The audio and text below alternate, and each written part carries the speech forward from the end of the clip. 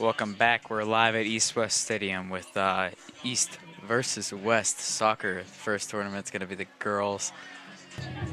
Announcing our starting lineups here is John Bowman. I'm Brody Vandergrift, one of your co-hosts today, along with James Beckman, Athletic Director of East Fairmont. All right, Brody. I mean, you got to talk into the mic a little bit. I know it's your first rodeo here, but we got to talk into it a little bit. Get you some nice levels going. Yeah. Right?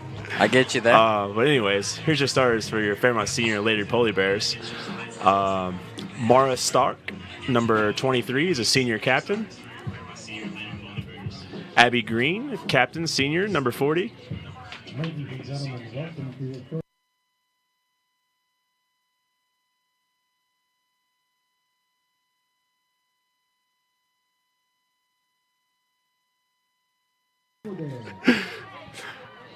Liz Amos, number 20, is a senior goalkeeper.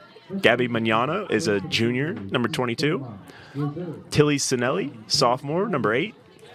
Dreama Cochran, sophomore, number 27.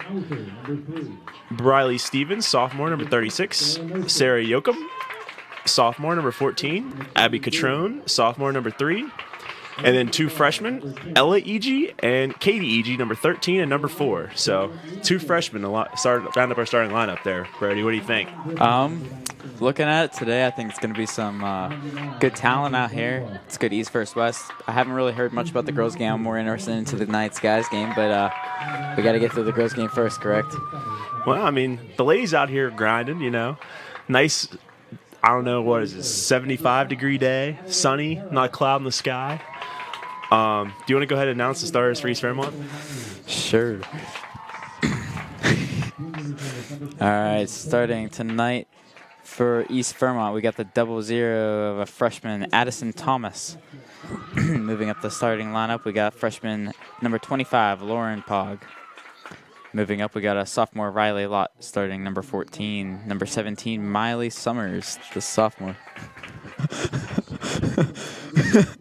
Number 20, Brooklyn Shoup, starting forward, sophomore. Kinley Oops, number 15, defensive player, junior. Number 26, Leah Pogue, junior.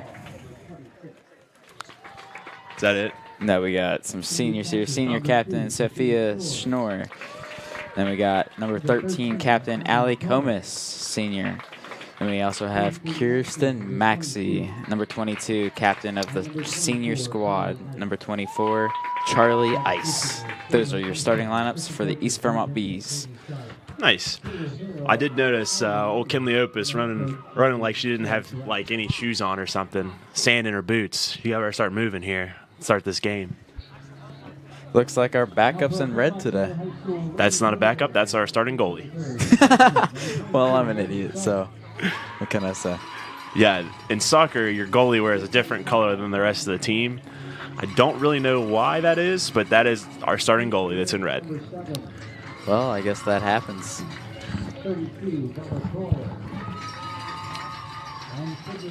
And we got the Fairmont Senior team being announced by the PA announcer here. Game should start a little bit behind schedule. We're already at 6:04. It's supposed to be a 6 p.m. start, but should start here shortly.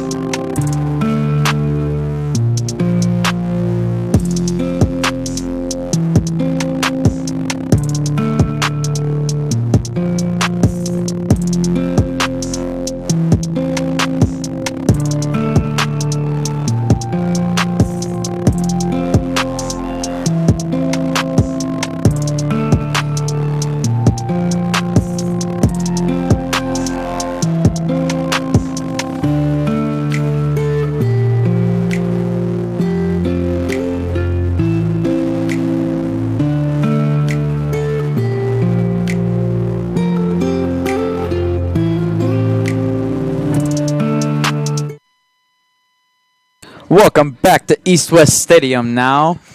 We're back with some East West soccer. Your co-host tonight, John Bowman. Yeah, Brady, it's a good night for soccer here. Bunch of students here.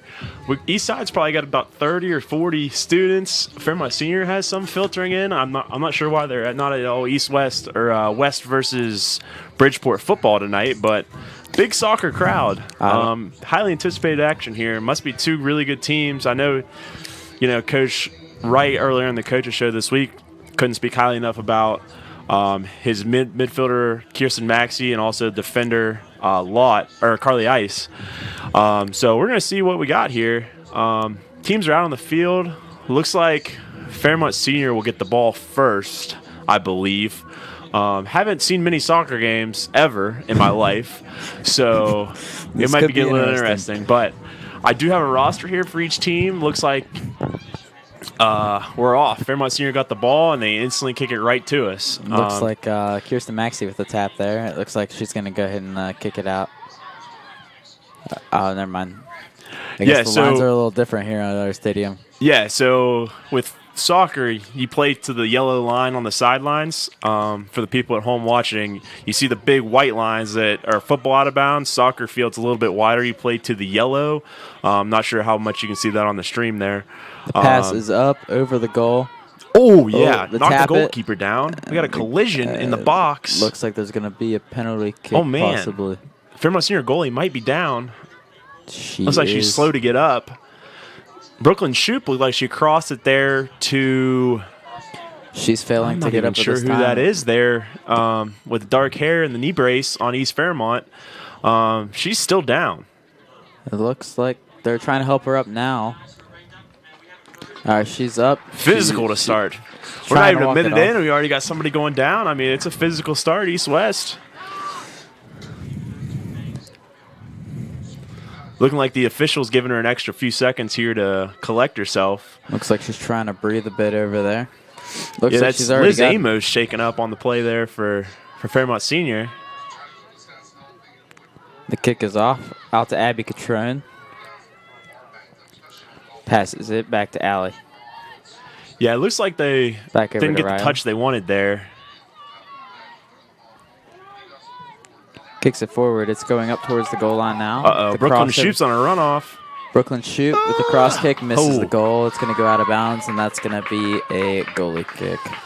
Yeah, that's a good effort there. I mean, the goalie was playing the near side. She tried to go backside post on her with the right foot, just missed it a little bit left. Coach Wright, actually, the formation we got here is Shoop's actually up there by herself most of the time, but it looks like he has some help up here. Gave her some help today. We're playing two forwards instead of one, which is a change in formation from what they usually go with. Yes, it is. The ball gets kicked right out of bounds on the far side there. It's going to be a toss. Looks like Riley Lott's going to take the throw in here. The long throw. It's going to go over. Looks like Brooklyn Shoop's going to be missing on the ball here. It's going to go back to Fairmont Senior. Stolen there by the east side. Passes it back. Yeah, this is good ball movement here from the Bees. This is Maxie's kind of just like controlling the middle of the field. Takes a shot. Good save by the goalkeeper of Fairmont Senior now. Yeah, that's a tough angle, but, I mean, that's good ball movement. I mean, it's controlled by East, nice controlled. What they did there a couple of times was called a drop. It's when you kick it back a line and kind of just are patient with it, trying to work in an opening. And then they got the shot they wanted, just didn't connect. My correction, that's Kirsten Maxey out there, number 14. Or no, that is Riley Lott. Yeah, Maxey's 22. 14 is Riley Lott. Lott's 14, correct. Yeah. 22 now. That's Kirsten Maxey on the goal shot there. It's missed, deflected by one of the defensive players of Fairmont Senior. It's going to go out the backside. Do we have a corner? It looks like it's going to be a corner kick. Yeah, it looks like kick. A deep corner kick here in the very left side of the field. Allie missed the kick. Let's see. Oh, yeah, she plays defensive mid, so they're bringing her all the way in from defensive midfield to take this corner kick. I'd say we're probably looking for Shoop here. Her vertical is probably the highest on our team, I'd say. So probably look for Shoop somewhere in the box, get a head on it maybe. Allie gets it up high. Abby Catrone from Fairmont Senior misses it. Kirsten now with the play. Passes it up. Brooklyn Shoop's got it. Yellow card. That's not a yellow card. That is a violation. So Stripes over there, he doesn't really give out yellow cards. The only yellow card guy is this guy in the middle. But, yeah, that's basically an offside violation, so the East Fairmont players got a little too antsy and got ahead of the defensive line for Fairmont Senior. But once again, play controlled by the Bees. We haven't really got down on our side of the field here yet. And Coach Wright's got to be happy with the control that we've had so far of this game. Little head-to-head contact there. Looks like ref signals violation it'll be a free kick for the Bees. I believe this is called a free kick. I believe it looks like Allie must take the kick as well. She must have the big leg on the team. Yeah, so what you're looking for here is to get direct contact. It sneaks through and just went out of bounds. But, yeah, what you're looking for there is just to get a nice feed into the box, try to get somebody's foot or head on it. Looks like it kind of just sneaked through everybody there. It was a good effort, but once again sneaks through. Fairmont Senior defense holding strong here. Not a whole lot of gaps in their defensive effort so far. Not very much. East Fairmont's going to hold strong here as the goalie stands back. That's one of the defensive players take the kick. Yeah, excited to see how Amos recovers here. She was shaken up earlier, but it looks like she's moving well out there now. That'd be a big loss to lose your goalkeeper in the first minute or so, but it looks like she's up and kind of hanging in there tough. Brooklyn Shoop's really fighting it up there on that sideline, on that far side there. Throw in by Fairmont Senior is going to go up. I think that's Comas. Shoop's got the pink shoes on. You can see her from a mile away.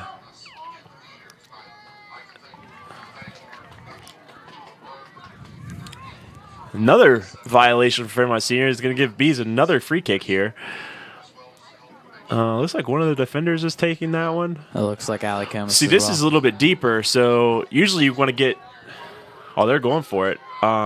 Looks like a defensive player blocks it down. There goes Kirsten Maxey driving through. Brooklyn Shoop on the sideline, far side.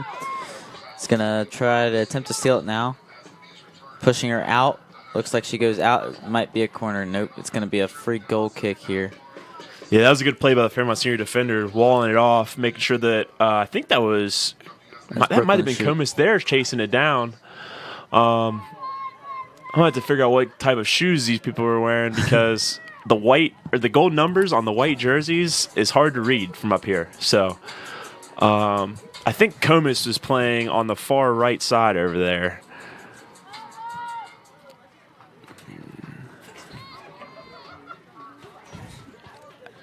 All right, back here now. It's going to go far side out on Fairmont Senior. It's going to be Kirsten Maxey to throw in.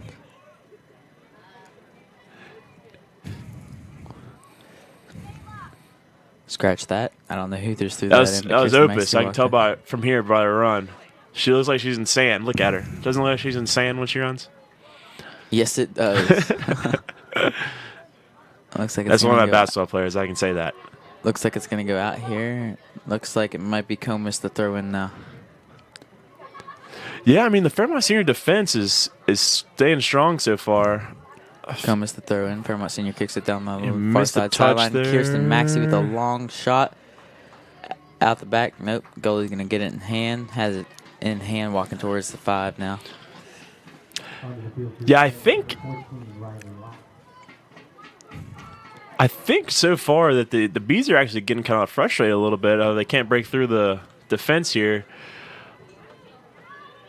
Now, Fairmont Senior hasn't got many chances on their side either. But usually, East Side's had some big games where, 8, 9 goals where you score early and often.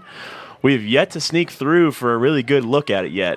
Here on the near side, out drives there. Going to throw it to the middle back to Fairmont Senior.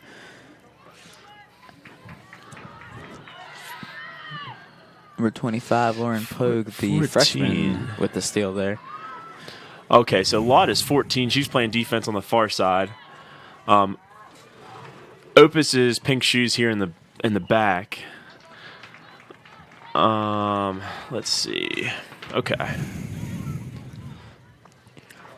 Sorry, this is our first time actually doing the talking here. Normally it's Bill Dunn and. Yeah, sometimes football plays on the same day as East-West soccer, and you got to have the B team in here, but we may be the B team on the mics, but behind the scenes we're the A team. So that's all that really matters. Speaking of East Fairmont football, we will keep you updated throughout the game. Braxton and East Fairmont. What a header there. That was Carly Ice taking a head right off the forehead. I mean, that's got to hurt. Those soccer balls are not soft at all. No, they aren't. I used to play goalkeeper for the academy team in Morgantown, and that was those things to the head always hurt. I mean, she took that right off the forehead. Yes, she did. I mean, looks like the good defensive effort player there to throw in for Fairmont Senior. The long throw is going to go in. It looks like Kirsten Maxey. No, that's right. Yeah, that's Lott over there on the far side. They're just playing pass the ball with the ball now. Looks like it's got back. Fairmont Senior approaches. Kick up. Looks like it's coming towards the near side. Yep. Will they get there in time? No, they won't. It'll come out here on the near side. Yeah, that's Ice and Maxie. They kind of were a double tandem there. Ice is in the orange type shoes. Yeah, that was a tough play there. And if you saw Maxie, defender came up. Maxie just seamlessly filled her spot back to play D. I mean, she hasn't had an impact on the scoreboard yet, but her impact has definitely been felt throughout the middle of this game. For sure, the throw in there looks like it's going to get Fairmont Senior back to the middle. Miley Summers looks like is out there now. Got some action down towards the East Fairmont end here now. This is the first time they really broke into the play. Kinley Opus just plays it out, trying to set up their defense. Didn't want to give them a fast break there. Looks like now East Fairmont's getting a little help up in the box. Or see what we can get here. This is Fairmont Senior's first trip down. Let's see what they can do on offense. Haven't had a whole lot of chances at it so far. Throw-in went straight to the Bees, and it looks like it was kind of misplayed there and played out of bounds for it's going to be a corner kick. Looks like Riley Lott kicked it right outside the baseline there. Yeah, you could tell she didn't like that one. She kind of walked away unhappy with herself after that one. Yes, she did. The ball boy throwing in the ball there to the corner.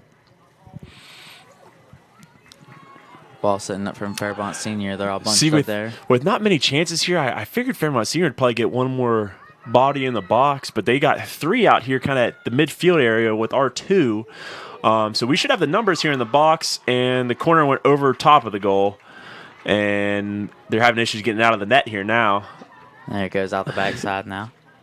All right, it's going to throw it. It's the goalpost. And it is looks like our having trouble getting it in play here. It'll be a goal kick. Looks like Ice is going to take the goal kick. I think Ice takes most of the free kicks as well. So we'll see what she's got here. Yeah, you can hear, I think that's Maxie calling out a play there. I think it was. Now even from the far side, looks like it's going to roll out. It might be Fairmont Senior ball. No, we kicked it off of them. It's going to be ours coming in. If we had numbers there, if we went quick with it, but not a whole lot of reinforcements arriving for the Bees, so they're going to take it nice and slow, try to get more numbers.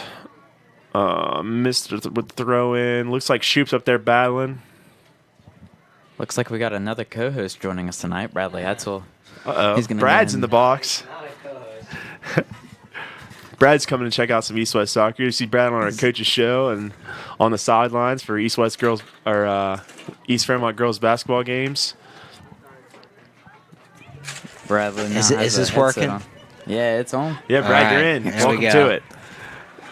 Analyze some soccer here. Been a while.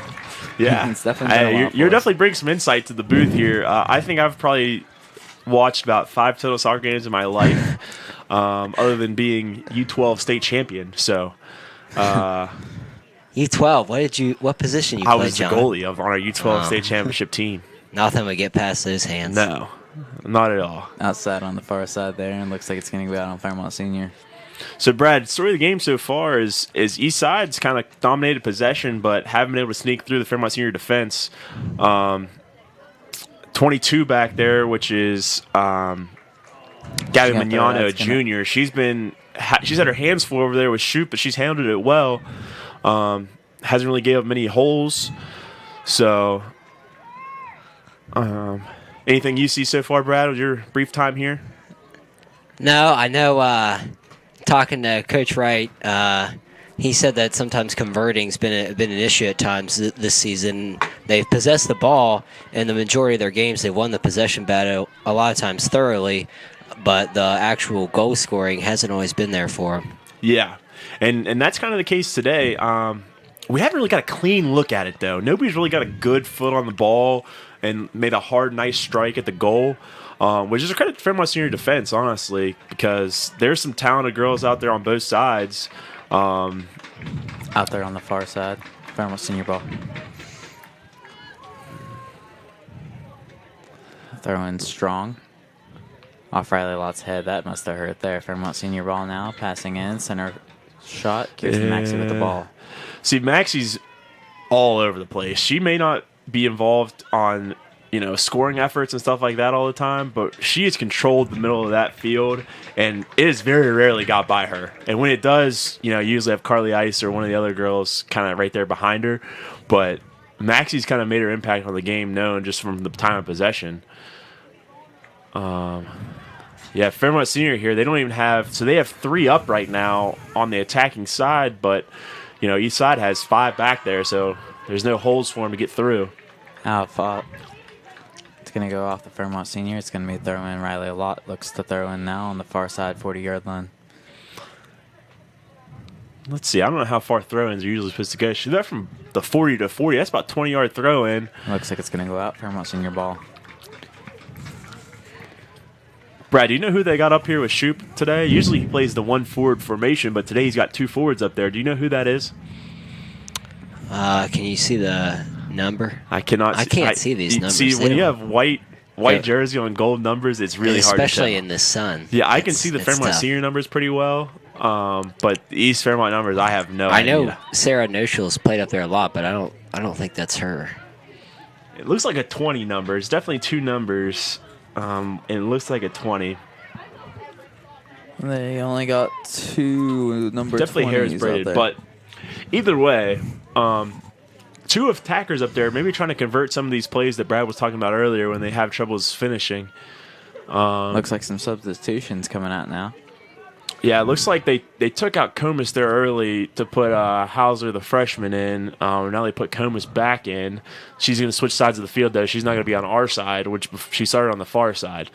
So near side. Looks like she's playing forward now. So they're Kirsten Maxey. Nice pass to Brooklyn. Yeah, Maxey is dominant inside right now. shot. That's a goal. That's a goal. Fairmont. Shoot. Wow. That was impressive. That was the first real look East Fairmont's had at it, and Brooklyn Shoop does not waste their chance and converts. Upper 90 right-hand side. That is impressive. Maxey did a lot of work controlling that, then Shoop outran the rest of the group there. Yeah, that was a great Brooklyn Shoop just got in the middle there, pivoted right into it, into an attack, and a really strong shot with defenders flanked all around her for the most part. When you're on the right side of the field like that, it's really hard to go upper 90 right-hand side, don't you think, Brad? Like, usually when you're in the right side of the field, you want to go upper 90 left side so you can kind of give yourself a little bit more room, but she squeezed it in narrow. I mean, that's a tough shot. Well done. Yeah, got it just high enough over the keeper there. Yeah, crowd enjoyed that one. For sure, you can probably hear some crowd noise in the background. Crowd definitely liked that one.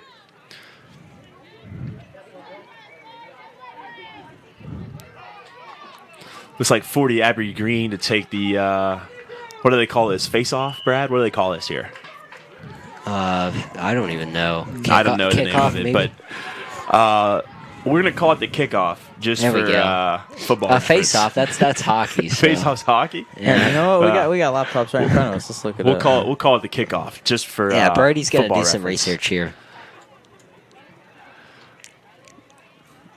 Looks like the soccer ball was kicked over the fencing over there, and I don't think anyone realizes that it's over the fence because nobody's really going after that soccer ball. Here we go. We got someone for Fairmont Senior for going the sake to of retrieve us, it. Guess what, y'all? It is the soccer kickoff. Oh, perfect. Hey, there we go. Oh, good nice save save there, by- Addie Thomas. I mean, that was a good shot that was a far. Oh, we're getting out quick. Off and running here. Oh, a little far on the touch.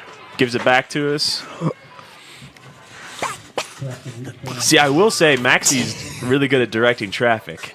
You know, looks like goalkeeper Addie Thomas as well as Ali Comas wanted to go quick, and Maxi's like, hey, let's slow it down. You know, let's get our numbers ready, and then we can attack. See if they try to reverse it, the field here. Yep.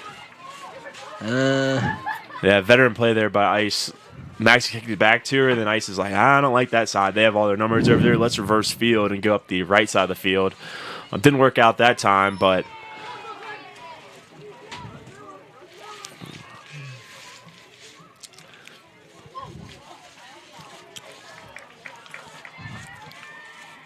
so Fairmont Senior is trying to play these deep balls into the box, Brad, where they're kicking it from 30, 40 yards away and trying to get, you know, one of their forwards out there and off and running. I mean, if you have a girl with speed that can track that down, sometimes it's one of the most effective plays you can do. If you just draw a foul, especially if it's in the box, you might have a PK. I know with the boys, when our boys won the state championship at East Fairmont, they did that with Corey Fluharty all the time. Just punt it deep, he'd run it down, draw a foul, or get a shot on goal. East side on the attacking side here now. Shoop's out running with 22. That's once again Magnano. Tap is going to be far side now. Looks like a battle for the ball out there. I can't really see much out there. Yeah, it looks like a 2-on-1 there, but Fairmont Senior has a lot of their defense back. Oh. Nice save there by their goalie. Yeah, diving effort there. Just putting pressure on the goalie. It looked like, I can't see who the number is on that shot. It looks like it's one of the midfielders coming in all the way in from midfield. But yeah, once again, more numbers in the box for Fairmont Senior than what East Fairmont had, and just not a whole lot of daylight. There it is, Riley Lott. Looks like there was a battle for the ball violation going. It's going to be a free kick for East Fairmont. Looks like it'll be taken by Carly Ice again. So let's see what East Fairmont tries to do here on the attacking side. Looks like they got 4, 5, 6 down in the box. It looks like they're trying to maybe creep one of their defenders up as well. 6 on Fairmont Senior's 8, though. Finds the Fairmont Senior head. Now it's kicked out to number 10, which is the reserve senior Tara Ashley. She came in, and she's actually kind of dominated that left side of the field over there. The very few looks that they've had have came from Ashley coming in off the bench. Here it is, the throw in. Brooklyn Shoop up the far side now. Trying to get into the inside. Passes it inside. Looks like Kirsten Maxey out dribbles there. Number 48. Number 22 is going to kick it out of bounds. It's going to go far side. Yeah, right now we kind of have like wandering eyes. You know, Maxie's controlling a lot of space, and they're kind of just like watching her work. I'd like to see Fairmont kind of jockey for their next spot and be ready to go for the next time it comes around, more than what they're doing so far. Other than one long run by Shoop, we haven't really had a whole lot of opportunity. Here's a cross by Shoop. Nobody's home, though. It's going to kicked out by Fairmont Senior for a corner kick, though. Brad, what do you like to see on this corner kick? Kick it into the box. Let Brooklyn Shoop try to get a header on it. I think Brooklyn. Yeah, it looks like Carly Ice is going to jog all the way back from center to defense to come take this corner kick. Once again, let's look at 5 in the box. Then we have Maxie kind of playing off the box a little bit, trying to probably take up any stragglers. Don't you say there, Brad? Yeah, sometimes they play it in and play it back to the person kicking it quick. We play it near post. It misses everyone's head. Maxie's going to run it down, play it back to their defender. Get off of it. Looks like that's 25. Having some issues with the Fairmont Senior offense. That's number 8. East Fairmont goes down hard. Looks like she's limping a bit there. Yeah, it looks like Tilly Sinelli there got tangled up with number 25, Lauren Paw. But once again, the East Fairmont throw in here. Looks like that's 26. I don't know there. Second ball comes in play. 26 is Lauren Paul. That's Leah Paul, rather, which is who's been up with Shoop. And her sister Lauren Paul is playing back a little bit on the defensive side of things. Looks like a substitution Are they now. sisters? I believe they're sisters, right? I believe so. Ali Comas just got subbed out as well. Yeah, Haley Hauser back in the game for Oh, Ali we got Comas. Hauser back in for her second stint so far in this game. She's playing this left side midfield as well. She came in and subbed on the right side, so some flexibility around. Right or left doesn't seem to really matter for Coach Wright. I don't know what you would say here, though. We got a player down. Looks like Kirsten Yeah, Maxey Kirsten is Maxey. down on the Oh, field. that's Made not a great great for the effort to get Bees to here. that 50-50 ball. Maxie's down, and she's struggling to get up. Looks like it's her right leg. One of the is- refs are calling for the coaching staff from East Fairmont to come out as well. That's not a great sign for the Bees if she's unable to go. She kind of got tangled up with a Fairmont senior attacker. I believe that was Abby Green on the challenge. It kind of hit the deck hard. Hopefully we just got kind of a tweaked ankle or something and she's able to get up and continue. Yeah, hopefully she just like caught a cleat in the wrong, in like the thigh or something. Hurt a little bit, but she can get back in there. It looked like it was her right ankle there. We're looking John. at right side, knee, leg, hip area. It's hard to tell from here.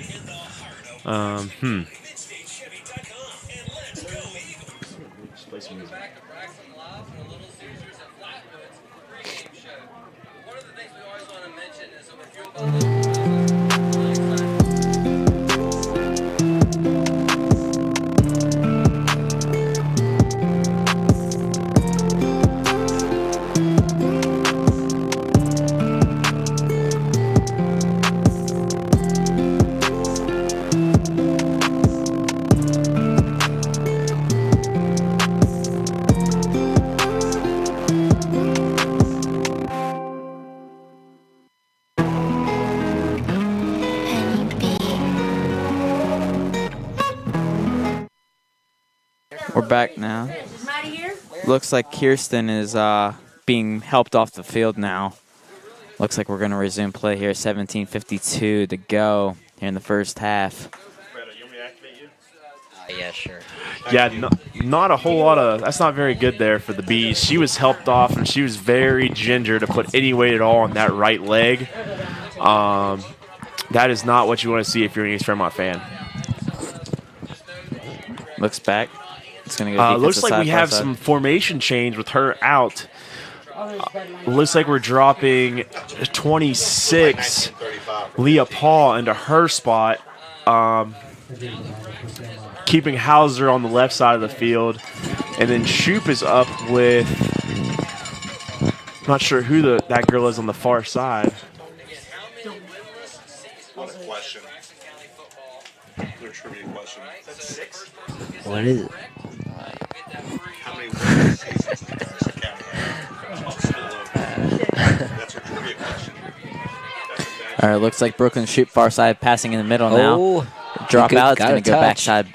Near side baseline. It's going to be a goal kick here, and it's going to come out back. All right, sounds good. Thanks. Looks like it's going to come back out now here. Yeah, it looks like Sarah Noschel is now subbed in. She took Kirsten Maxey's spot, and she's up on the attacking side with Shoop. She's going to take the right. Shoop's going to take the left. So if Maxey can't go, which is not looking great right now, it's going to be tough on the Bees midfield to try Far to. left side. Hauser. It looks like she's going to get stopped. Cross. It's inside now. Oh! What a cross. That is Liz Amos's head in between one of our players' legs there just because she drilled right into it. What a stop by Liz there. Yeah, that was a combination of freshman Hauser and Noschel. Two freshmen in the box working with Shoop, a sophomore. So young attacking group in for the Bees at this point in time. On the near side now, it's going to go up the sideline. I mean, do you have to play that football game, brother? Athletic Director Beckman's in here playing some really loud music off the Braxton Live game. It's in there towards the middle now. Near side, heads to middle. Out dribbles through Fairmont Senior. Fairmont Senior rushing back to get the ball. Looks like she's going to out dribble. That's Lauren Paul out there.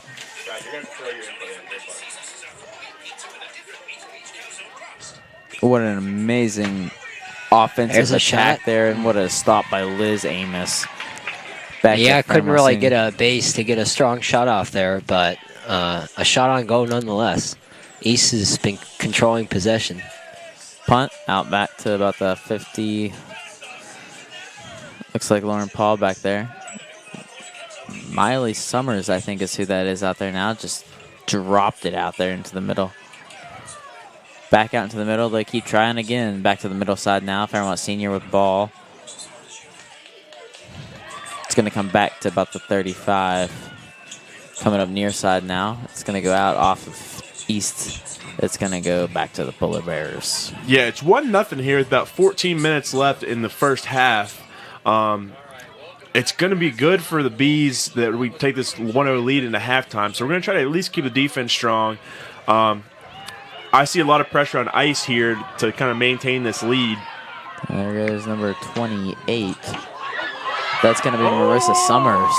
Wow. Going up the sideline. What a kick off that. Man. I don't know who that was. Yeah, Shoot played a great ball into the box there, but it was just too tough for Sarah Noshel to maintain and get a good shot on. But, yeah, another good opportunity there for the Bees of controlling the possession. Haven't really got a whole lot of movement down here on the East Fairmont side of the field. Credit to Carly Ice and the rest of the Bees defense there. Got another sub coming in. Looks like that's Sophia Schnorr coming in. And one for the cross-country runner turned soccer player. Formerly basketball player as well. So we'll see what she can do here. She's going to play in the left side midfield where it's kind of been a revolving door of Hauser and Comus so far, but there's Schnorr's name in that mix as well. Looks like Riley Locke kicked to the center there. Brooklyn Shoup can't get a hold of it. It's going to go back Fairmont Senior. Still looks like Marissa Summers now. Pushing it back, number 17. Miley Summers is now out there as well. Fairmont Senior with the ball around the 45. It's going to come back up far side, past the middle. Fairmont Senior receiver is not there. It's going to go back out East Fairmont to the 50. Was a handball. Did they not call that? They did not call the handball there. Yeah, missed the far side handball. left. Wide open now. No, Polar Bear defensive player. And the down. East Fairmont fans not happy about that no call. Looks like Shoup was battling with number 14, Sarah Yoakum. Wanted a foul. Ref a little out of position there, I think. He was up by the 50. The play was all the way down at the 10. Sounds like our fans aren't too happy about that call there. there. There was a hard collision there. You got to call something on that play. The ref yelled at Brooklyn for something there, and that was definitely a physical play. I mean, you wonder if he just held his whistle a little bit because it was in the box, would have been a PK there. And we forgot to start the clock here again. Not too good at keeping the clock here. Yes, we do.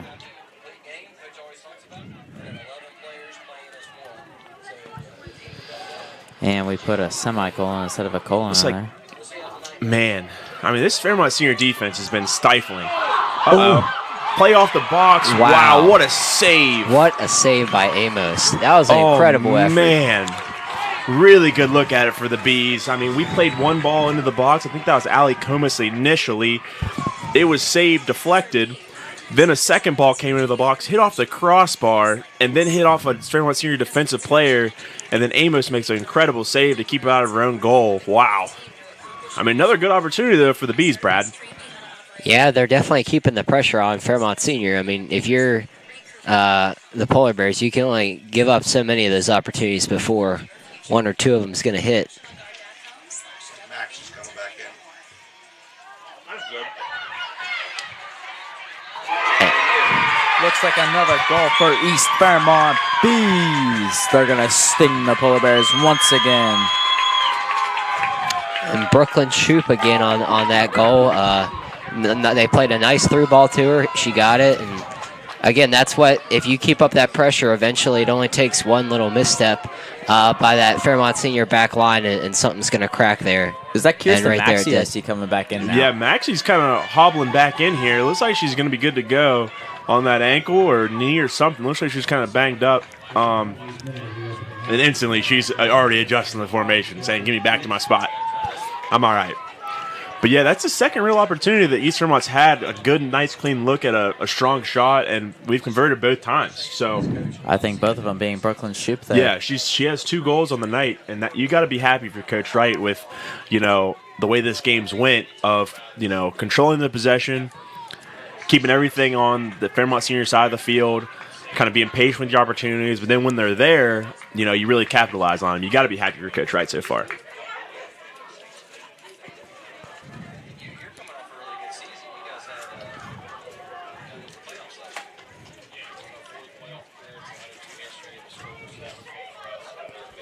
Strong ball now to the backside on the far corner there. Riley Lott's chasing down the Fairmont senior. It's going to go off the back there. Looks like it's going to be, yeah, it's going back to the goalie. It's coming back out to the center.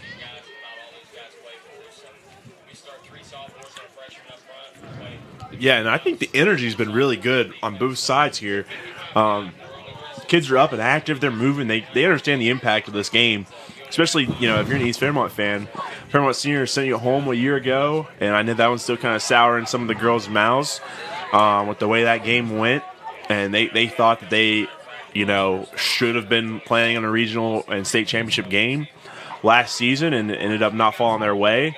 So I know they want to come out here and prove themselves today, and they've done a good job taking a nice 2-0 lead with about 10 minutes left in this first half.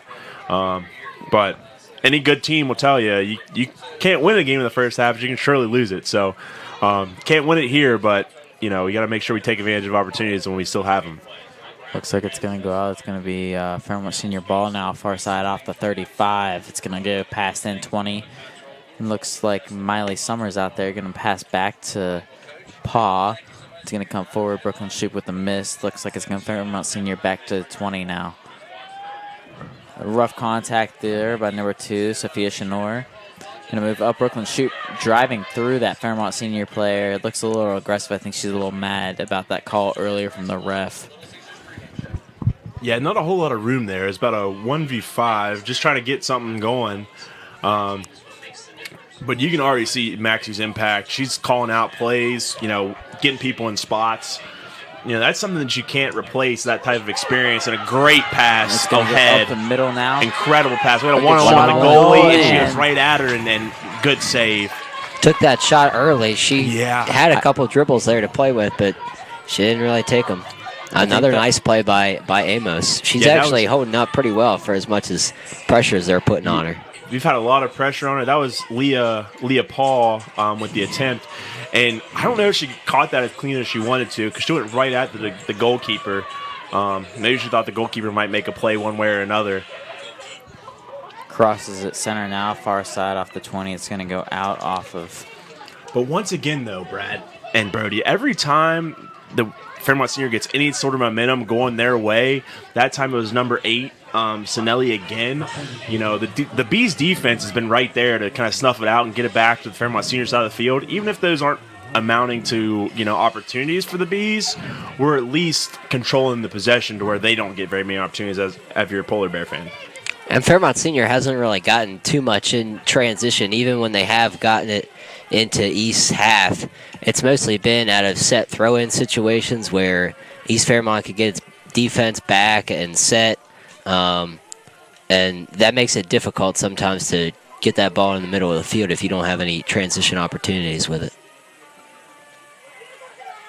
Looks like the throw-in now. Here's a throw-in opportunity on the Bees side, and they kind of just throw it right to the Bees offense. It's going to come back towards the goal side now, 5-yard line. And nobody there. Number 2 for Fairmont Senior, which is Sydney Longwell in the vicinity, but Brooklyn Shoop up the near side now, drilling. She's going. Shooping a run off with 23. Left side. Looks like she's got the advantage on her. Good shot, far side right. Good save by Liz Amos there. That's save number 7 now for her in this game. Looks like we got a down Fairmont Senior member. Yeah, that was 22 Mignano coming in from the far side. Struggling to get up. They're going to call the time now, 6:39. Yeah, she's down and asking for help here as well. She came flying in from the far side to kind of get a hand on or a foot on that goal attempt from Brooklyn and hit the ground hard. It looks like she's holding her right knee. Hopefully she's okay. As the Fairmont Senior athletic staff comes out to play, we're going to go back to break.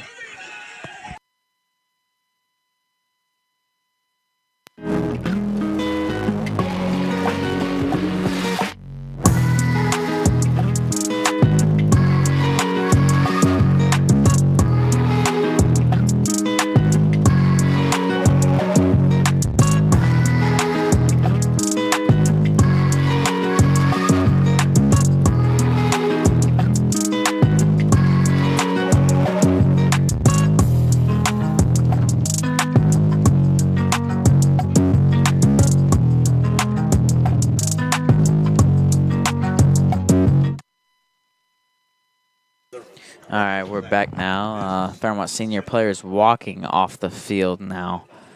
Looks like time's going to be 6:39 left in the first half. B's up 2-0.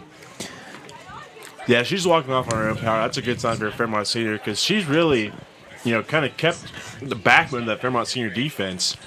So hopefully she's just shaking up and can get a drink of water and then come back in. Because she's really doing a good job kind of controlling that side of the field and keeping everything back towards the middle, kind of funneling it away. Looks like Kirsten Maxey out there calling some calls, getting her team in formation. So I think we had a stoppage of play with the goalie having the ball, so I'm not sure where it's going to be spotted here. Looks like it's going to be some sort of free kick maybe for Fairmont Senior. Looks like it's going to have to dealt by the goalie since she had the ball in hand. I think it's going to be out there by the 8-yard line. I'm really confused here. He rolls it back to her. Now she's got it in hand. She's going to go ahead and take the punt off now. Shaking off her foot. Yeah, I'm not really sure what that play's called, but we're off. Kirsten Maxey with the ball now, passing it back to Paul. I don't have the numbers on how many side.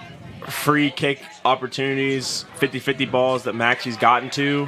But I feel like 50-50 balls to Maxey in the area is about 95-5 balls because she wins about all of them.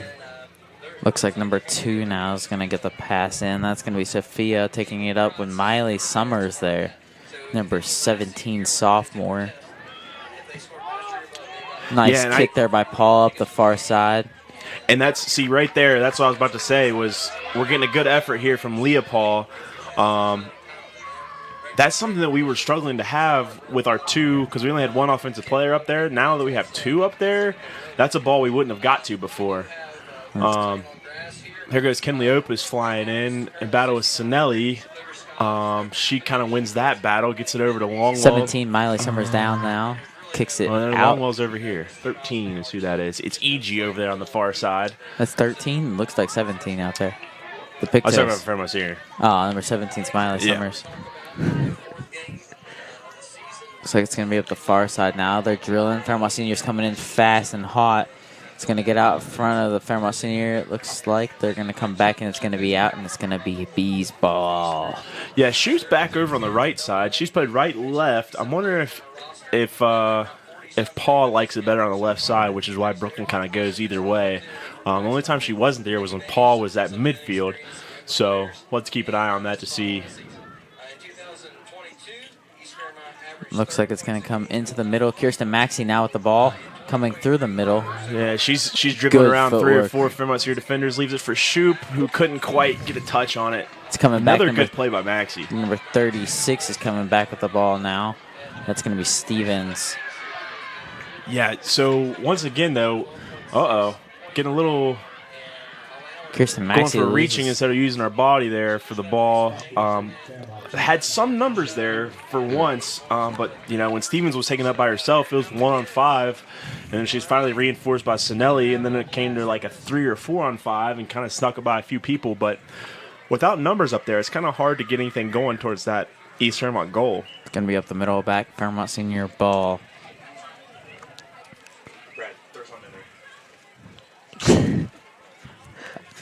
Brad, how do you feeling about the Fairmont Senior Polar Bears playing tonight?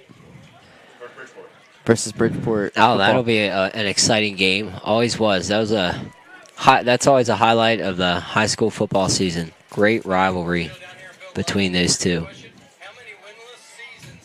Might be a little bit easier to see their numbers now as the sun sets here in beautiful Fairmont, West Virginia. Don't you say, Brad? is clear. You just want to get out of here, get into halftime with a 2-0 lead, and you'll be happy with that. Number 10 there. Fairmont Senior, man, they've kind of got a little bit more opportunities here in the last couple See if minutes in this Carly- half. Carly Ice finally was able to corral and get it out of there. But Fairmont Senior is going to maintain possession after it goes out of bounds. What you like to see here for Coach Wright is you guys, control this possession for 3 minutes, keep it away from the goal as much as possible. Because anything down towards our end, that gives them opportunities to kind of open the door. There's a big difference between a 2-0 lead and a 2-1 lead, especially in soccer. That can change in an instant. So, want to try to keep as much as we can. Looks like it's going to go out there. And they tried to get a through ball there, but they kind of got spaced out too wide there for Fairmont Senior. See if they can get something in the middle. They haven't gotten really any touches in the middle. The Bees have pretty much had that on lockdown for the most part. Not just the Bees. I think it's more Kirsten Maxey trying to keep it out of the middle there. She's all over the place.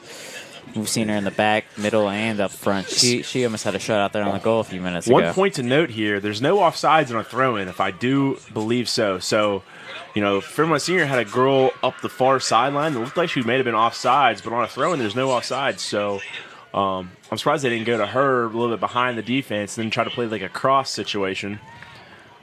We got a 2-on-7 here. Looking for reinforcements. Drops it back to one of the captains. Gonna put it up the middle, Brooklyn shoot But now with the nothing's there, touches. and Eastside clears it out. Kirsten Maxey, left side near. Just drilling through that. Up the center now. Gonna pass up. Looks like that was intended for Brooklyn Shoop. And she does not get it. Nice stop there by Liz Amos, the goalie for Fairmont Senior. Yeah, when you train you as a goalie, when you have one coming at you and it's a long ball like that, you want to try to come out, make it a little bit harder play for the offense. Shoop didn't look like she was moving as fast as she could there. Maybe she thought that was a little out of play. 40 minutes into this half almost. Comas taps it to Fairmont Senior. It's going to go back 20 side. It's going to be far side. They're going to try to save it. It's going to go out on the Bees. It's going to be Polar Bears ball. Yeah, see, that's a veteran move there by Kinley Opus, just trying to get it out of bounds, get the East Fairmont defense set up. With such little time left in the half, Yeah, you don't want to play with it, trying to turn it back up. Just kick it out of bounds, let your defense get set, and hold out for these last 45 seconds. And the note here, Fairmont Senior has not subbed in Mignano in the second half. She's sitting on the end of the bench on top of what looks like a water cooler with her hands over her face, so she may not be able to return to this game, which is not a good sign if you're a Fairmont Senior. 19 seconds left here in the half. It's going to go That's out. East ball.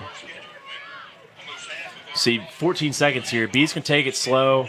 Ice has hands on her knees. She's like, let's slow it down here a little bit. Looks like it's going to be Sophia down. Takes a hard hit. Countdown by the PA announcer. That's going to be the end of the half now. And we're going to take it to the half with the Bees 2-0 lead on the Polar Bears here at East West Stadium for the backyard brawl. This is not the backyard brawl. I mean, that's what the soccer called it, so that's what we're going to call it tonight. Backyard brawls tomorrow, brother. All right, so what's your take on tomorrow's Pitt first West Virginia game out there in Morgantown, Brad? I think if Neil Brown loses this game... I said Brad, not John. No, I want to hear John's input. Neil Brown loses this game, he may not make it out of Morgantown with a job. But I would say I hope he won't. wins. I think he's going to win it. I think we're going to go in there. I think Garrett Green's going to be amped up. I think he's going to play well. We'll see. I don't know.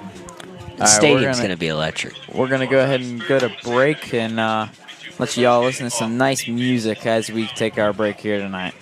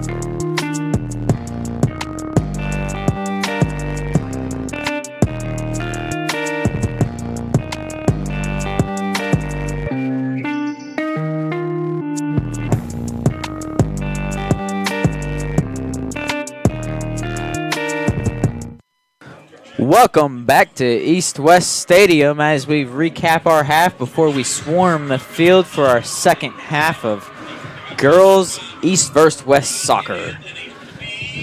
I'll hand it over to you, John, as we go through our recap of the first half. What did you see that was interesting? What do you want to see that is improving the second half? Yeah, Brody, I mean, the sun's going down here on the Friday Night Lights. Brooklyn Shoot, great bright spot for the Bees with 2 goals so far on really 2 total chances. If you're the Bees, I'd like to see us try to push tempo a little bit more. I think right now we're a little bit quicker than the Fairmont Senior, especially midfield area with Maxie out there. So I'd like to see us push the tempo. A big spot here for Fairmont Senior is I did not see Mignano out there, which is their starting defender, number 22. Looks like she will not start the half. She went down there towards the end. She's actually over there, shoes off on the end of the bench. So it doesn't look like she's going to be able to go for the second half. So that's going to be a big loss for Fairmont Senior. But if you're Fairmont Senior here, what you want to try to do is get you a little bit more numbers going towards the East Fairmont side. Maybe get a firm shot on goal. Looks like they didn't know that Mignano was going to be out, so it looks like number 2, Longwell, is going to be subbing in for her place to start the second half. They're going to start her at forward and slide, looks like Tara Ashley back to defensive mid, which is kind of this position that she took earlier. What are you thinking, Brad? Well, I thought the speed from East Fairmont stood out in that first half with Brooklyn Shoop and Kirsten Maxey especially, but also Sarah Noshel. I mean, the way that we could kind of stretch the field, get transition opportunities from 50-50 balls really stood out. Fairmont Senior, you didn't really they didn't really play much through balls using that speed. Everything they were trying to do offensively was when East Fairmont's defense was set and it was congested. They couldn't really get much in the middle. And, speed's probably – it's one of the biggest differentiators you can have in soccer, and I thought it stood out for East Fairmont in that first half. I got a question before you head out here, Brad. You've seen how Brooklyn Shoot's been playing tonight in the first half. How do you think she's going to improve or disimprove the second half here? Well, it'll be interesting to see how wide East tries to go, if they try to play wide and play it in or just look for more transition opportunities to her. In the first half, she got a couple chances in transition. I'd expect them to try to get that same, maybe play a couple more long balls to her. Yeah, I think that's when she really stands out is when she has to track one down, and then she really can just use her speed to get behind the defense. Speed and length. I'd like to see Paul get involved here a little bit more on the offensive side of things. We have 2 up there, but it's been mainly controlled by Shoop. And then if Paul does get an opportunity, she's kind of feeding it ahead to Shoop, or even Maxie for that matter. Looks like there's going to be a violation here against the Bees. Yeah, I think it was Ashley hit the ground after a contest with paw. So Fairmont Senior's going to have a free kick here. Well, we're going to give you an update on Braxton County versus East football. It's going to be a 7-0 East Fairmont Bees. And Dominic Fantasia on the catch there for the touchdown Bees. Yeah, Dom's actually had a really good year. Reigning Player of the Week, Dominic Fantasia. Dom Fantasia, Player of the Week last week. He's had a really good year. I thought he's a lot stronger than he was last year. Still, I was talking to Coach Eckel about who the fastest one on the team was, and I thought it was Gavin Murphy, and he said, no, Dom's the fastest. So Dom's fastest on the team. He's gotten stronger. I think he's hitting holes harder. He's having a really good year so far, so good to see him get on the board early against Braxton County. Well, with that, we're going to get back to soccer, but first off, we want to thank you, Brad, for coming out tonight for the first half. We know you have to head out here, but we want to thank you for showing up for the first half and announcing with us, and we look forward to seeing you on next week's Coaches Show. All right, thanks a lot for having me. We got a 2-0 lead here, East Fairmont, so hopefully East Fairmont can maintain that the rest of the way. All right, thank you. You have a good night.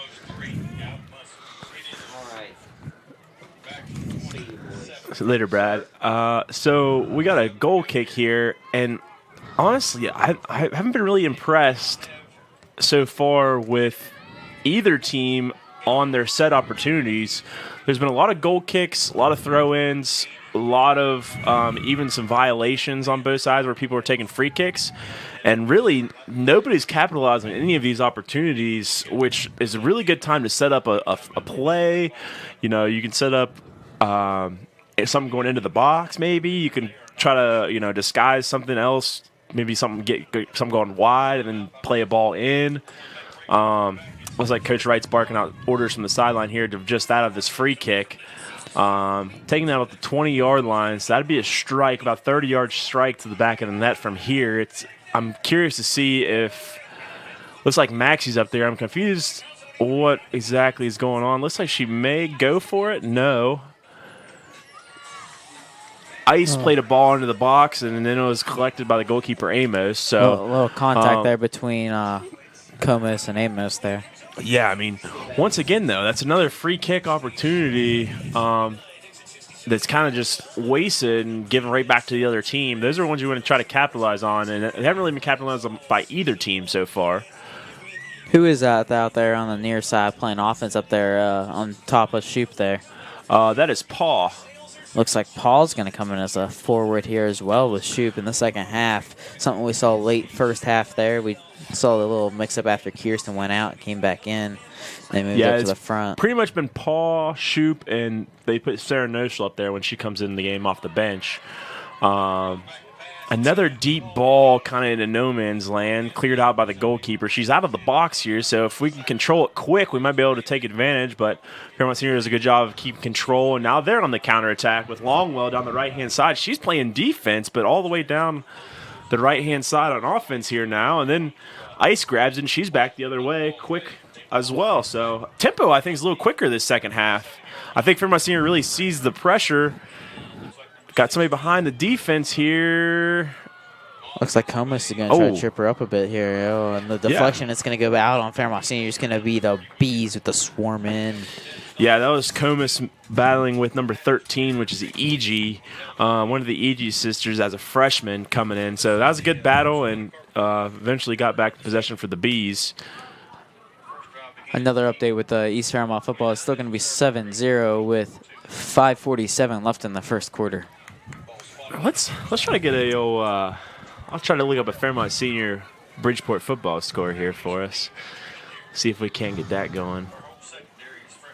Bridgeport, I believe, is streaming that effort.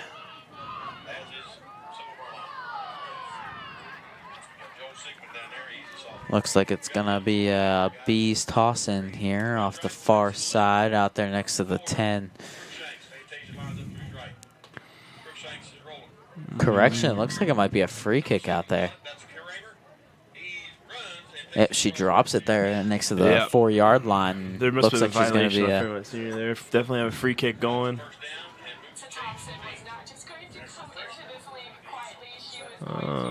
Bridgeport live.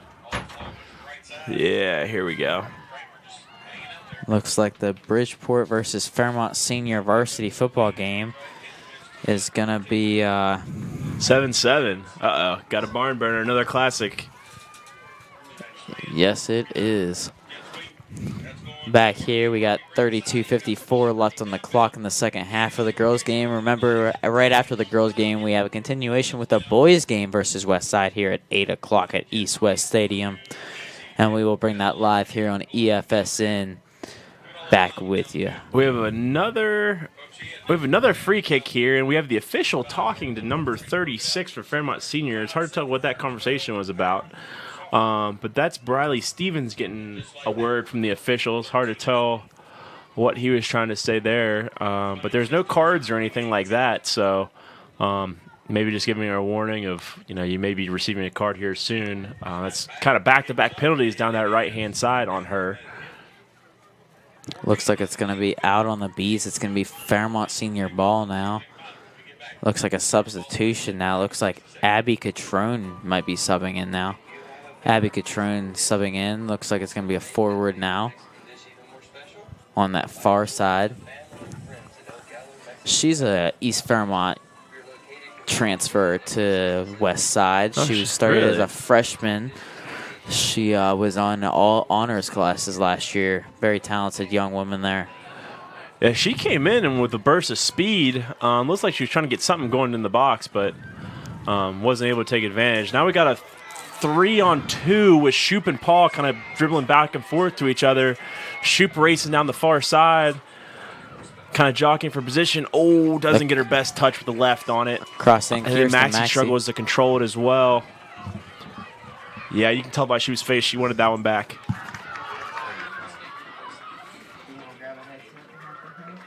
Well, maybe she's out there. I'm good. All right. She never takes it right off to come to a game.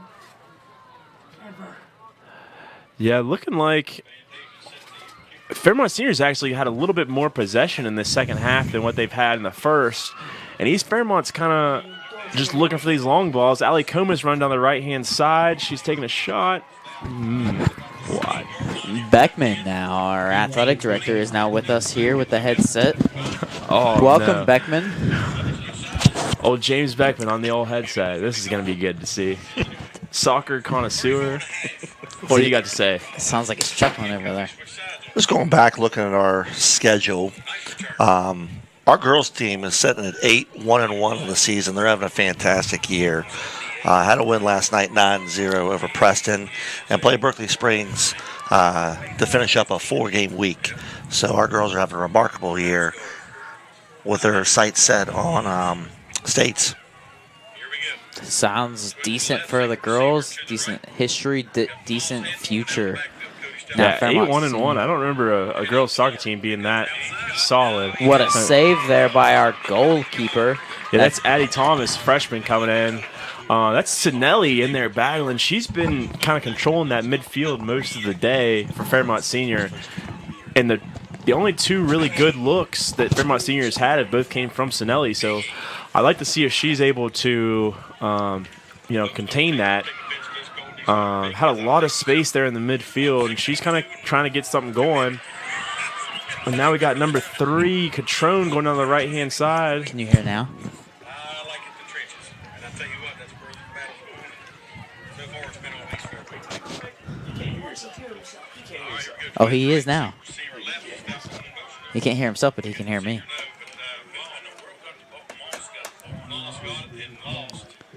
All right. Oh, AD Beckman, the diva, wants to hear himself on the headset when he talks. I can definitely hear myself now, too, here. Well, he's listening to the Braxton East Fairmont football game so loud on that laptop over there that I think he can't hear anything over that, and that's really why he wants to hear himself. But Fairmont Senior controlling a lot of the possession here in this second half, Brody. I mean, Catrone's in there battling with Sinelli. They've had a few violations, but you can tell they're really pushing the tempo and trying to get something going towards the East Fairmont goal, and really came out here and kind of punched East in the mouth in this second half. Oh, now we got Coach Reisman on the mic as well, and somehow took the headset away from Brody, which is fine, I don't think any of us in our combined soccer knowledge have probably been here for more than, a couple years of soccer, but we do know competitive sports, and we have a battle out here right now. I would agree with you there, Coach Bowman. West came out second half ready to go. Even though we're up 2-0, they came out and really came out with that defense. They've kept it on their side of the field most of the second half coming out. We haven't had too many shots on the goal down there on their end, but our goalies come out strong, stopping them down there. But we definitely have to get some offense going, coming down here on the other end, get some shots on the goal if we're going to keep this lead going coming into the second half. But they've shut us down on the offensive side, made us play a lot of defense so far in the second half. Yeah, it's kind of a contrast, and they haven't really changed possession a whole lot, or formations or anything like that. They still have 36, which is Bradley Stevens up there. They got Catrone kind of coming down that right-hand side, and then number 8, Sinelli, kind of plays that attacking midfield. But they're really just controlling their formation a little bit better. They're controlling their tempo and, not trying to force too many things into the box that's not there and kind of just passing it around like you see here. And, East Fairmont's kind of taking a step back when, in the first half they were the group taking a step forward. So we'll see if we can't turn it around here. Looks like that was Opus feeding Shoop down the right-hand side. She's coming in for that shot, and let's see what she's got here. Yeah, it looks like 23, the captain for Fairmont Senior, takes a really good angle. Oh, ref signals something. We got a goal kick? I don't know about that call. Yeah, that was Shoop battling with Mara Stark, the senior. Ref signals goal kick. I thought that was controlled by Fairmont Senior, but ref didn't see it that way. Yeah, I agree. He didn't see it that way, but I would definitely say that she should have got that kick on that. Yeah, just a good angle by the senior captain, Fairmont Senior, to limit that opportunity for Shoop. Looks like East's going to take a little bit of control here and keep it on our side. They've done it sounded like there's a mockingbird here in the booth. I don't know what that was.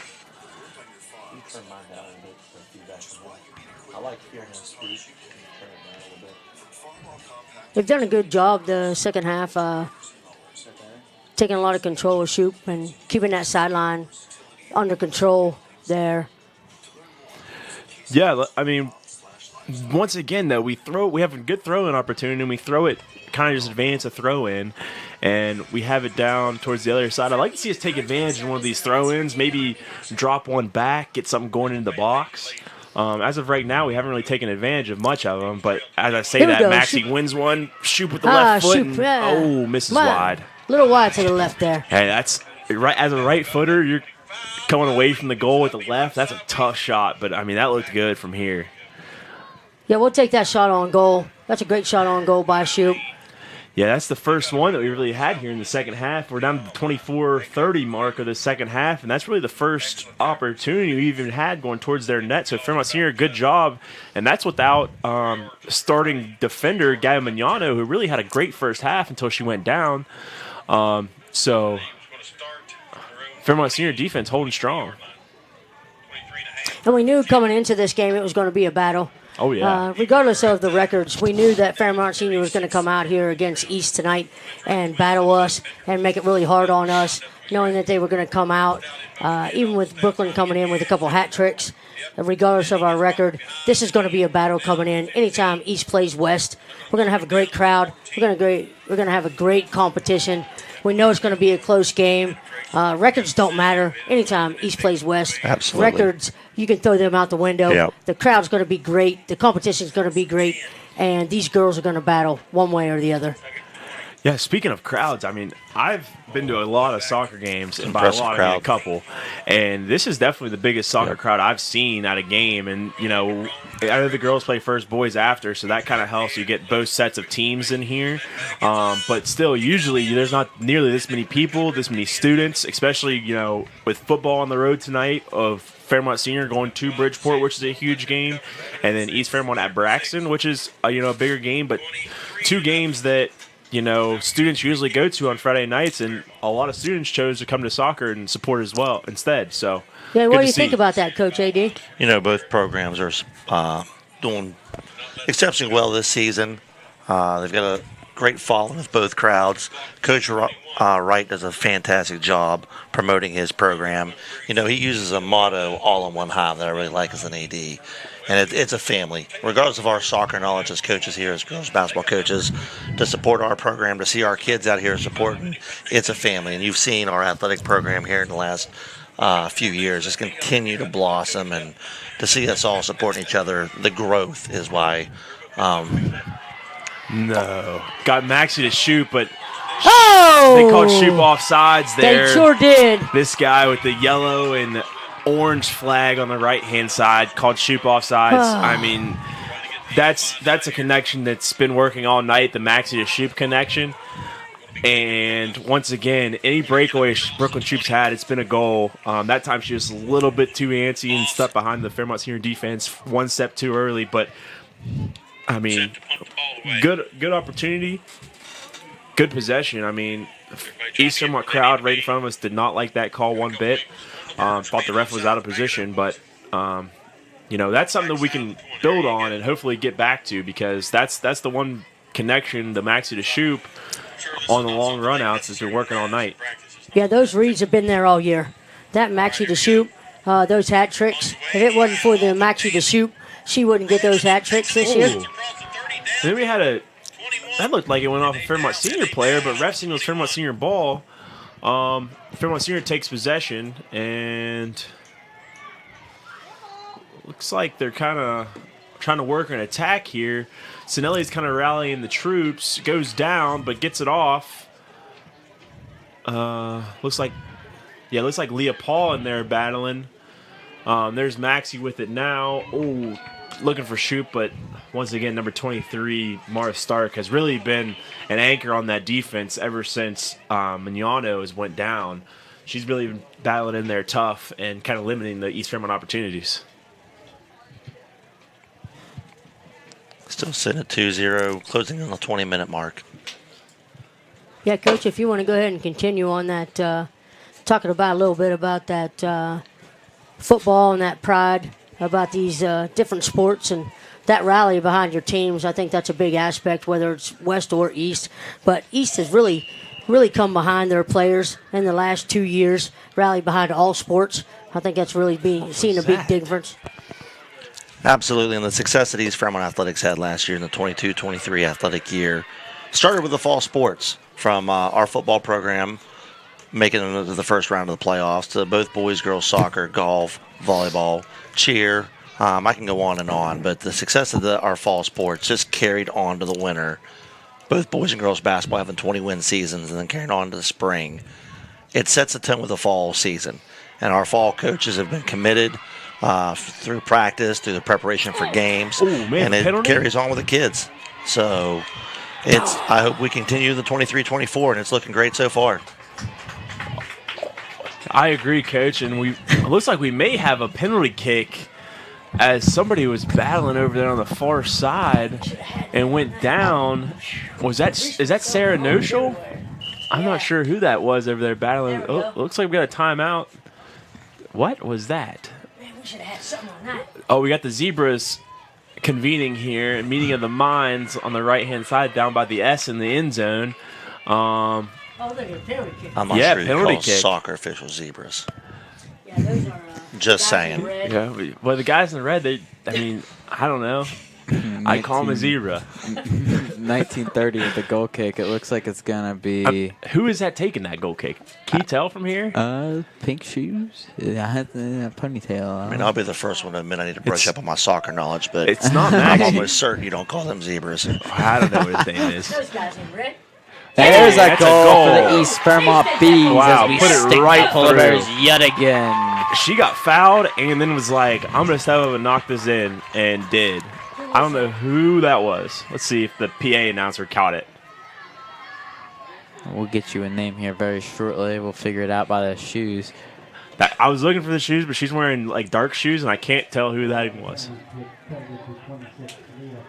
Oh, it's 26 Leah Paul with that penalty kick. Wow. Yeah, because she was playing on the attacking side over there with Shoop, so good job there, Leah Paul, knocking it in. She definitely got fouled. I didn't think they were going to call it at first, but she got taken down from behind. Maybe could have been a yellow of how it was, but ref didn't call a yellow, just a normal foul. But congrats to Leah Paul as a 3-year letterman junior on Eric's soccer roster. Great ball. Her position is forward. Coach Wright fired up about that one. He said something over there encouraging his team in the concept of not letting up or not backing down or something like that. So Coach Wright fired up about that one. The ball is going to go out there on the near side here. Number 15 is going to take the throw in. Now let's see what Opus got here on the throw in. You can tell by what she looks like with the bright shoes. That's a heck of a toss. So that from the 50 down to the 30, that's about a 25-yard toss. Going up on the near side now. It's going to go out. Looks like And it's here gonna in be this baseball. last 5-6 minutes, Brody, I mean, kind of this tail of that first half where East Fairmont's kind of controlled possession. Ball's kind of been on the Fairmont senior end of the field, maybe more towards the midfield, but kind of Back set. You got Moss. getting locked back in that first half. And then the second half, Fairmont senior kind of takes control of possession at least, but then that goal kind of opens it back up. And now, Fairmont senior's got to be on the attacking end, you think, right? Yeah, I mean, I agree. They got to be on the attacking end, but back when we saw in the first half, they didn't make much into the box on our side at all. I mean, this half, they've been down there 6-7 times. The ball's going to go out there now. Yeah, a little give and go, but not a lot of urgency. The throw-in was kind of urgent, but the rest of the Fairmont senior players, not a ton of urgency, and they throw it right back to the East Fairmont defender, which is number 14. That is Riley Lott again. The ball's going to go down near side. Looks for the baseline. It's going to go out. It's going to be Polar Bears ball. Is it called the baseline in soccer? I believe it is. It might be. Or the goal line. Let's look it up. Let's look it up like I we did think earlier. the goal line's something different. I don't know. It definitely could be. Basketball, that's the baseline. I would call it the baseline. What is the line behind? I don't know.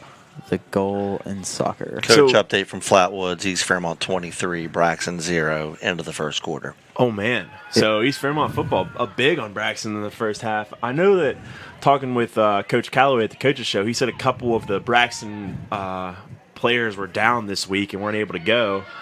It is called the goal line. It is not called the baseline, which is, that makes a lot of sense because that's where the goal sits. And for an update for the Fairmont Senior Bridgeport game, it's still 7-7. It looks like we're going to have second quarter. Yeah, their live stream production doesn't really tell you a whole lot of info other than second quarter 7-7. So I'm not sure what the time is on this. Looks like they're going to have a first down of 15, though. Yeah, Bridgeport driving. They're on the Fairmont Senior end about like the 15-yard line. So Bridgeport looking for a scoring opportunity here before the half. I don't know about you, but I think these Fairmont Senior PA announcers aren't even really controlling the board very well. It still says first half. I'm pretty sure you got a second half here. Well, I don't know who does that, but I mean, Brooklyn Shoop on an opportunity, doesn't have the angle, is off of Amos and kicked out by the Fairmont Senior defense. Good effort there Abby by Catrone Shoop. across the field, no one to receive that ball. It's going to go out on Fairmont Senior. That's going to be out on Abby Catrone now. Yeah. Riley Lott the throw in here on the near side. Miley Summers close along with Comas. Let's try to keep possession here, Brody. Let's not try to force something that's not there. It looks like we it's just gonna give it be right back Comas. to him. Yep. Yeah, we got it back now. It looks like, Kirsten Maxey wide, middle. Oh, she Number kind of 17's hobbling on that gonna- ankle again. Yeah, she kind of got Maxie kind of got tangled up with the Fairmont Senior defender there that time, and it's kind of hobbling on that ankle. I'm curious to see how much longer Coach Wright's going to let her go, with her being so important to the team. 15 minutes left of this half. You don't want to lose her, especially in a rivalry game, but it's a long season still. They got about a month left. Looks So like I'm Miley curious to see Summers how with far the- she'll go. Nope, not going to be Miley Summers. It's going to be a kick straight towards the goal now. Oh, man. Brooklyn Shoop What a with the what a shot. It's pass. going to be saved now. Wow. Nice play.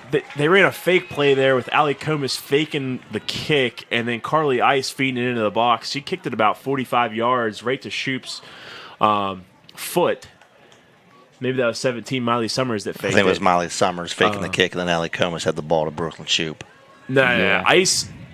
Ice is the one with the long hair, orange shoes. She definitely took the kick. Yes, she did there. It looks like it's going to be Cat coming back now. But regardless, what a play in the box. She Agreed. didn't really get a great touch on that. She definitely probably wanted that one back, but what a kick from Ice there to feed that in. Some good footwork there. Back to Kirsten Maxey, passing outside. Oh, Yeah, she coulda- she's really hurting on that ankle. Looks like she's going to ask for a sub maybe. She's trying to battle through. Tough kid. She's a tough kid. She's involved in a lot in the high school. She's a Rays ambassador here at the high school. She gets a lot involved in a lot. She's helping out racemen around the school as well. She does the soccer program. Anything she can get her hands on, she's involved in. I hear she's coming out for mine and Coach Beckman's basketball team this year. Excited to see how that goes. Well, I'll be sitting there on the sideline in that booth with y'all. Don't worry, I got you covered there. By that time, we should have our 2 GoPro cameras for the basketball field. Oh, that was a dirty play. Absolute shove push her right in the back. with 2 hands. Probably going to have a card here. Oh, I think he's got it in his hand. Yeah, ref's pulling out a there card. It is. It's a yellow. Card. And she is upset and instantly being subbed out. I don't think that's a rule. Do you have to get subbed out on a yellow? I think you have to get subbed out and sit for at least 2 minutes. That's how it was when I played. Oh, okay. You have to get subbed out for at least 2 minutes, and then you can come back in, and once you get your red, you're gone for the game. Okay. Yeah, I knew red was ejection. Definitely a yellow warranted there with a 2-hand shove in the back. You know, kudos to Brooklyn on that play, too. She gets shoved in the back. She knew it was a dirty play. Got up, kept her head, and walked away from it. Yeah, that's maturity that I don't know if we see last year as a freshman from her, because sometimes she let the mind get the better of her.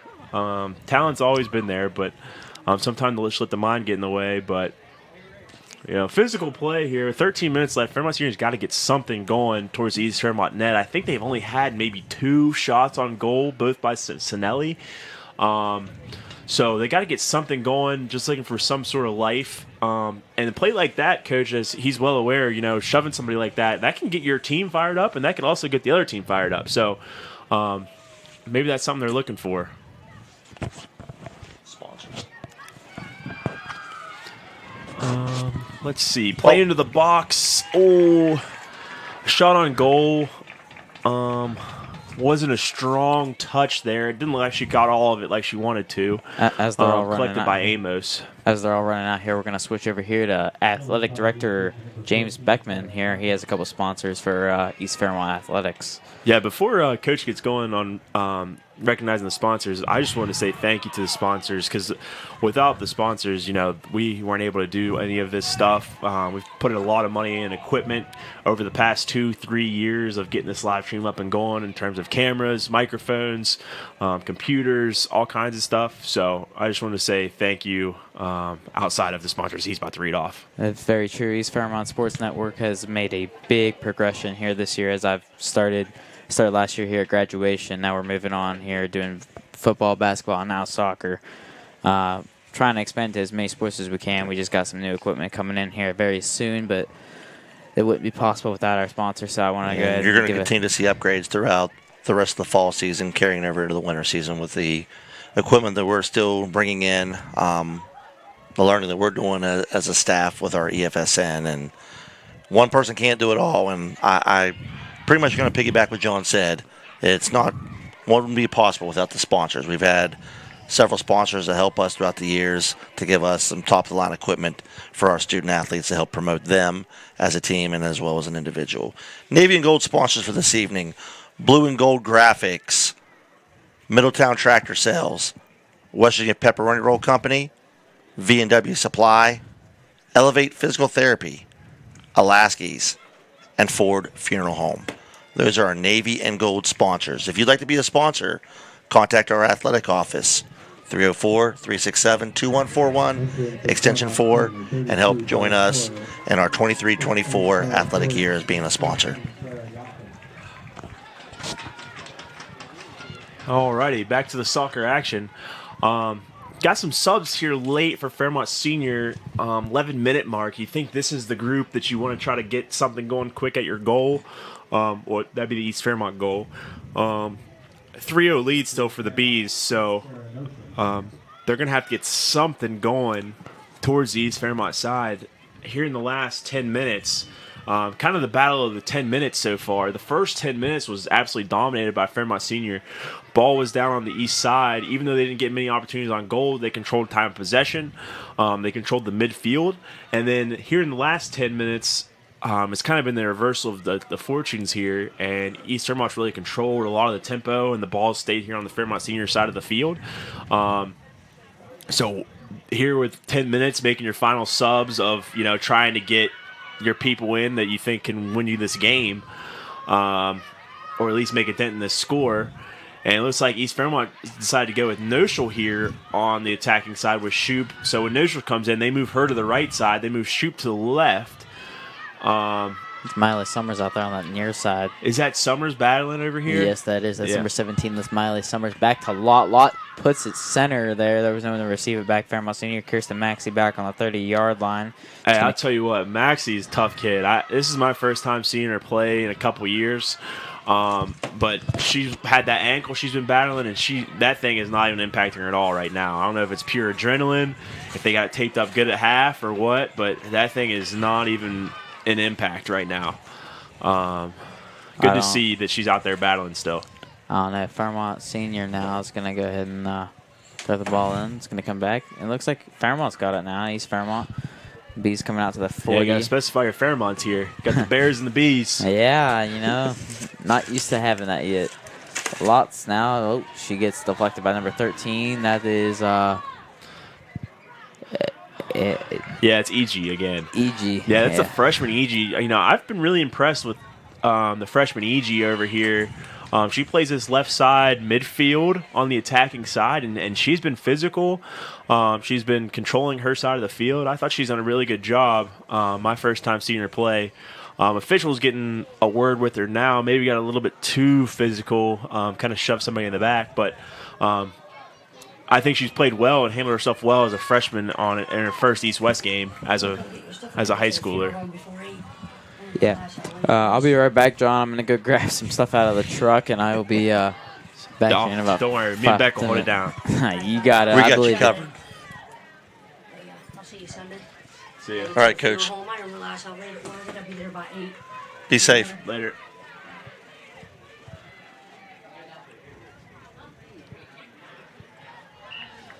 Ooh.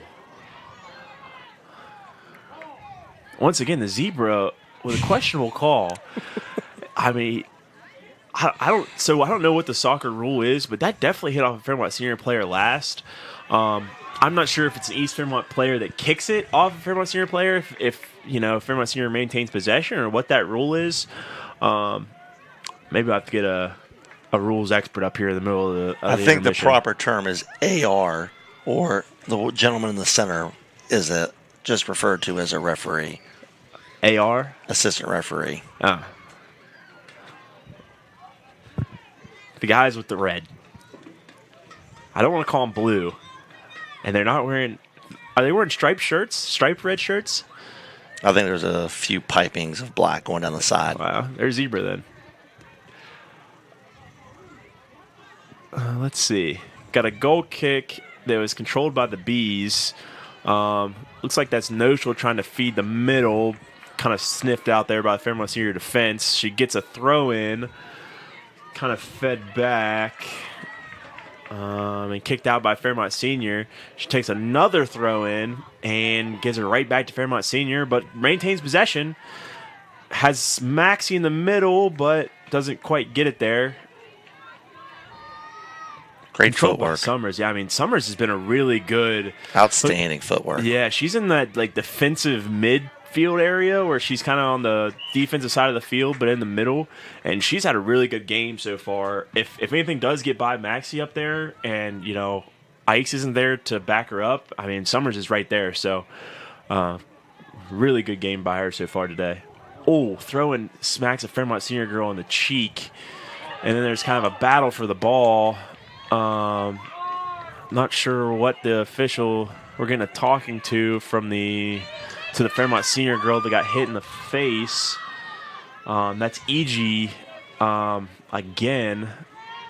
Coach, with a 3-0 lead with 5 minutes to go, starting to see a little bit of chippiness out there. We just got to continue to keep our head, milk the clock as fast as we can, and get out of here with a W. Oh, yeah, for sure. And here's Ice again. They bring Ice all the way back from defense, take almost every kick, feeds into the box, and we had another collision there with Amos. She took a collision within a first minute of the game, and now she takes another one here, and she is down again, is not getting up. It looks like they're calling for the coaching staff and athletic training staff to come in. Looks like she's holding her head. Looks like it was collision with Shoop and one other girl.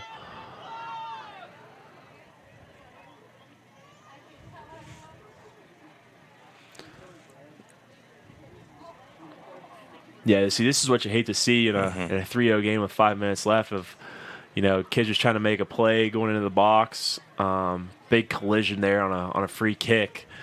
Hopefully she's able to continue. Looks like she's able to get up on her own. Yeah, she's able to get help She's up holding on her her head.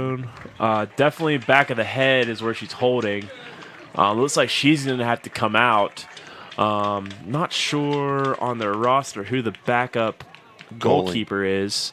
Looks like she's down here in red. So it's going to be her first action of the night as they have not subbed out Amos. So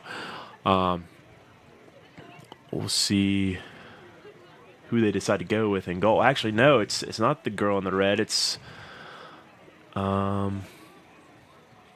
be able to see the jersey number from here.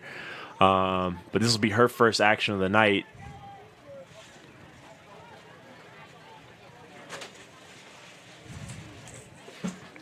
And I missed who had possession earlier when there was a player down. It was Fairmont Senior ball, and they just got the ball right back.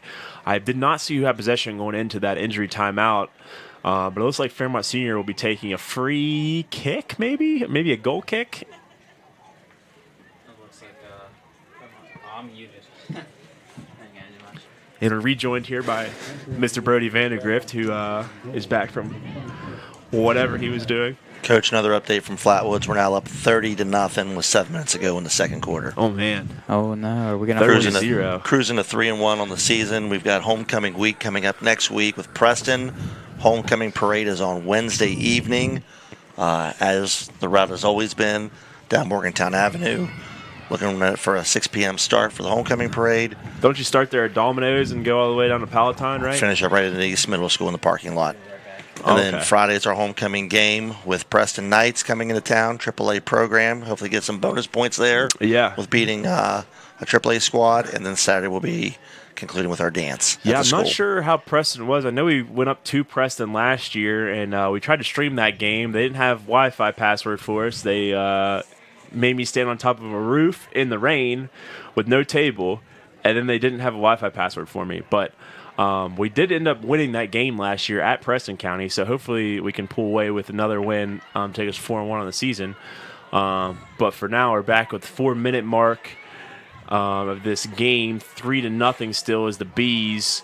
But it's controlled by Fairmont Senior, and they're on a breakaway. But Opus kind of stifles it out and is battling with number 12 of Fairmont Senior and 36, which is Briley Stevens, comes in late. And what is going on here? That's another opportunity. Kenley Opus keeping her head there. We got a double yellow, I think. I think he gave a yellow to number 13. Both of them looks like. And then yellow to Opus. But it didn't look like to me Opus did anything. So I'm not sure. Maybe just trying to give a. I think she was just going for the ball, making an aggressive play. Yeah, maybe just trying to give a card to both teams to kind of keep tempers down there. But I don't know. Let John ask her a question. Come down, answer a question. What am I going to ask Kieran? I don't know, he's been in the press box watching the entire game. He's got to know something. Well, Kieran Hood has joined us here in the booth, sophomore at East Fairmont, basketball player. Doesn't play football, doesn't play soccer, but he has joined us here in the booth. Not really sure what's going on here, but we have a meeting of coaches and official at the 50-yard line. That's my first time seeing that, Coach. Have you seen that?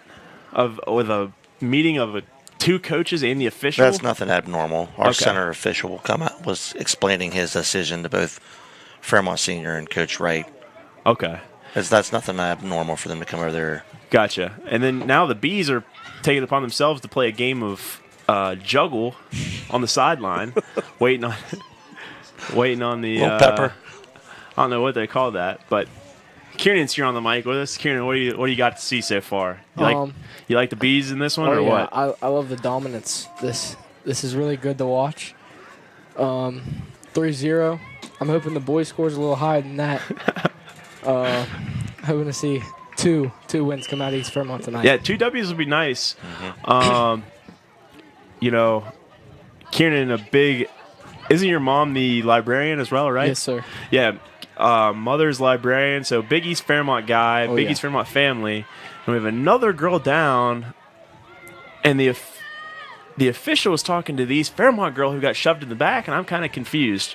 But Kieran, big East Fairmont family, expecting a big basketball season out of him this year as a sophomore coming in, playing on the JV team this year. How you liking your time at East so far? Oh, I'm loving it. I mean, great teachers, great coaches, great staff, great everything there. Hopefully, hoping for a great basketball season this year. Going for that title. I feel like that's Love always that. the goal. It's always the goal. Love to hear that. Kieran's on the golf team? Yes. Oh, Kieran's a golfer. I didn't know that. What I type was of waiting for scores? him to tell you that, Coach, but he wasn't going to speak up. What type of scores are we looking at? Oh, yeah, no. I'm way better than Birdie. Oh, you're better than Promise you Birdie? that. And Birdie and Kieran are our JV golf squad. We got 16 yes. members on golf. Oh, yeah. roster. There's That is 16 kids on the golf 16 team? kids. Oh, no. We may have a fight here in a second. Let's calm down a little bit here, girls. We definitely don't want to get ejected in a No. 3-0 game. They just ejected Looks like Ali Comas. no, that was Maxie. Maxie Kirsten Maxey. got in there and Yep. I think got a yellow. No, Maxie's gone. They gave her a red? Yeah, no, they just threw her. They gave her a red? I think Maxie's gone too. I think they're deciding. Well, what happened there was Sheep got shoved in the back, and Maxie did not like the way that this last 5 minutes or so of this game has went and retaliated. And they usually get the second person in any sort of scuffle here. And it looks like Maxie kind of got the brunt end of it. But in a 3-0 game with, 2 minutes left, that's not what you want to see if you're Coach Wright. Because, that's a key member of your team. And if you get ejected, that's 20% of your season you got to miss, which soccer, I think you play, 22 games, 23 games?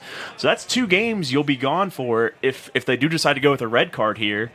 Looks like he's holding up yellow. So yellow that's another double yellow. One for, I think, was that Mara Stark or was that Abby Green? I think that was, whoa. They gave her a red?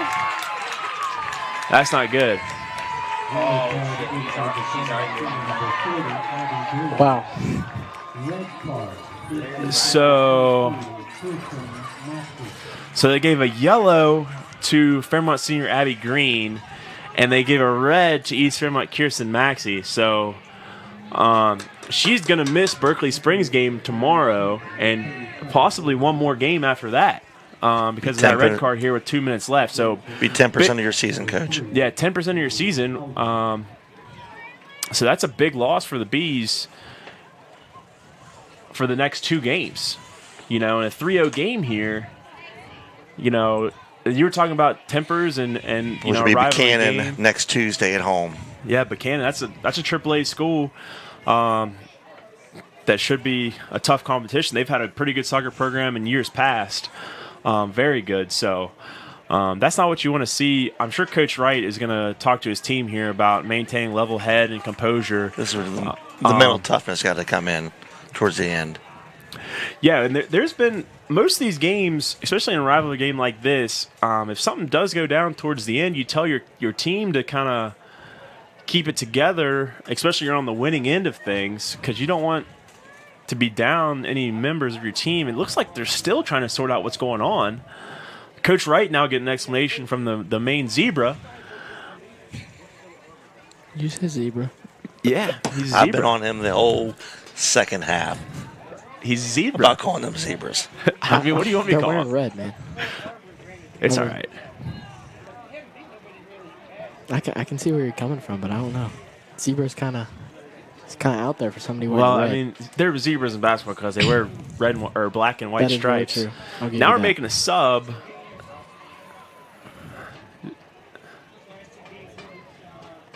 Is that Casey Rogers in the game, Coach? I can imagine Casey having some bright shoes on. That's why I say that.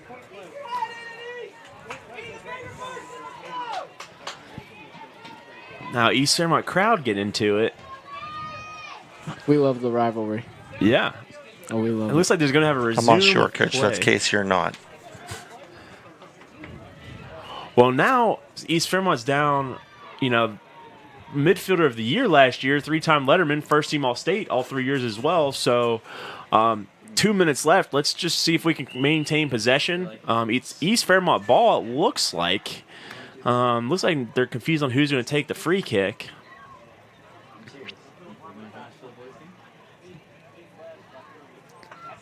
And we got to play into the box, and Shoop's out in front, and she puts it by the goalkeeper instantly.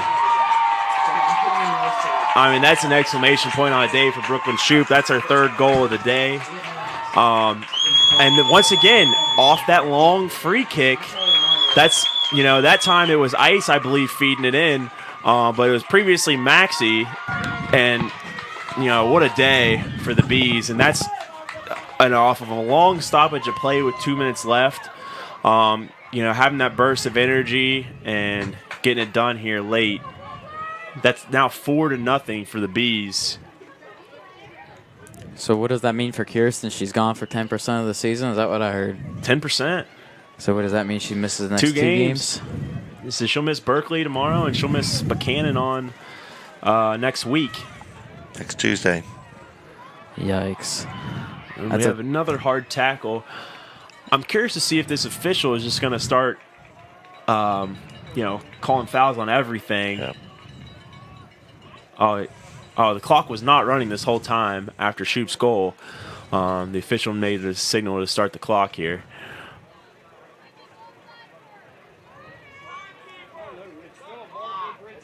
And the official on the side are signaling back to the booth to start it, and it's now finally started. And we get a subtle applause from the crowd. Oh, they did call a foul there. So we have a free kick from the side, and that's Ice again taking it, and Fairmont Senior looks like they're able to control that one and clear that one out. Oh, looks like we've got another ankle from somebody. An East Fairmont player is down on the far side, but play continues for now. Shoop's with it. She goes to cross, and it's cleared by the Fairmont Senior defense. Good play by them. Ice no. went to clear it to the goal side of things, and a Fairmont Senior player was in the way there. It looks like she took one off the side of the head. The Fairmont Senior girls are checking on her because that was a hard kick. Looks like an East Fairmont player's down there on the sideline. Yeah, as well. I think that was number 32, Bella Croyle for Fairmont Senior that took that one off the face from Ice. She's going to get subbed out instantly here.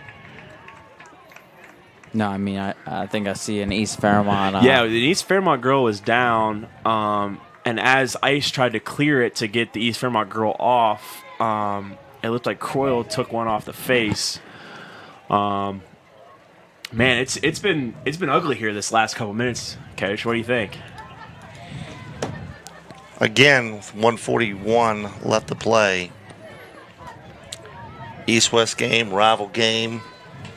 Tempers are flaring. It's just got to keep the mental composure out there and get out of here as quick as you can with a W. Move on to Berkeley Springs next week. Or I'm sorry, tomorrow, not next week. Tomorrow. Okay, it's not yeah. football, Coach. And so East Fairmont had possession at the time of that injury, so they made possession off the free kick, and we had to play down towards the box, and it looks like that was Comus that fed it a little bit wide, looking to go far side post. Didn't exactly get home. Minute 16 left in this game. I believe that says 40 on... Nope, that is not 40. I'm not sure who the reserve goalkeeper is for Fairmont Senior. 40 is Abby Green. Yeah, that's not the goalkeeper. Green was a starter on the team there. But anyways, throwing for East Fairmont. Comus on the side. It's controlled by 36 Bradley Stevens there in the midfield. Fed back. Looks like they're just going to try to keep it out. Yeah, kind of just like a scruffle right now. It's kind of just everyone kicking it in a bunch of different Allie places. Comus with an open shot. She sidelines it. It's not going to be good. Good save by the goalie. Comas takes a tough shot to the ground. Goalie looks like she's going to hold it here for a second. Yeah, it doesn't look like she had her feet all the way set when she went to attempt that shot. There goes our goalie. It's going to get down to the 45 of Fairmont Senior now. Yeah, 15 seconds left in this game. We got a countdown from the PA announcer. East Fairmont kind of just happy to walk off of here. I don't know about too happy, though, with, that's going to be a one final. of the better players get ejected, but 4-0 score on the day. They moved to 9-1 on the season. And that with isn't only lost to defending state champ, was a Wheeling Central coach? Charleston Catholic. Charleston Catholic, that's who they lost to, yeah. So only one loss on the year for the Bees. Do you know what the Fairmont Senior record is now? Give me a moment. I can look that up for you. In the meantime, that is an East Fairmont win above the West rival of the Polar Bears. Yeah, I mean, and I'm interested to see what Coach Wright has to say after this one. 4-0 win, where you kind of controlled all of the first half, and then after halftime, kind of let the control get away from you a little bit, but you got off the field with no goals on the board. And then, the last 5-10 minutes of the game, the chippiness got to us. Level heads did not prevail in some situations. So, curious to see what Coach Wright has to say after this one and see if he can't maybe give us a post-game interview maybe and see what he has to say about his team's performance. I can go out there and see if we can get a post-game from maybe get Shoop and Coach Wright and see if we can't get something going this halftime or this warm-up. Fairmont Senior schedule is not updated, so as of right now on the SSAC site, there's 0, and 0. No updates to their schedule. They play Kaiser tomorrow at Kaiser. Well, they're looking to bounce back. That's a Kaiser program. Not too familiar with their soccer, but in terms of basketball, that's been kind of well coached, middle of the pack. So not an easy win going into Kaiser and trying to get a W there. So. As Brody literally sprints across the field here, we'll go ahead and cut it to some music and pick back up in a couple minutes, hopefully with the interview with the coach and maybe even a couple of the players.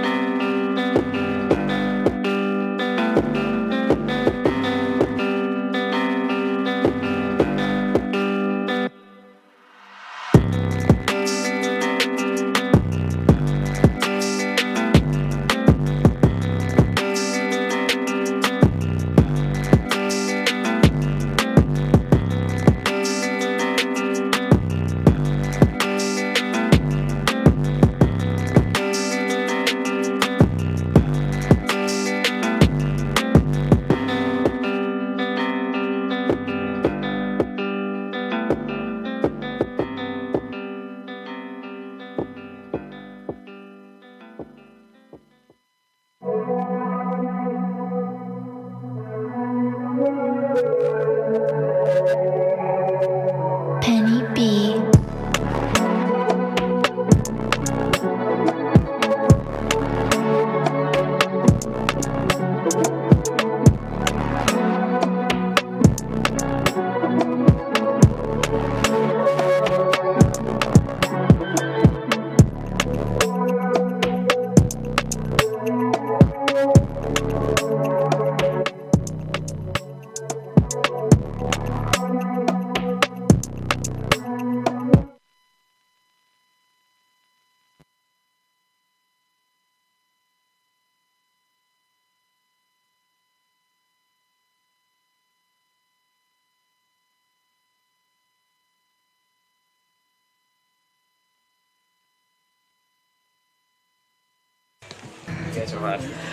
Oh, we're back here. Looks like we got one of the players from the previous game, Brooklyn Shoop, number 20, hat trick on the day.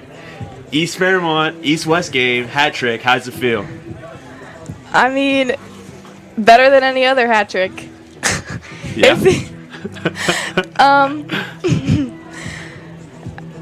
I don't know how to explain it. I mean, it feels really, really good to know that the work I've been putting in is paying off, and especially since it's Fairmont Senior, feels really good. Yeah, it looked like you guys were having a lot of success with those deep balls through.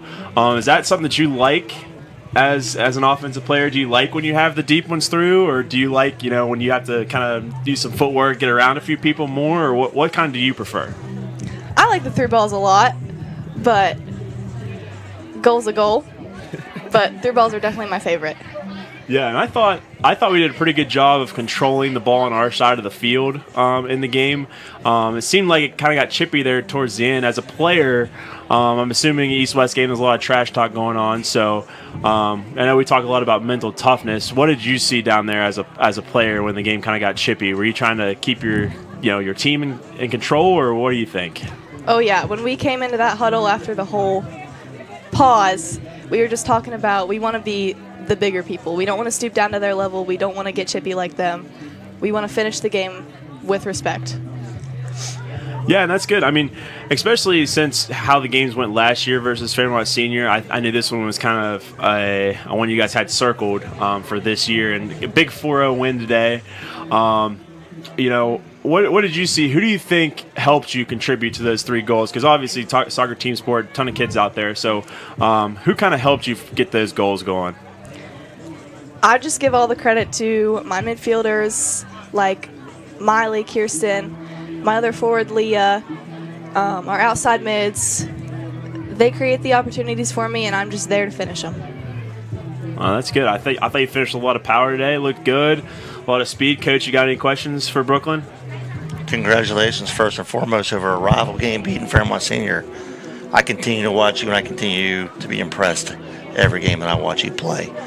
What's it mean to you, Brooklyn, of all the time invested that you've had from last year to travel ball, your nutrition, your strength training? Let us know what's behind the scenes with Brooklyn Shoop so she performs at this level. I mean, there were a lot of hours in the off season. I've said this before. Freshman year, I was struggling with confidence a lot. So this off season, I wanted to work really hard, and it was just hours doing footwork, finishing, the whole 9 yards. I wanted to come in with a lot more confidence, and I wanted to be able to trust my ability this year. Made a comment late in the second half where you got knocked down from behind. The mental toughness kicked in for Brooklyn Shoop where she got up. She knew it was a dirty play. She walked away from the play. You're seeing the strides of the mental toughness that you're working on, and that was a prime example. Proud of how you're still growing. And good luck tomorrow. Thank you. All right. Well, I guess that'll wrap up our interview with Brooklyn. We got Coach Wright coming in, and we'll hear from the head coach.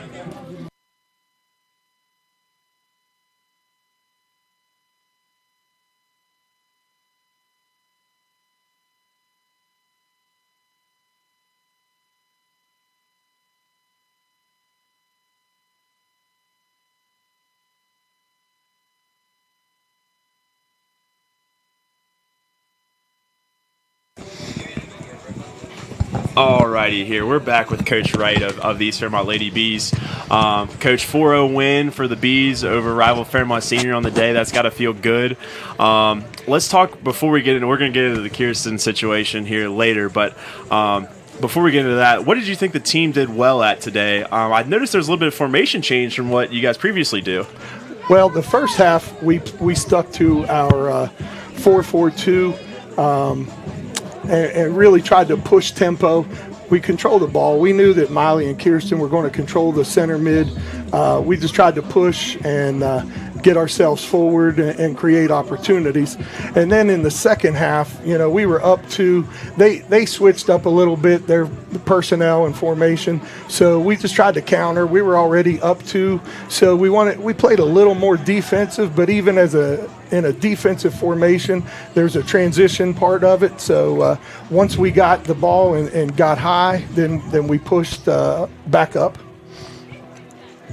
Yeah, I mean, I noticed that a lot, especially in that first half. I thought we really controlled the tempo and the ball a lot of the time. And I think Sinelli, I believe, Fairmont Senior, only had a couple opportunities throughout the whole game to get any shots on goal at all. And the second half, I thought they kind of came out and, like you said, controlled a little bit there in the first 10 minutes or so. Obviously didn't amount to anything on the scoreboard. And I thought we kind of took control back over, especially late in the half. I want to talk about, I thought the game, especially in the second half, kind of got a little chippy. There was some pushing, some shoving. I'm sure some trash talk being said. What did you tell the team there when stuff like that's going on? I was just trying to tell them to focus on soccer. Let our skill take over for the aggression coming from the other side. We were trying to be the bigger players, bigger team. Now there were a few times we retaliated, and it's hard. It's hard when you're constantly getting shoved from behind, kicked after the play. It's hard not to retaliate, and I thought we did a good job in the beginning. And after a while, it just took its toll, and we did start to retaliate a few times, and that comes with just being mentally tired, physically tired. So it's something we'll work on. But in the end, I thought that, our skill showed through. I was pleased that even after Kirsten got sent off that we scored another goal being down one player. I thought that really showed our teamwork and what we can do together. Yeah, that's actually what I was going to ask you about next, was that play right after she gets sent off about 2 minutes left. We have it looked like there was kind of a dupe play where you kind of sent one through, and then it was a big long ball, and then Shoop kind of capitalized on that. And that was a play you guys had ran a lot, and I thought you had success. So I figured you guys had that drawn up for a situation like that. And I think, is it Ice that takes most of your free kicks? Carly Ice. Yeah, she did a really good job at getting, deep balls from 45 yards out onto like a foot of somebody in stride, and I could tell that you guys have worked on those plays a lot. Carly is first team All-State the last 2 years. She's been All-State her sophomore and junior year, first team. I've said it all year. I said it last year. Carly Ice is the best center defender in the state, not just because of how she plays defense, but because what she does on set pieces, on free kicks. She has excellent placement of the ball. She works on it all the time, every practice. She works on her placement, and she's never satisfied. She's always wanting to get better. So you can't ask for more of a team leader than Carly Ice. Love to hear that, especially out of a senior. That's what you like to hear. I thought your young cast really came in and played well. I saw Hauser come in off the bench, Sarah Noschel, and at one point I think it was freshman, sophomore as your attackers up top, and I think we were able to control a lot of the tempo there. What did you see from your young kids today? First East-West game for a lot of them. It is, and once they get through the nerves of the first East-West game, their skill, like the rest of them, their skill takes over. And Haley and Sarah are just great young players. They're going to be staples of this program for the next 3.5 years to go. I consider them starters off the bench. They were until we got a couple fouls there at the end, they were the only subs we used. And they never disappoint. You know, they know what we expect. When they come in, there's no letdown. There's no change in what we try and do. They carry on right there along with our starters. Awesome. Coach, do you have any questions for Coach Wright? First and foremost, congrats on the rival win. Always Is that great. 2 years in a row? I think, last year was a tie in the regular season, and then we actually lost in the playoffs in overtime. So how do you message to your team tomorrow? Big rival win tonight. Berkeley Springs tomorrow at noon. How do we get our team up and ready to go for our next? This is the fourth game in 1 week. It is, and it's just no letdown. You know, we're trying to work on us. We're not worried about anybody else. If we play our game, you know, the wins are going to follow. We don't go into a game wanting to win. We go into a game wanting to play our brand of soccer, wanting to try to accomplish what we need to do, because we know if we do that to our level, the win will come. I love that message, and I've seen both our girls soccer and girls basketball program continue to grow because now our emphasis is on just us. We're not worried about anybody else but East Fairmont. Yeah.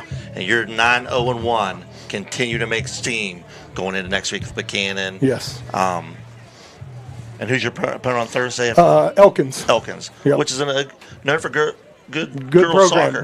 Both of them are really good programs. So we're going to have a fight both games. Awesome. Well, I think that's it for Coach. Let you get back to the boys tip-off here. Well, I guess it's not a tip-off. What do you call it? Kickoff? Boys kickoff here in 3 minutes. I'm still learning my soccer terminology. Hey, that's okay. I appreciate you guys being here and taking care of us this evening. Hey, no problem. No problem at all. All one hive, right? That's right. Thank you, fellas. Yep. Have a good night. You too.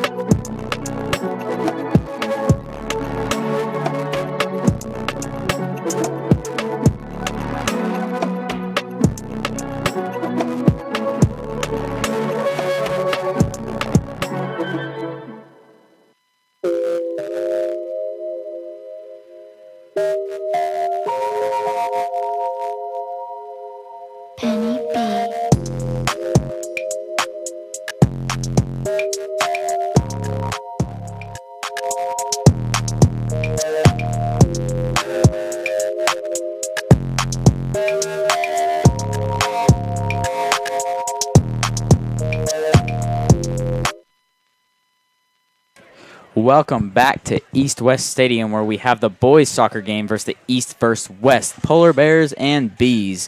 Back after the women's team just stung the Polar Bears 4-0 in a blowout game here at East West Stadium. We have no rosters currently. I don't know what we're going to do, but looks like they're getting ready to do the kickoff here soon and introduce them when we're just going to let the mic do its work. Yeah, we got some confusion. I'm not sure what's going on. Brody couldn't find the roster from either team or the PA announcer, but it seems how they have a roster, so you're going to have to go take a picture of their roster so we know who's who. Do they have the roster? They're reading off the players right now. All right, well, they have a roster somewhere. Have a roster somewhere, so we will see. We'll see if we can find a roster. All right, we will see what we be got. Right back. And we are actually joined in the booth here. Coach Beckman had to go do AD things, so we're joining the booth here with Kieran Hood, who actually says that he would like to broadcast as a career after high school. Yes, I would love to go into sports media and broadcasting. And he said he doesn't know what to say. Yeah. And I said, I've never commentated soccer in my life or commentated anything in my life, and I barely know the rules of soccer or the positions or anything, but kind of just wing it and talk. And this is how it goes. And I did play most of my life. So you played soccer? Yes, and I plan to go back next year. Why didn't you play this year? This is official. I mean, I don't really know. First of all, I thought golf would be really fun. I'm not having the greatest time of my life, but 16 kids on the golf team, that's a lot. I get to go every golf practice, every golf match. I get to go and beat Brody. So, you know. Yeah. That is the biggest line of crap I've ever heard in my life, Kieran. Pull up the stats. Do you want me to pull up the stats? I'm pretty sure I'm higher on JV than you are. I'm pretty sure. Let me go to the band app real quick. I think in our match at Stonewall, you started, 8th, and I started, 6th? And what'd you shoot? We're not going to talk about that. Stonewall's a tough course. Yeah, Stonewall might be the toughest course in the state. I beat him by 7 strokes. By 7 strokes. Wow. What did we do in the qualifier? I shot a 51, and you shot a 69? You guys only played 9 holes in golf matches. That doesn't even count anyways. Well, we played 9 holes at Apple Valley for the qualifier, and he shot a 69. Listen, it was doesn't my even game. count. It was 9 my holes flu does game. not count. It was my flu game. Now we got the Fairmont Senior lineup being announced here. Big round of applause and some sound here. So it looks like the crowd has really filtered in on the Fairmont Senior side of things. How did you pull them up last time? We do have rosters apparently now. Yes, we do. Perfect. All right. I figured that somebody would have to have a roster to announce these kids. They just got them. Okay. Of course, the pink caps over probably the freshmen. Yeah. The pink caps over a freshman. It's okay. We'll deal with that. Bang, open. All right. So as we kick it off here. We're not kicking off yet. We're doing our starting lineups now. Kieran, you know anything about the soccer team? What do we got going on? Yes, sir. Yes, sir. All right. Who are players to watch for on the East Fairmont Bees team if you're new to East Fairmont soccer? Go through these real quick. From my knowledge, I think I'm correct. I think we have 8 sophomore starters. 8 sophomore starters? Well, that might be we can go through because I'm about to read off our starting lineups here. All right, you go. For the East Fairmont. Hold on a second here. Let's see. For the East Fairmont Bees, starting off is number 1, Brandon Christopher, grade 11, which is our junior starter. Number 3, Tony Comas, which is also Allie Comas's brother, starting in a sophomore forward. Number 5, Colin Maxey, sophomore out of Fairmont, West Virginia. Number 6, Fairmont Fancher. He's a Fairmont Fancher? Jackson Fancher. He's going to be a senior here at East Fairmont. Maddox Boyers, number 8, is a senior as well. Aiden Glover, sophomore. And Toblin Fancher, also probably Jackson Fancher. He's grade 11 now. Charlie Boyer, a starting goalkeeper here for the Bees. Collie Wyckoff, a sophomore here out of Fairmont. And number 17, Carson Church, also the kicker for the football team, varsity starter, sophomore. And Caden Massey to top it off for the Bees is a sophomore. So let's move it on over to the West Side Polar Bears and John Bowman. Fairmont Senior. They're Fairmont Senior. They don't like being called West Side. Oh, well, they are West Side. But anyways, back to Kieran's point. I counted 7 sophomore starters Yes. on the team there. So, I wasn't correct. That is my fault. Young team. Yes, very. very young team for the Bees. A couple names I recognize. Maddox. I assume he's a big, strong kid there in the midfield for the Bees. Looks like we're about to start, so I'm not going to have time to get through the whole Fairmont senior roster. But what do you see out of this Bees team? Like, who are we looking out for to I know last year Evan Parr was all over the place. Oh, yes. Well, I know Caden Massey, that sophomore forward, is very dangerous. According to Charlie Boyer, there's a big bet on the table tonight. If they beat Fairmont Senior by 2 points, he has to shave his hair. Correction. And if they beat him by 3 points, it is bald. It'd be a goal, not a point. Okay, 3 goals, whatever. Okay. What's the correction of the bet? If East Fairmont scores 3 goals tonight at any point in the game, Charlie Boyer, our goalie, will shave his head. Wow. And you see that mop out there on that guy's head. Wow. I mean, yeah, that is a head of hair on him. He's got some nice hair. But I would have to shout out our defensive line in the back. Church is back there, ain't he? Yes, it's Church, Massey, Glover, and I'm not too familiar with these guys, but that's 3 sophomores though, right there. Yes, that is, and they are all very, very good. I've played with Carson for a couple years back in middle school, and we always had him on that defense. He always definitely brought it to him. He has a big boot on him. Caden Massey and Colin Maxey, they played a lot of soccer together growing up. They both have incredible footwork. I've been hearing stuff about them. Our defense is definitely our strongest area in the field, I'd say, from what I hear. Yeah. And from what I've seen throughout games this year. From my understanding, we've tied a lot of games. Yes. Which either tells me that we can score in bunches or we can defend really well. What I've heard is Charlie is top 10 in the state as a goalkeeper here at Eastside. Really? That is. And he's a first-year goalie. First-year goalie, top 10 in the state? I believe he was a backup last year. Wow. But, yeah, he is a very good goalkeeper here for Eastside. And I will say, right off the bat, you can already tell the tempo difference between the boys and the girls. Boys are a lot more aggressive in passing. Yeah, the boys seem to be trying to push the speed a little bit more. I think the girls were a little bit methodical to start. The boys have been kind of all over the place, moving the ball from side to side, trying to get it up and down. That's one difference I've noticed so far. Yeah, one thing to watch with our boys team at least is definitely their passing abilities and passing IQ. It's definitely very good. Yeah, I see. I can tell who Maddox is. Oh, we got a takedown here from behind. They're gonna go ahead and looks call like it's gonna be penalty. a free kick for the Bees. Who's taking this? Looks like Church. Carson, that is Carson. Church coming up from defense. Take it. That's our field goal kicker right there. Yeah, he's got a boot on him. Yes, he does. He's also the starting varsity kicker for the football team here at East Fairmont. That's what I just said. I don't know where he's at tonight, though. I mean, they're playing Braxton. He's not there. I wonder if he's filling in there. Braxton County football. When we're last we have time an I update? checked, it was 40-0. Or East-West boys soccer. I think I'm probably going to pick the soccer team over a blowout of a football team. If it was playoffs or something, then we may call it a little bit different story. But a Braxton team that we knew we were kind of being good spirits with going into the game. I think East-West soccer is probably a wise decision. Oh, play into the box for Fairmont Senior, and it looks like it's going to be cleared by the Bees for. Nice. They run it down, and they actually have a throw in deep in the zone. For East Fairmont Sports Network, we're very close with Braxton live down there. Oh, no. He said corner kick? No way. That is not a corner kick, but okay. I thought Church hustled down there and got it out to the sideline, but Zebra runs down there and says, no, it's a corner kick. So Zebra. Wearing red.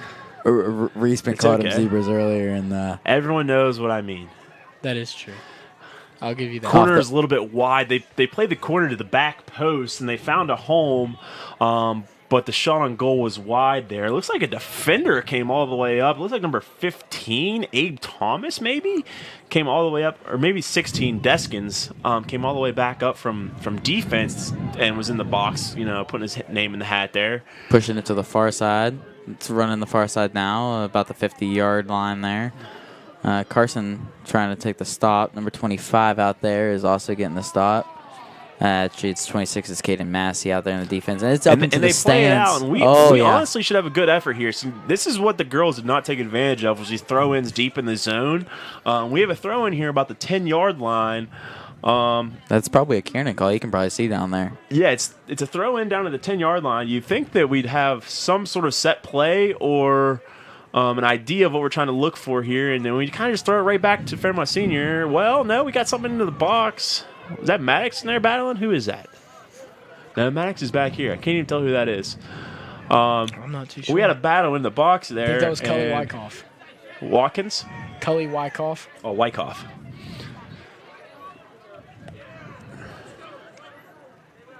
Throw in from Caden Massey. That's Caden Massey right there? Yes. He's a short little guy. Oh, yeah, he is. Standing at a nice and tall. 5'3", 5'4". I mean, he looks kind of small, but I mean, if you say it, I mean, getting a start here as a sophomore, he must be pretty good. Good footwork. Soccer is one of those sports where it helps you to be low to the ground a lot of the time, you know? Yeah. Ball's down there. Ball's in the middle now. Outside the box, outside the halftime hash. It's going to be out there far side. What I've noticed here is look how many defenders Fairmont Senior has in the back line there. They have 8 defenders in their back line. Very aggressive. Did you guys notice that? Yes, very aggressive. And Charlie is really up here, our goalie. He's 25 to 30 mark. Goalies usually come out a little bit to get anything deep. Especially you'll see that more in boys' games than girls because they can cover a lot of ground. More so than what the girls can. So they'll come all the way out to get anything deep and over the top. Looks like Fairmont Senior may have a fast break. Shoved a player down in the back. Zebra does get him, and it's going to be a free kick for East Side. The free kick looks like it's going to be the right side defender there got shoved down. I think Church is going to take this one as well. It drops down center. Ooh, a little head-to-head contact there at the 30. No, it's the 25 down there. Caden Massey trying to take it from him. Hits it with the top of his head. It's going to hit back. 31 of... oh, what a slide tackle. Don't know who number 31 is out there. That was 10 Tobin Fancher there with that slide tackle from behind. Got all ball. No foul there at all. That was a very clean slide tackle. What I will notice is Church, honestly... he booted his about 45, 50 yards, which was very similar to Carly Ice on the girls' team. So that shows you how powerful she is from the girls' side. Whoa! I think we got a missed call there. It looked like it was off Fairmont Senior, but it wasn't. What was that? That was a trip. And a half there. No, number 6 there. That's Caleb Connolly. Ref pointed at it and called something. So he saw it happen and said that it was clean and play on. Maybe he called an advantage play. Soccer is one of those sports where if you're watching at home and you may not know this, even if there is a foul, if your team has advantage of the ball and the ref thinks that you're in a better place, they'll let a lot of fouls play on, what they call advantage play. I do know that rule enough to know that they will play the advantage sometimes when there is a foul, just if your team has the ball still. East Fairmont getting something going towards the box down the right-hand side. Not a whole lot of support, though, for him. Only a couple guys to Fairmont Senior's 7. So Aiden Glover to the pass in the middle now. Passes it inside. Caden Massey trying to get something here. Yeah, it looks like they dropped it back on purpose there. Try to get something going around the zone. I don't think that kick there was intended there, Bone. Do you think? Yeah, I think he was intended. I think he just didn't get a great touch on it. Looks like he's tying a shoe out there in the midfield. He's got the flag held.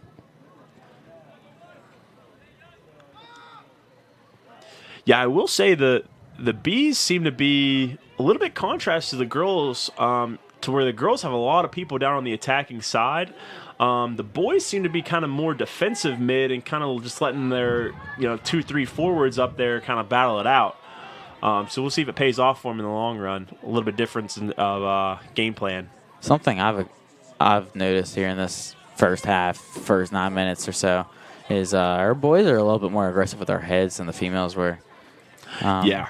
Yeah, the boys play a little bit more athletic game, so you'll see them try to go up and go for those headers. Oh, there's a nice that are a little big bit contact there. He's going to call a penalty there. That might be Fairmont Senior ball.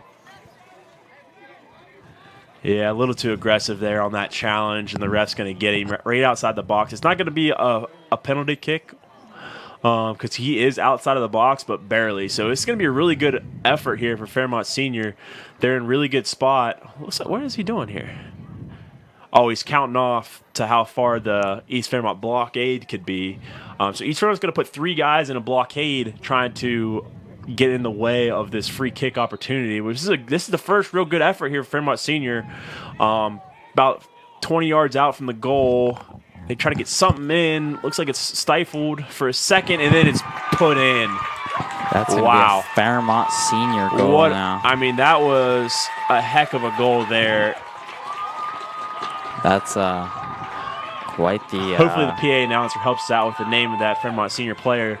But it was kind of stifled there for a second by the Bees' defense, and then we just didn't get it out quick enough.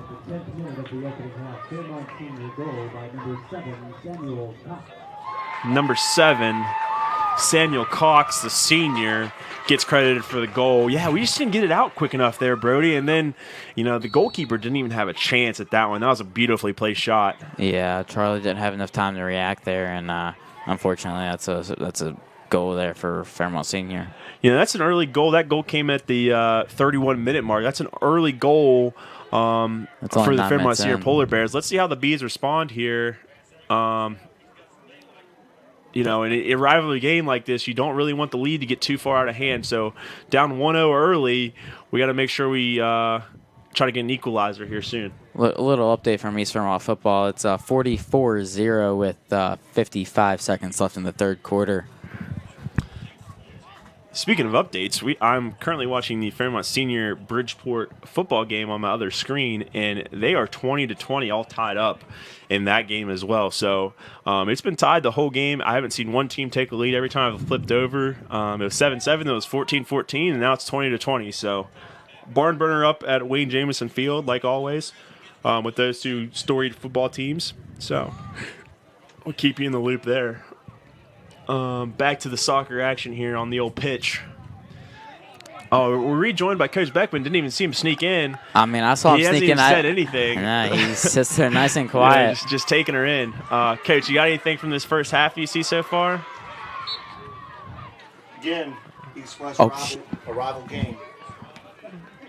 All right, sorry, you were. We had him muted. We had you muted. East-West soccer game.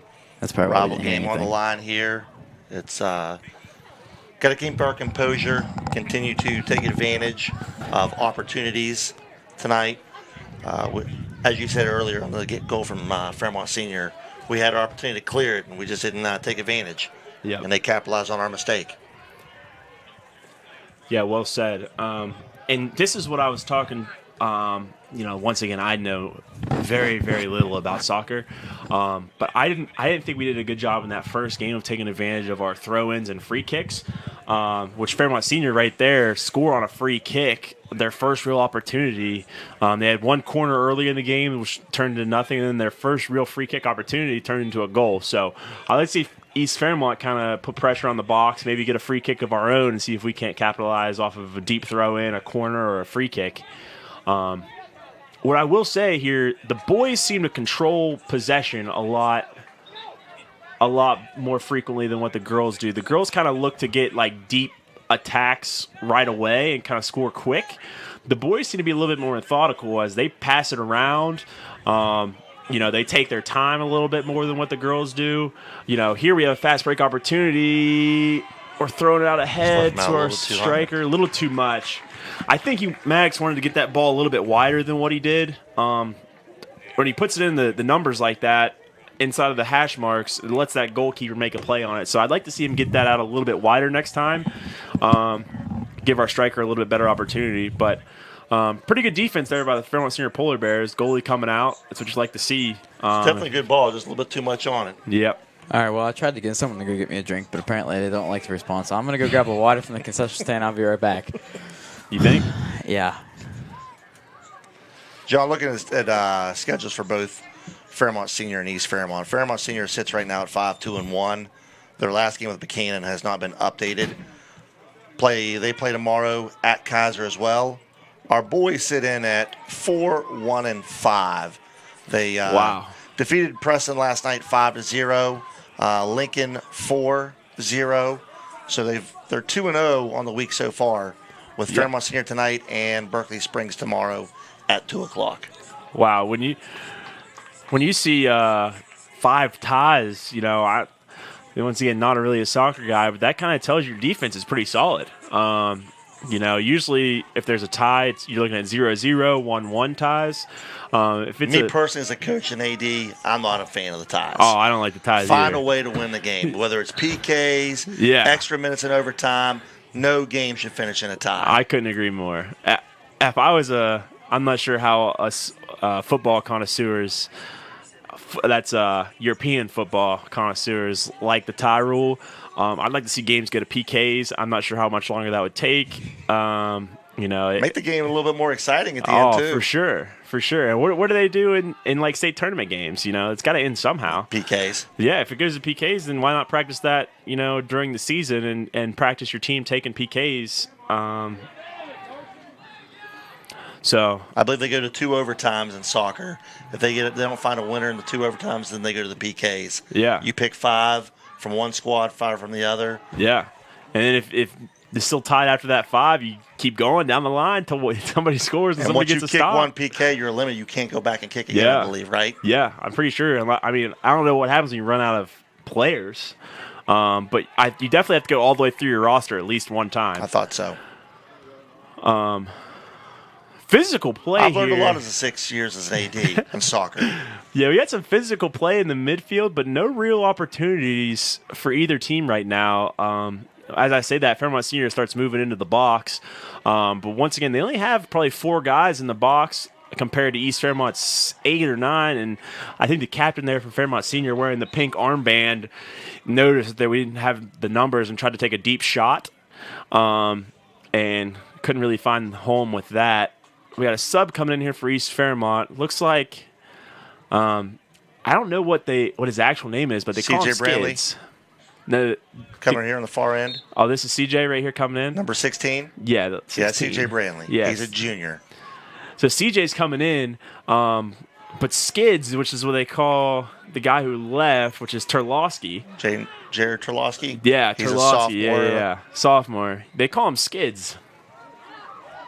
I didn't know his name until today, but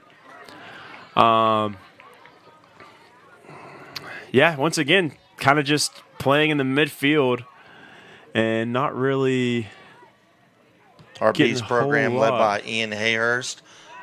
He was on that, I believe, state championship team back in 2017.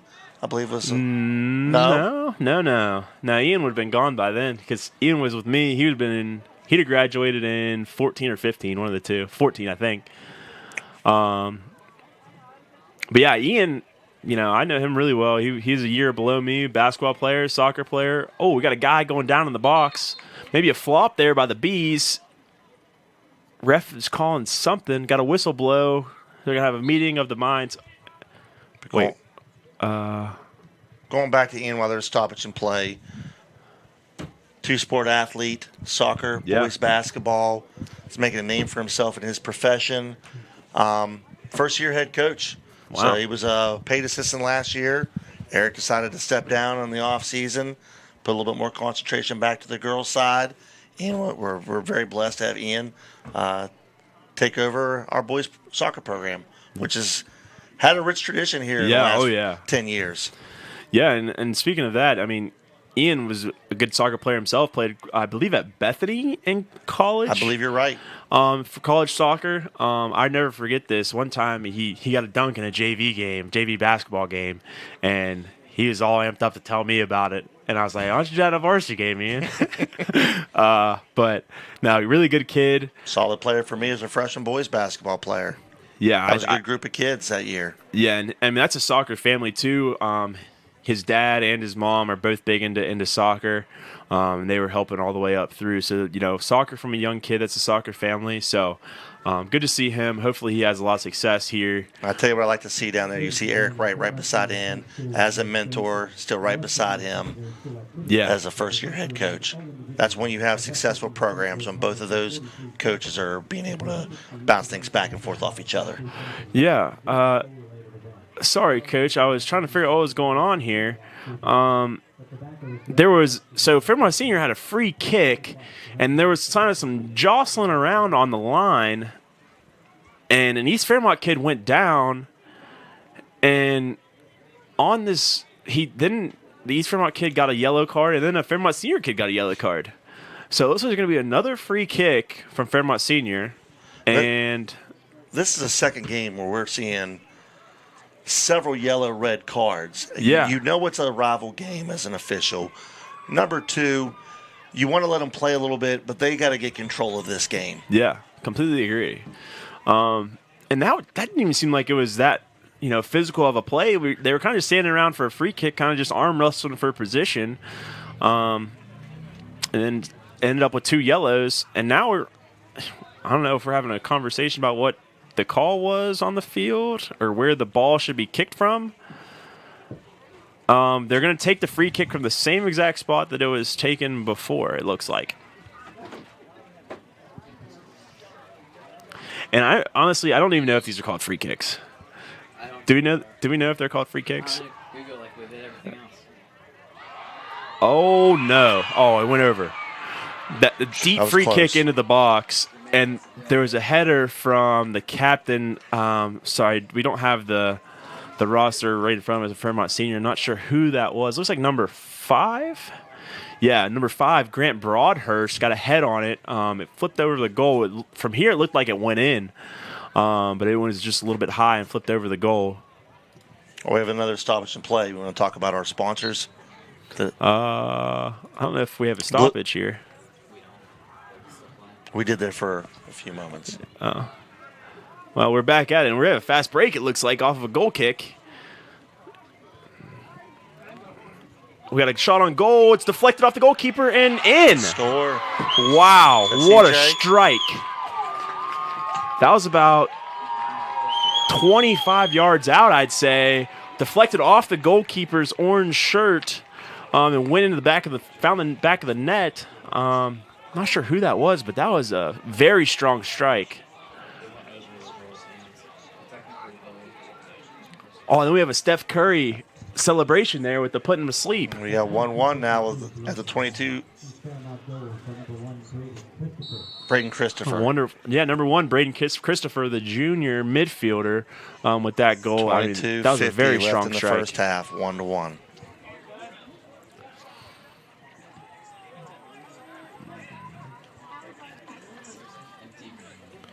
Well, while we're still playing, I'm going to hit our sponsors, Coach. Okay. Our Navy and Gold sponsors.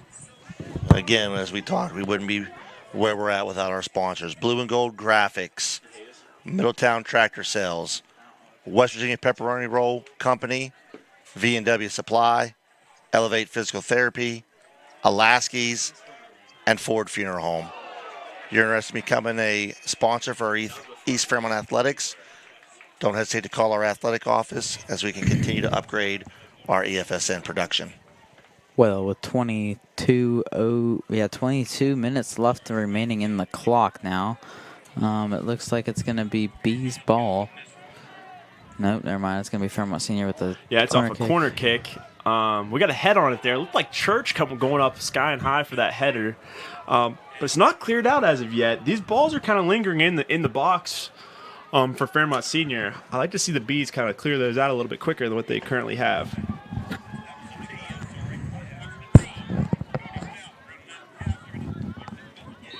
An update on Braxton game? Yeah, we should be in the fourth quarter, so it should be a running clock now, which it looks like. There's 2:58 left in the fourth quarter. 50-0 East Fairmont. Oh, man. 50 that's to a nothing. 50-point route there by the Bees, and that's back-to-back weeks of big days for the Bees football team. Good to see another shot on goal from a off angle. Goalkeeper was able to rally that one in. Let's see what he's got here on the kick out. Looks like Maddox Boyer kind of doing a lot of what Parr did last year, controlling a lot of that space in that midfield.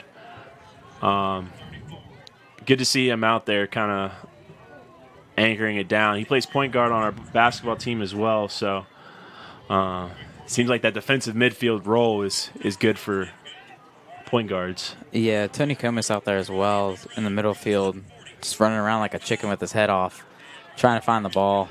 You know, soccer, that's a sport where you do kind of want to be a little bit bullish in a China shop. A lot of kind of shoulder jostling. Looks like we got some substitutions here for Fairmont Senior. Looks like number 5 is going to go off for number 1. Yeah, 5 Broadhurst is going to go get himself a breather here about the 20-minute mark. Where's that 7? I think that's 7. Samuel Cox subbing Yeah, in for Cox Fairmont is going Senior. to come back in. He was in there earlier. He actually scored the goal early, and then now he's back in there for his second stint. Yeah, now it's going to be captained by for Fairmont Senior number 10 Caleb Young, who's a senior as well. Kind of contrasting styles here. Fairmont Senior plays 7 seniors in their starting lineup. East ball substitution for East side now. Whereas East Fairmont plays 7 sophomores. So experience is definitely on the side of Fairmont Senior here. Good to see him tied up 1-1 early in this half. We'll see how they can respond.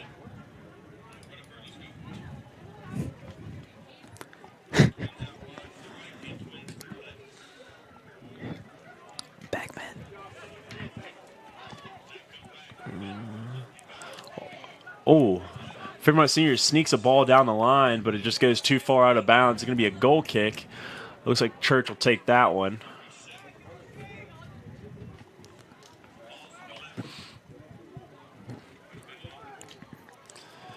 Yeah, and this right here, big collision. Who is that? That is our Number right side 10. defender, and he is slow to get up, but he's kind of shaking it off there. Tobin Fancher went down there.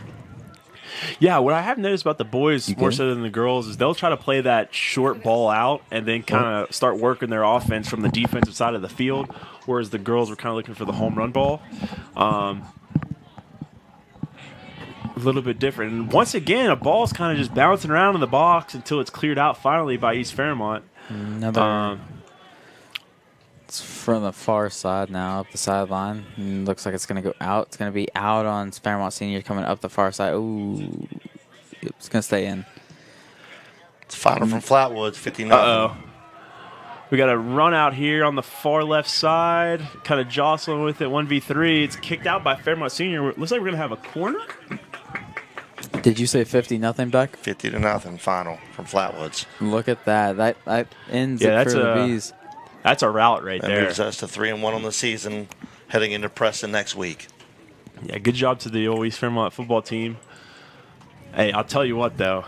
Braxton Live, their live stream is a little bit more advanced than what ours is. They do a great job down there in production in Braxton County.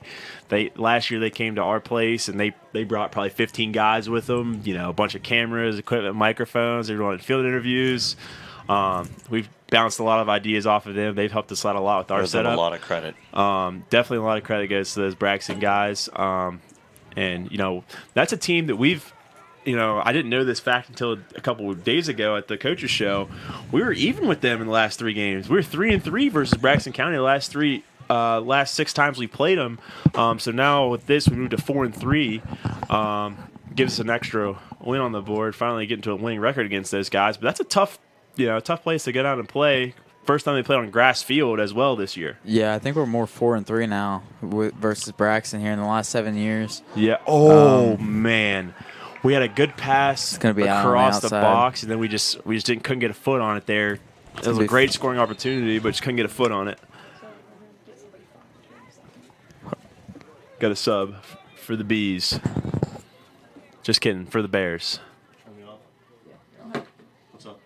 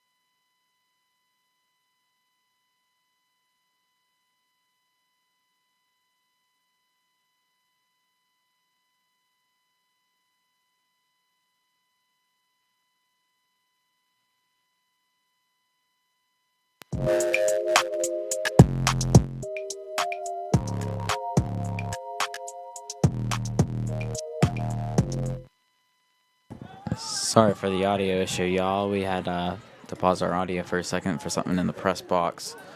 I'm back here with it. We're 15 minutes left in the first half. It's 1-1. Bro, you're allowed to be excited, dude. Listen, it is 9 o'clock at night. Dude, fired up. I don't know. Gives you a 5-hour energy or something, monster. Oh, God. Make You're my allowed heart to be explode. excited. Yeah? Yeah, you're allowed. All right. Uh-oh. Ball into the box here for the Bees. And it's kind of bouncing around for Fairmont Senior. And it jumped. Oh. I don't know if that was a lack of hustle or what, but that ball was kind of bouncing around for the grabs, and nobody wanted it. Seemed like nobody wanted it. Goalie mistimed his jump. We could have easily had an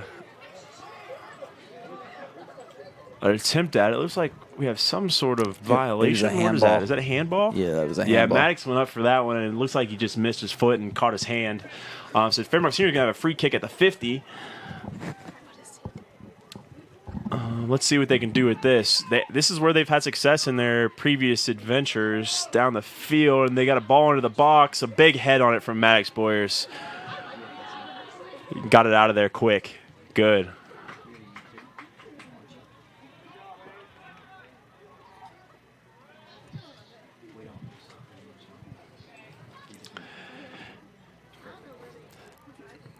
I mean, still, the pace of this game, though, is very quick. Both teams are kind of, back and forth and very quick. Beck pulled down the mic. He must have something to say. No, you're right, John. I mean, on the boys' side, speed is obviously a factor when you come to the boys' side. Athleticism, they're stronger. So, I mean, it's going to be an up and down pace. And especially with, 1-1 with a 13-minute mark here. Yeah, and both goals, honestly, have been from outside of the box. The one ball for Fairmont Senior was kind of in the box, but a little bit further out. Whereas you saw all 4 girls' goals were from, plays inside of the box, kind of within the 5-yard line or so. Our goal came from about the 15-yard line, and then Fairmont Senior's goal was probably about the 9 or 10. So it was kind of at the edge of the box. So deeper strikes are being shot as well, with a little bit more velocity. And honestly, the balls, and kind of contrast from the girls' side, the ball stayed a lot in this midfield area from 30 to 30, and it hasn't really deviated except for a few chances from either side. So where the girls' side of things, Fairmont Senior in the second half kind of, held the ball on their side of things. East Fairmont in the first half held the ball on their side. The boys is kind of all 30 to 30 range, right in the middle of the field. So I see a lot of contrast from the girls' game from earlier. Has a lot to do with coaching philosophies too, on your strategical plan of how you want to break down the defense. Look like the girls got a lot more touches within the team. Mm-hmm. Well, John, for this being our first time broadcasting an event, normally it's Bill Dunn and Jaden Gregg. We're out here doing this. How do you think we're doing? I don't have much excitement. Not to toot my own horn, but I got Becky laughing over here. I mean, you're not supposed to. You're supposed to let other people talk for you. Yeah. I think we are. What a strike! That was so far. Was that church? That was skids. Yeah, that was skid. Yeah. But anyways, let other people talk for you, and we're kind of we're out here doing our best. I think we're trying. Yeah. Is it good? Maybe. Is it bad? Maybe. But I feel always room for improvement. Yeah, that's what we're doing every week. I feel like I could be a little bit more energetic with it, but yeah, it makes one of us. I think you're about to fall asleep on the mic over there. I mean, it's a very good possibility. Look at the backspin that guy has on his kick. Yeah, and once again, we're still right here at the. But that goes back to what I'm saying, John. That last kick, was that by Carson? That was by Skid. Yeah, it was by Skid. Yeah. I mean, the long bombs that we're trying to kick instead of getting touches. Yeah, that was about a 30-yard shot attempt. Very, very deep. Oh, looks like we may have some. It's going to go out the back goal line. I think that was what out. What do we got? Corner? We signaled corner. It's a corner, yeah. Number 20, no. Looks like it's going to be Church going out there for the corner kick now. Yeah, Church seems to take all the free kicks, just like Ice did in the first game. Seems to be Church taking all the free kicks, which makes sense, him being the field goal kicker for the football team. Once again, the two scoring opportunities were really off of free plays. One was off a free kick. The other one was just off a deep free kick as well. So let's see if we can capitalize on this corner. We got a head on it. Oh, a goal! That is in for the Bees. Wow. Right on cue. Looks. I'm not sure who scored that goal, but somebody got a head on it for the Bees, and then it got kicked over to the near side post, and the guy put it in near side. PA announcer is going to help us out here in a second of who that was, but that was an absolute missile.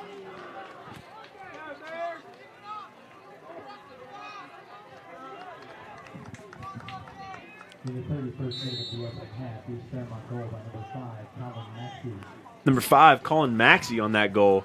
That was an absolute missile. He's listed as defensive midfield on our roster here, so he came all in from defensive mid on that corner kick opportunity to put it in. So he's only a sophomore, like Kieran said at the beginning of the half. They have 7 starting sophomores this season. Yeah, young team. But I will say it's been anchored pretty well here by Maddox Boyers in the middle of the field. Maddox, was he the lone senior starter that we have? Looks like Maddox Boyers and a few out there. You got Tobin Fancher out there. Yeah, Jackson Fancher. I'm sorry. Jackson Fancher's out Tobin's there. a junior. That's right. Yeah, so Jackson and Maddox are 2 seniors they're only 2 seniors on the roster. But yeah, Maddox really anchoring that middle of the field. And then Jackson Fancher, they have him listed as defensive midfield as well. So those 2 guys kind of really anchoring that middle of the field and letting these sophomores kind of run wild right now. Church with another free kick that actually goes off a Fairmont senior guy and goes out of bounds. So we have a throw in here at the 20-yard line. And this is one play that I don't think either team have really capitalized on as a throw-in. The boys seem to do a good job. They scored a goal off a corner kick, but off of throw-ins, doesn't seem like we're kind of capitalizing. We're kind of just giving that possession away. I'd like to see us kind of get something going off the throw-in and get something going towards the net maybe. Oh.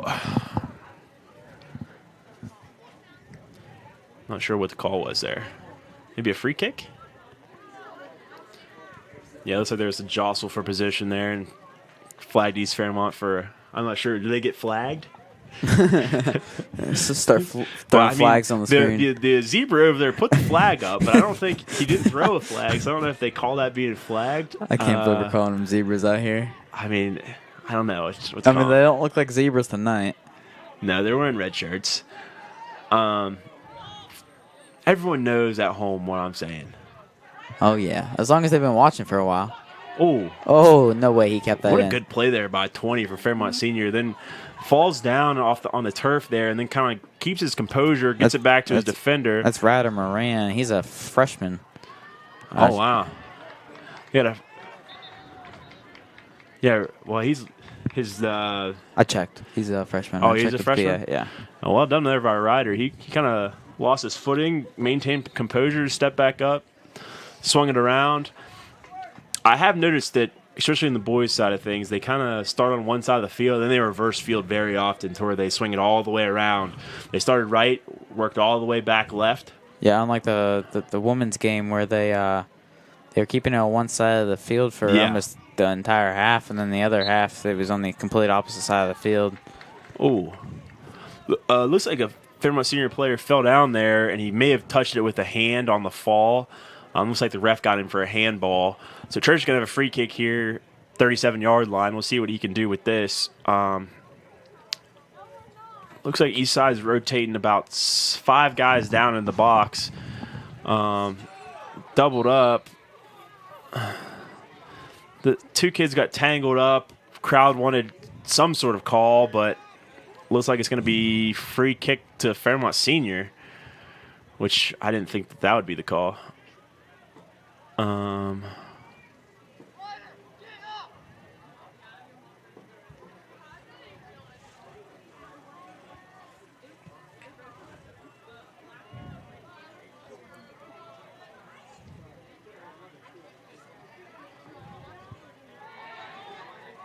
Huh.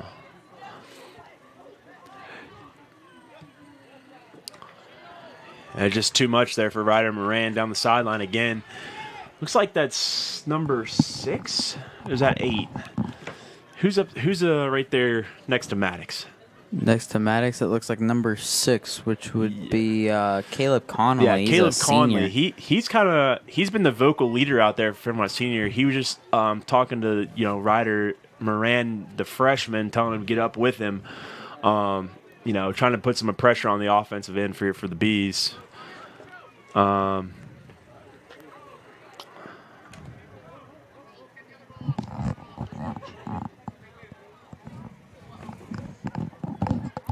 Little delay here. Ball boy and player miscommunication. They didn't know which ball they wanted to use. Can't play with 2 in soccer, as far as I'm aware, unless they change that rule.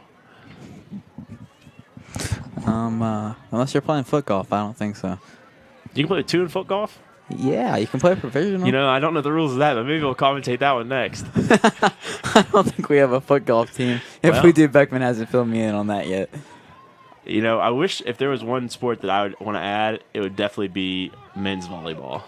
Let's try to get that going, because I would have played in high school for sure. I wouldn't play in high school, but I'd sure definitely commentate it. This kid's got some fancy footwork, but kind of just gets bullied by Moran there. Number 5. Colin Maxey. Colin Maxey. Yeah, he's kind of playing with his food there a little bit, and Moran Moran's a big kid for a freshman. Big legs on him. He kind of just bullied Maxey off that ball and maintained possession for Fairmont Senior.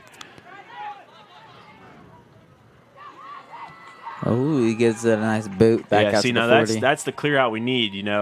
Once the ball gets down in the zone, we want to try to get it out as fast as possible. Even if it's not to our team, at least try to get a play on it. Nice little trip up there. That's gonna be a East Fairmont ball there. Yeah, foul there from a Fairmont Senior kid. Ref explained it to him. He's got the neon green shoes on there. You can probably see it on the live stream. Those things are bright. Yes, they are.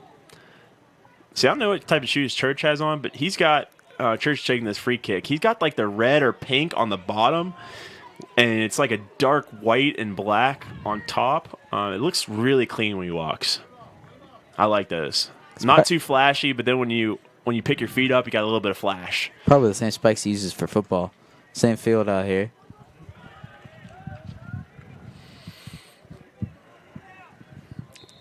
What do we got here? 2 minutes and 40 seconds left in the half. It's 2-1 East Fairmont. Bro, did you update the score, or do you still have 1-1 up there? You do have 2-1. Good job. I'm not that bad of an intern. Come on now. Yeah, we're trying to get titles here, and Brody's title is now junior intern, so he will, even though you're only sophomore, right? Yeah, I'm sophomore in high school, but junior intern for the program under here. the head honcho, Head honcho. And then, of course, we got Becky. Speaking of Becky, have you read off our sponsors yet today? Yeah, you did.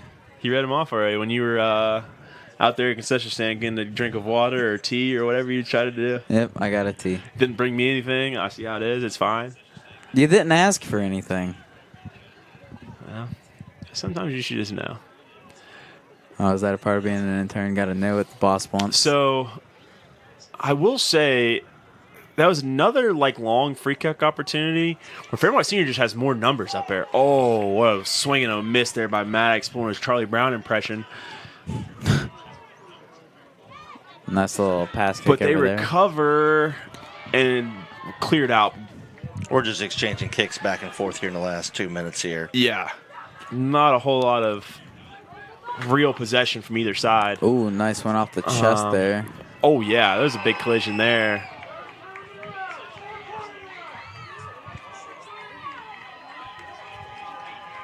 We got a minute till we go to our blue and gold halftime show. I'm not sure which fans wanted something. There was a collision well, we're sitting right between over the top of striker Fairmont of East Senior. Fairmont, the middle defender for Fairmont Senior, and one of the crowds wanted a big card there, but not sure who it was. It seemed to be just two kids going for the ball. I didn't see anything too flagrant. It's a rivalry game. You got to let them play a little bit, Coach. Yeah. I mean, it's going to be physical, but I didn't see anything too out of line there. I agree. And we got 30 seconds till halftime. You let some of it play through. I didn't see anything too serious that drew a card or warrant some sort of misconduct. Yeah. Attitude and demeanor seems a bit more calm on the boys' team this evening.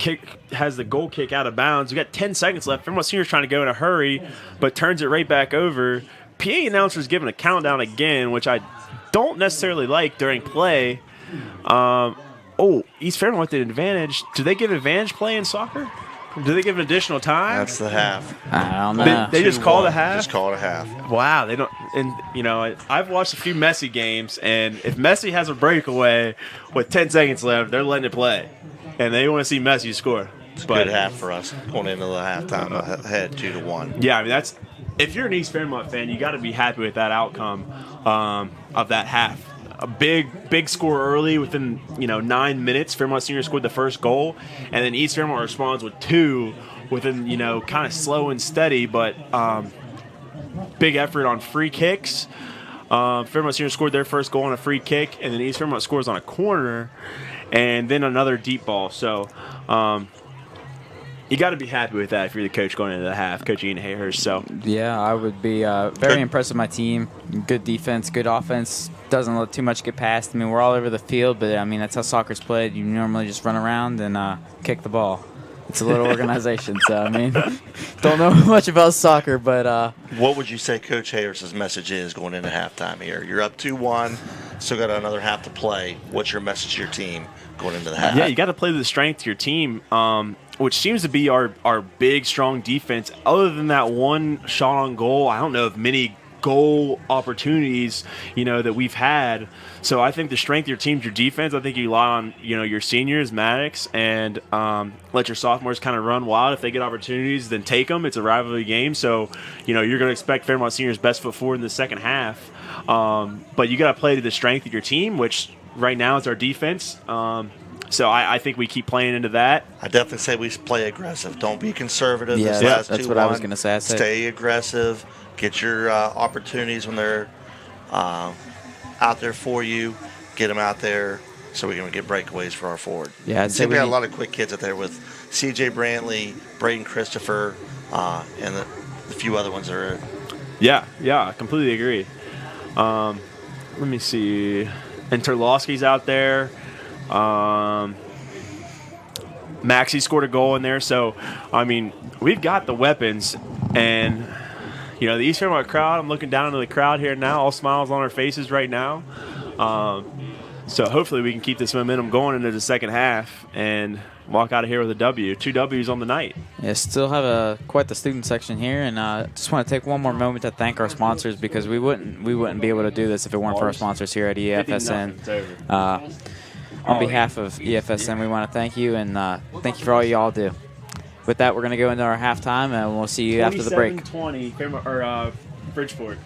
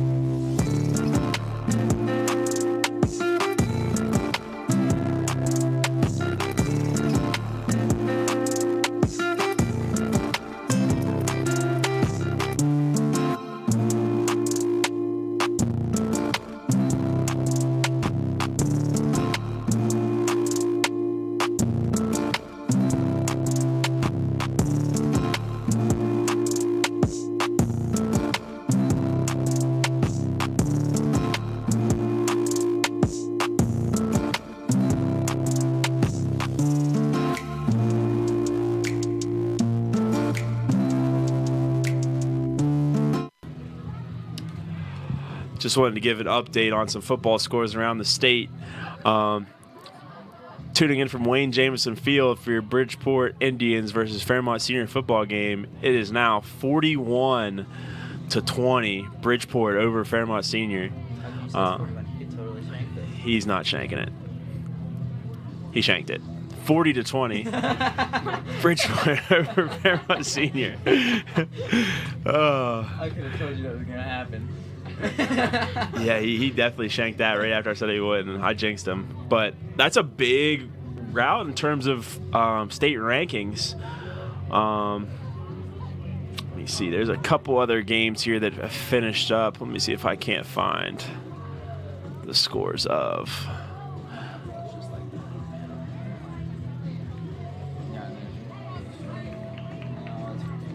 Tucker playing Gilmer in the big single A matchup this week.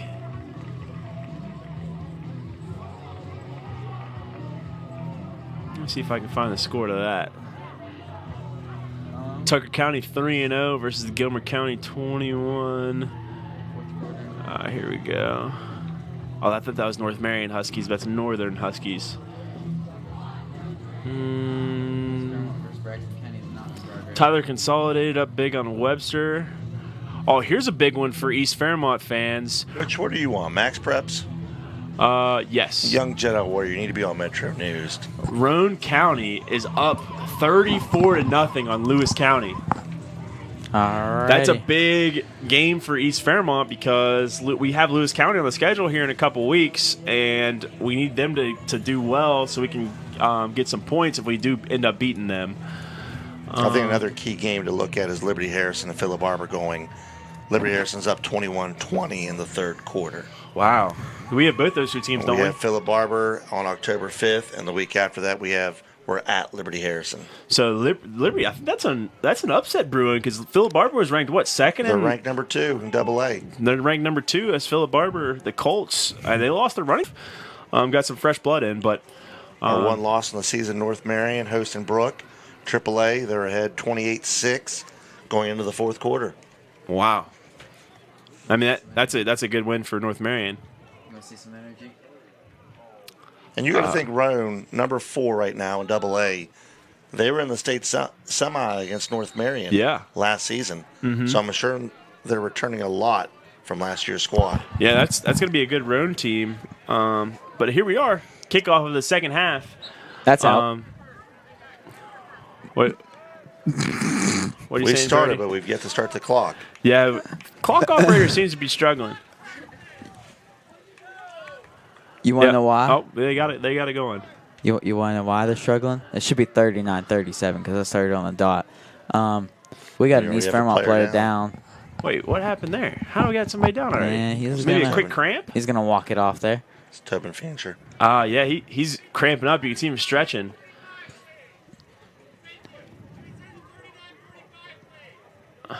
Looks like they're trying to get 39:45 on the clock. I don't know why you're looking at me, dude. I can't control the clock. Yeah, you're looking at, the zebra was looking up at us like we had something to do with it, but PA is down the hall. We have a resume of play at 39:45. We got a deep ball going into. Oh, yeah, that was number 5. Let me pull the rosters back up here because that was a physical play. That's Maxey. He was battling against That's number gonna 15 go- for Fairmont Senior, which is Abe Thompson. Looks like Thompson got the worst end of that because he was the one that actually got the head on it. Put a slide tackle out there on that far side on the 20-yard line. To throw it in now. It looks like it's going to be Church that throws it in. Yanks it down the sideline. Church seems to be taking all the set plays as a sophomore. That's a big responsibility to take all the free kicks, all the corner kicks, most of the throw-ins.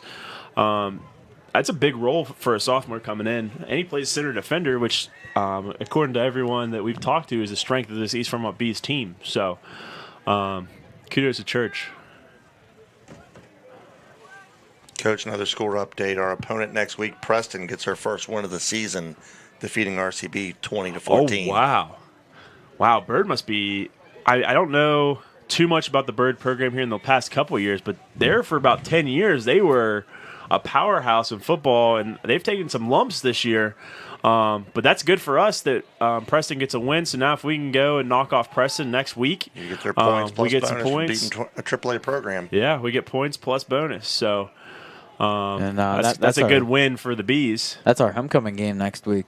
Yeah. So we're going to have a packed house. We're going to have that homecoming court stuff and halftime show. And I think for the past 3 or so years, ever since we started doing this live stream stuff, more and more people are starting to filter in. I know a couple years ago it was COVID, so I don't know if these people trying to get out of the house and kind of get back into their normal routine of watching sports, or if it's the change in coaching staff with the new Bees look and what Coach Eckel has going on over there. But it's been a packed house here at East West Stadium for football games, and there's even been big crowds on the road, so it's good to see. When you have successful programs, fans want to come watch you play. We have a very successful program, and I mean our student section is looking pretty decent here tonight as well. I mean they're still here, and yeah, you always know the student section showing out when one of the coaches has to come over from our team and say, "Hey guys, keep it down over here." So that's always good to get the students out and active and involved, respectfully, of course. I mean that kid is fast. I'm not sure who that is going down the sideline for us, but he has wheels. On the far side, we've got a big shot on goal from afar. It's a skipper across the turf, collected there by the goalkeeper from Fairmont Senior. That's a tough stop coming from my 1 year of playing goalie of my whole life at U12. That's when the ball's skipping at you across the turf like that. Yeah. That's a tough ball to get your hands on and contain. So good play there by the goalie. I used to hit my head off the goalpost when I had to play those ones. Wow. Yeah. That doesn't surprise me. There's a reason I don't play soccer.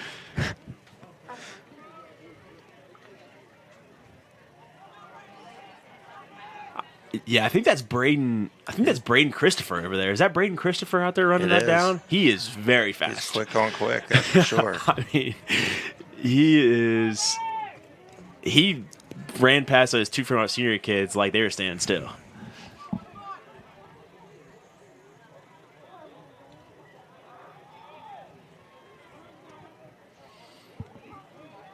Oh, out of bounds there. I believe that's the only sport that Braden plays as well as soccer. He's invested a lot of time. He's a 3-year letterman, junior. Comes from a good family. Coached his two older sisters, Mariah and Michaela Lucky. Oh, I did not know that was his sisters. Yeah, they were in high school with me. Yeah, they were athletic girls as well. And there he goes again down that left side. It looks like he's trying to jostle for position. The Fairmont Senior defender is definitely bigger than him, and was able to wheel him off there. See, that's a rule in soccer that it kind of gets used to.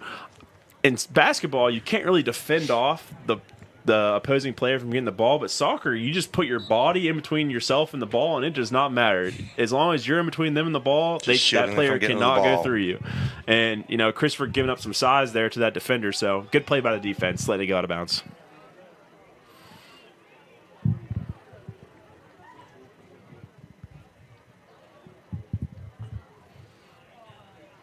There goes Caden Massey down the middle. And now we're coming down the right side. Tony Comas. Yeah, that's Very Tony aggressive with Comas footwork. battling with number 5, the captain from Fairmont Senior. That's Grant Broadhurst back in. They got Broadhurst being a little too aggressive. I don't know if I even agree with that call. They're kind of just both going for it. Oh, ref signaled an elbow, so must have caught him with a high elbow.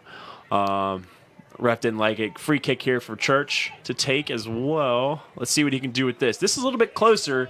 This is definitely in the wheelhouse of him being able to put this in the goal. But I like to see us get a head on it from the somebody. 35-yard line. And he's played it deep into the box, and it's bouncing around. And nothing. Looks like it's going to be cleared out by Fairmont Senior for a throw-in from this. Charlie almost had to shave his Whoa. head. They called corner? Okay, that did us some replays on this live stream, Brody. That must have been a change of rules from what I understand, because that ball definitely went out on the side, but they were calling a corner kick. If you remember from the first half, East Fairmont scored on a corner kick earlier from Church on the same side of the field. This looks like a set play here, Coach. Yeah, we got about 5 guys stacked at the very top of the box. Looks like we got some false action. A guy going far post. We got to head on it again. Play. Oh, my. What a play and goal. What a ball from Church. And it was headed into the goal. That was a design play, well executed. I mean, what a play by Coach Hayhurst there. I don't know if that was specifically drawn up for that play, but he's fired up. Look at it over there on the sideline. He's giving his buddies high fives. He's pumping up the crowd. Kids are jumping around. Well designed. Well executed. Haha, I did get the replays. Look at that. Assistant coach over there is fired up. I'm working Look on at this play through replay. Great ball from our corner kick of Carson Church. Oh. And PA announcer guy even got confused. He didn't know who scored it. Number 9, Aiden Glover, credited for that goal, and they have him listed as defense here, so he came all the way in from defense. They drew up the play to get a head on a defender. He puts it in. Well done. And now it's 3-1. You finally figured out how to use that replay button, huh? Yeah, we're going to have some good things going on here. Jaden Gregory be happy. But see, we can't give one back up right here. You know, Fairmont Senior instantly comes off the kickoff. They control it on our end, and we're kind of struggling to get it out of play here. I know our defenses are a strong suit, but we got to kind of keep the pressure on and keep the ball on their side as much as possible. Yeah, there's still 30 minutes of play. You still got to be aggressive. And in a rivalry game like this, especially when we're up 2 goals now, you see a little bit more sense of urgency from Fairmont Senior side of things. They're trying to make something happen. So here's that defense has got to be sharp. Going live on there. Oh, and the PA announcer gave us a correction, and that was Maddox Boyer actually coming in for the goal. So Maddox, the point guard, he probably, even though he's the point guard on the basketball team, one of the shorter ones on the soccer team, he probably is our tallest kid. So makes a lot of sense for Coach Hayhurst to draw that play up for him to get a head on it. It's your senior captain. He earned the right to have an opportunity for that, so, and he's got a lot of time invested in soccer just as much as he does basketball. Yeah, and we got a Fairmont Senior pressing the issue, but it looks like there was a foul there. I think Church was wheeling off the Fairmont Senior defender, and they end up fouling him. So he would take a free kick at about the tee inside the goal line. And controlled by Fairmont Senior off the free kick, but then headed back by Maddox Boyer. I mean, he just had hit that header from the 30 down to the 50. That's a 20-yard header. No wonder he drew up the header for the goal play, because that was a strong head on him. So every time we do a replay, it puts it behind. Birdie's trying to tell me about a replay, and I don't know what he's trying to say. Okay, so every time we play a replay, right, it delays this even more. Yeah. Maybe? I don't know. Yeah. What's video clips? Oh, is this where we could play ads? Those are some things to toy with. Yeah, after the final. We are new to the broadcasting, but upping our production every day, every week, every game. So working on replays here now. We got a nice East Fairmont wipe screen that kind of brings in the East Fairmont logo from the side. I want to know what this button does. And we have a few other toys we have yet to show that plan to be unveiled very soon. Coach, you want to talk about our coaches show? Oh, yeah. I've mentioned it a couple of times just in passing. Every Thursday at Appoannies, we have a coaches show. Homecoming's next week, so it'll still be on Thursday. The only week that we change is that we play on Thursday night football, which is versus Philip Barber, and we'll change to Wednesday of that week. But you'll hear from coaches from all the fall sports, not just football. Football will be a feature on every week, but we try to get features from all the fall sports team. We've heard from soccer coach Eric Wright. We've heard from the cross country team this week of Coach Bree Dobrinsky and Jamie Ford. In a couple weeks, we have boys soccer coming on. Golf is supposed to be coming on. I haven't heard back from them to get a date yet. I called Dave Webb last night. He's coming Thursday. Oh, okay. So golf might be there on a triple feature. Yeah, cheer night. will be there next week. Oh yeah. I forgot about the cheerleading team. Cheer and golf next week. Coach Beckman's. We'll have to work golf into our schedule. We're limited for the hour time. So cheer will be there at 5:30. Football will be there at 5:45. All right. Sounds good. I've worked a schedule with all the remaining fall sports. Have not been in the coaching show. I will say. Volley will be there next Thursday, the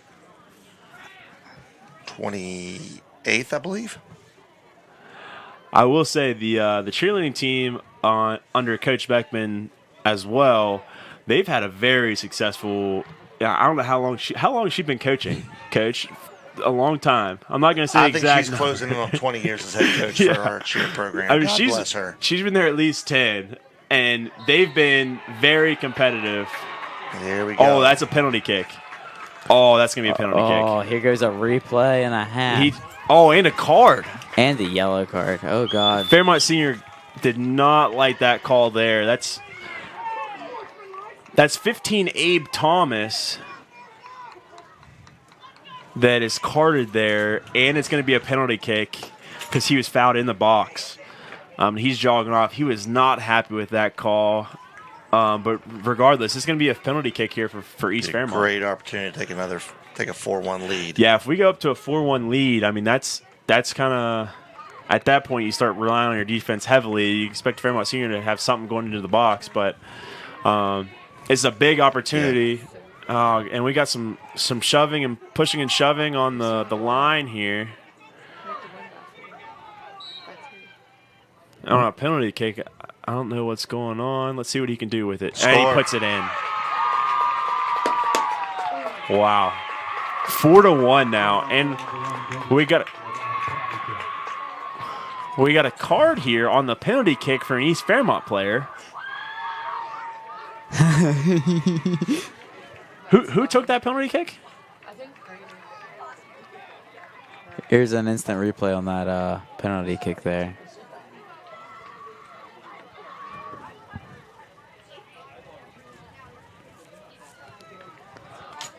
Was that Christopher that took that? I believe it was. Yeah, I think Braden Christopher scores his second goal of the night. And then I believe Maddox Boyer picked up a yellow card because of jockeying with the Fairmont Senior offensive player or defensive player on the line. There's like a flop rule or something because Maddox is the one that hit the turf, and he's the one that got the card. So I don't know if they called him for a flop or what. But regardless, 4-1 East Fairmont. Uh-oh. Yeah, kind of 4-1, and East Fairmont kind of let a lazy ball go through, and the Fairmont Senior offensive player almost got to it. Like this, if you're Coach Hayhurst there, you definitely want to see some hustle after that ball and at least play it out or something.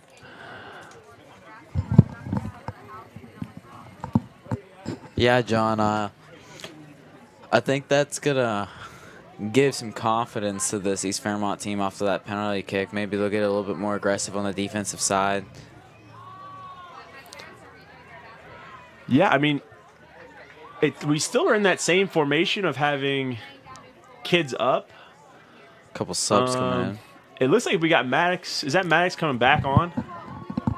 Took his one play off and it's back in. Yeah, Maddox took one play off, and now he's back in for the same guy who came in for him.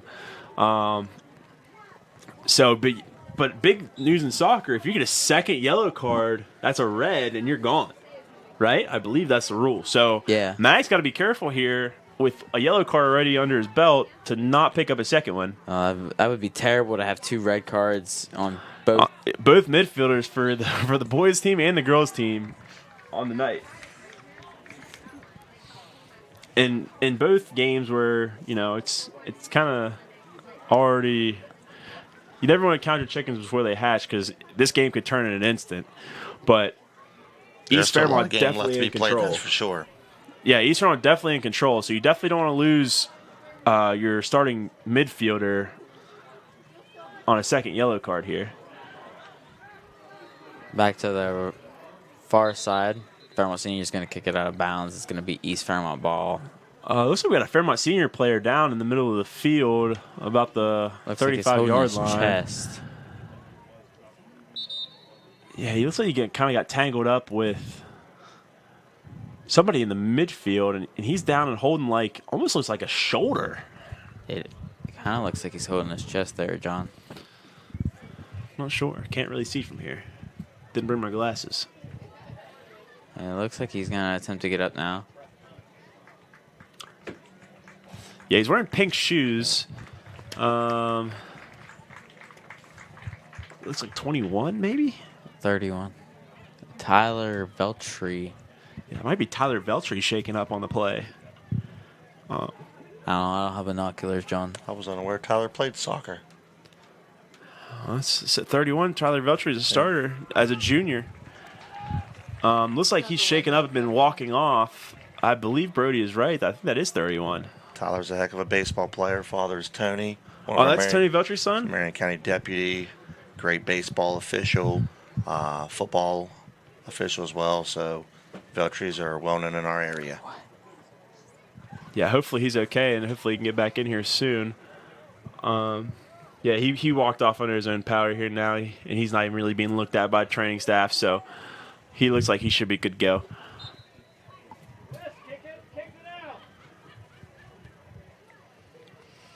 And back in play here with Fairmont Senior ball, and once again, it's instantly turned over off of a throw-in to the Bees, and we have a big shot on goal that's deflected. It's going to go right. Oh, that was Braden Christopher from the 20. Kick. That was impressive. He didn't really have his feet under him. Was kind of off balance, but still put a lot of power on it, and it was deflected. It looked like it was going to go into the goal, but it was deflected by the goalkeeper. Or not by the goalkeeper, by the defender, and then the goalkeeper kind of got duped, and it went wide. And Church is going to be taking another corner kick. 2 of our 4 goals are on corners. Same set on this corner kick. Is it a different play? Could be the same play. We're sending Maddox around like we did before. Oh, we're sending it close post this time. That's some head-to-head contact. And there's a big collision in the box. Fairmont Senior struggling to get it out of there. Fairmont Senior is out. And East Fairmont's on the retreat. But we got a nice throw in, but we only have 1 guy in the box where Fairmont Senior has 10. So I don't think there's going to be much to do there. Yeah, it's kind of just kicked out and controlled. But, yeah, Coach, is the same exact set, except the first time Church went far post where Maddox was. This time he goes close post, tries to get the other side involved, and just didn't find home. Good play, though. Great thing is we get this new equipment, this camcorder, we'll get a live angle experience down there. So when we go to replay, you can go to that camera angle. Yeah, that's going to be nice. Definitely. We hope to have that for next Friday's game against Preston. Got a nice Sony camcorder. Sony or Panasonic? Panasonic. Yeah, Panasonic camcorder we have ordered, and it's en route. Going to up our production quality a ton. Thank you to the East Vermont Foundation for buying that camcorder. For sure. The East Vermont Foundation, they paid for all of that out of their account, so we appreciate that very much, because without the help from all these places, like we said, this wouldn't be possible. So, along with that, we also have 2 new GoPros coming in for basketball season as well. We're going to have 1 for each side of the court, along with the camcorder. I'll tell you, John, not to cut you off, Brody, the following the EFSN is getting now from our fan base, from coaches, I constantly get texts, hey, will you guys be live streaming tonight? Yeah. There's a game on YouTube. So it is gaining a lot of steam.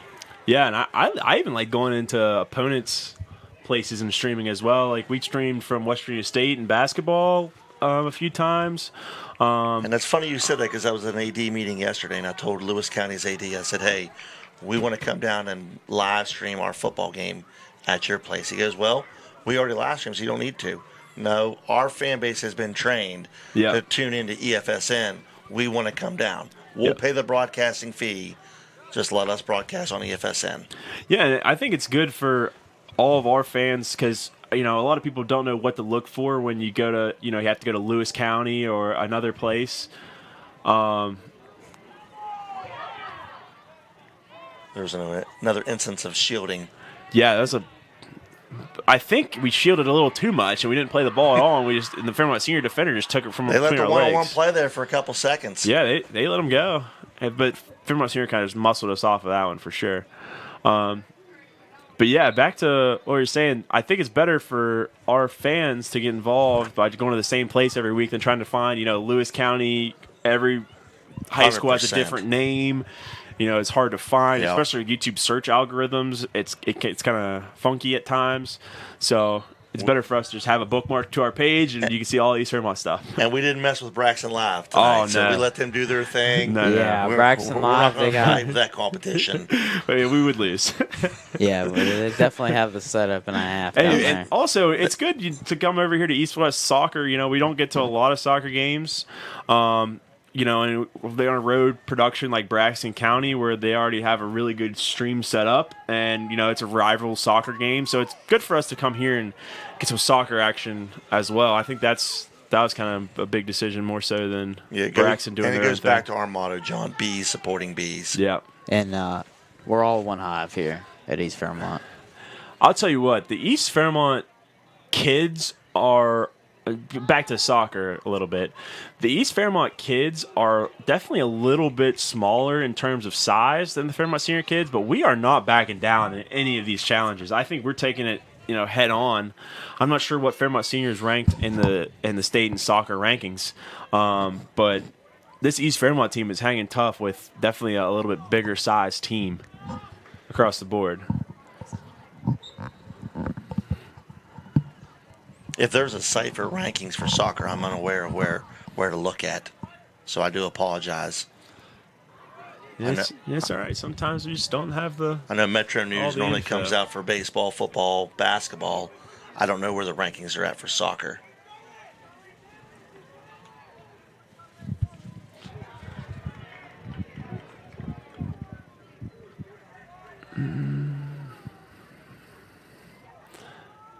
And I will say, ever since we took this 4-1 lead, Fairmont Senior had the very quick burst just at the first initial kickoff. But other than that, we've kind of controlled possession in our side of the field. I should say their side of the field, close to our bench. And we've kind of kept it there until this point in time. Finally, the goalie getting involved a little bit. That's Charlie Boyer. He hasn't had much action tonight at all. No, I mean, our Bees defense has been incredible tonight. I mean, keeping the ball away from the box, keeping it on the other side of the field. I mean, Charlie's been up at the 30, 35 hash mark today. And wait a minute, 4 goals. That means he has to shave his head, right? Yeah, he does. No, he doesn't just have to shave it. He has to go bald. They're up by 3. Oh, wow. If they're up by 2, he shaves it. If they're up by 3, he balds it. Well, he might be going bald after this. Yes, he will be. But anyways, yeah, that's credit to the Bees defense, and especially the midfield. I think the midfield has really controlled the tempo of this game. And the speed of the Bees is really showing. Just like in the girls' game, you know, I thought the Fairmont Senior girls were just as physical. I thought that they played hard. But eventually the speed just got to Fairmont Senior, and they just couldn't handle that. What a good save there by the goalkeeper. It looks like, is that number 10, Caleb Young, maybe, at goalie for the Bears?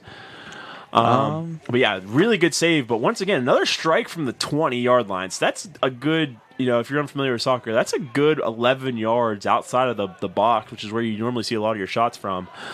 So we're showing our leg strength today, and we're firing from deep. but still trying to get some action into the box and working in there. And there's a... What do we got here? Oh, that's a yellow card.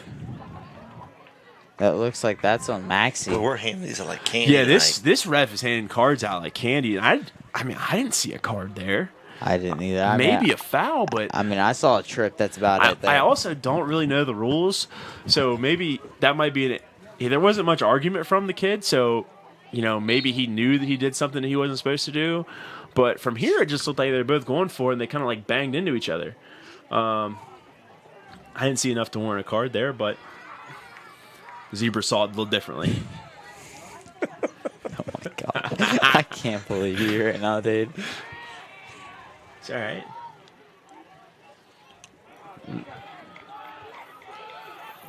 What a burst of speed CJ has. Yeah, CJ. Is that CJ over there? CJ Brantley, yep. Yeah, he is. He's also very fast. And a little bit different type of speed. I think his start-stop is very quick.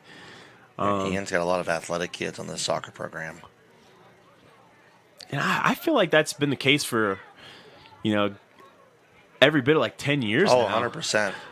The soccer team has had a lot of athletes come through. You had Andrew Slusser a couple years ago, who was an all-American soccer player. Yeah. Michael Gaskell played soccer. I mean, both of Slusser boys. Aiden and Andrew were both extremely athletic.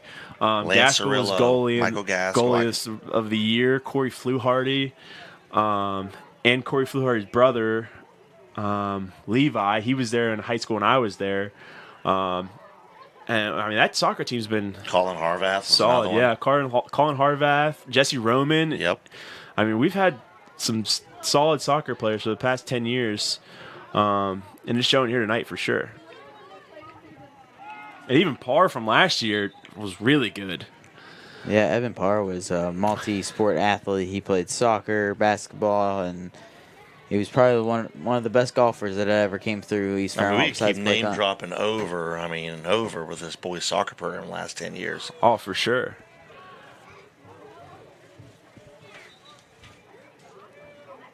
A state championship in what was that, 2016 or 2017, one of the two? I'm almost certain it was 2017. And the coaching we've had on the boys' side, from Mark Harvath to Fred Roman to Tristan to Eric Wright and now to Ian Hayhurst, it's been in good hands. Yeah, it really has.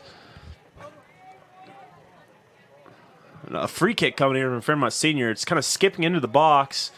There's a big collision in front of the official. Finally blew his whistle a couple seconds late, almost like he didn't know what was going on, but blows it dead and foul, I guess, to Fairmont Senior. It'll be East Fairmont free kick. And once again, it's Church taking it. Now, one thing I have noticed, the boys' team on either side does not sub nearly as much as what the girls did. No, the girls were subbing left and right. Both girls and boys, every couple minutes we had a sub coming in. The boys have been every bit of 10 minutes without a sub, and I think the last one was just because of the injury. So, guys, at this point in time, 15 minutes left. You got to think getting kind of tired. Legs are probably starting to get a little achy here. So, don't want to let anything sneak through. And on cue, Fairmont Senior makes a sub. Too. Yeah. Are we coming out to stream that? You're more than welcome to. You going to bring the equipment out? I will be watching WVU football in Morgantown. If you want to come stream soccer by yourself, Brody, you can come on out. Is Beckman going to bring the equipment out?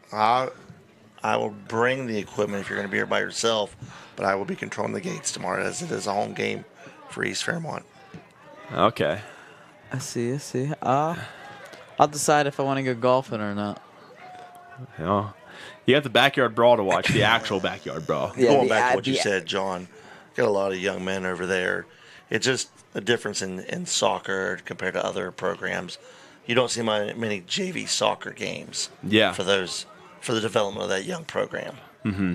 And I mean, you gotta think East Fairmont already starting 7 sophomores in their starting lineup, and a lot of those started as freshmen as well last season. I remember a couple of these kids. So, I mean, at that point, you're like, who am I going to play on the JV team if most of my freshmen and sophomore are playing up varsity time? So, especially for this East Fairmont team. A little bit different from Fairmont Senior, contrasting their roster. They have 7 seniors out there. You try to find time for your young kids to develop, but for East Fairmont, our young kids are developing out there in live varsity reps. So, we have 23 kids on our roster this year for the boys team, and only 2 seniors. Oh yeah, only 2 seniors out there, and they're both starting. Yeah, 2 seniors, and then we only have 5 freshmen. So, this freshman bulk of the soccer team is sophomore class, and even the junior class is only 1, 2, 3, 4 juniors, with Braden Christopher, Aiden Glover, CJ Brandley, and I think that's it. They only have 4. So, and Aiden Cole. We haven't spoken much about our goalie. Who's our goalie for today? Charlie Boyer. Charlie Boyer. There's a Birdie said that he was goalie of the year or something. No. He's like top 10, top 15 in the state. Yeah, top 15. I knew you said something that he was good. I was trying to give him a couple more ranks. What class is Birdie? Or Charlie, I'm sorry. He's a sophomore. He's a sophomore? There's a bet going around today about him. He has to cut his hair. Yeah, about his hair. If the Bees win by 2, he has to shave it all off. He's got quite the hair ahead over there. And kind of like the same thing, though, in the girls' game, Charlie hasn't got much work other than the first couple minutes, making a couple saves. But, for the most part, the defense is held strong for the Bees, and they haven't really got many shot attempts. Yeah, that back line's been solid, that's for sure. Who are the members of our back line? Aiden Glover plays over here. Then we got Church. He plays in the middle. Let me see who else we got. Jackson Fancher. And, Jackson Fancher's back there. Aiden Glover. And then and Maddox Church plays on the defensive midfield, so he's a little bit up higher than the rest of the defense, but he's still part of the defensive half of the field, and those guys are doing an incredible job. Looks like East Fairmont did make a sub over there on defense. I'm not sure who that is. But he's way on the far side away from us. But, yeah, credit to the Bees defense tonight. They are, other than the first couple seconds, they are holding tough. And you got some fancy footwork here and a left-footed shot. Ooh, good save there. He didn't catch all of it.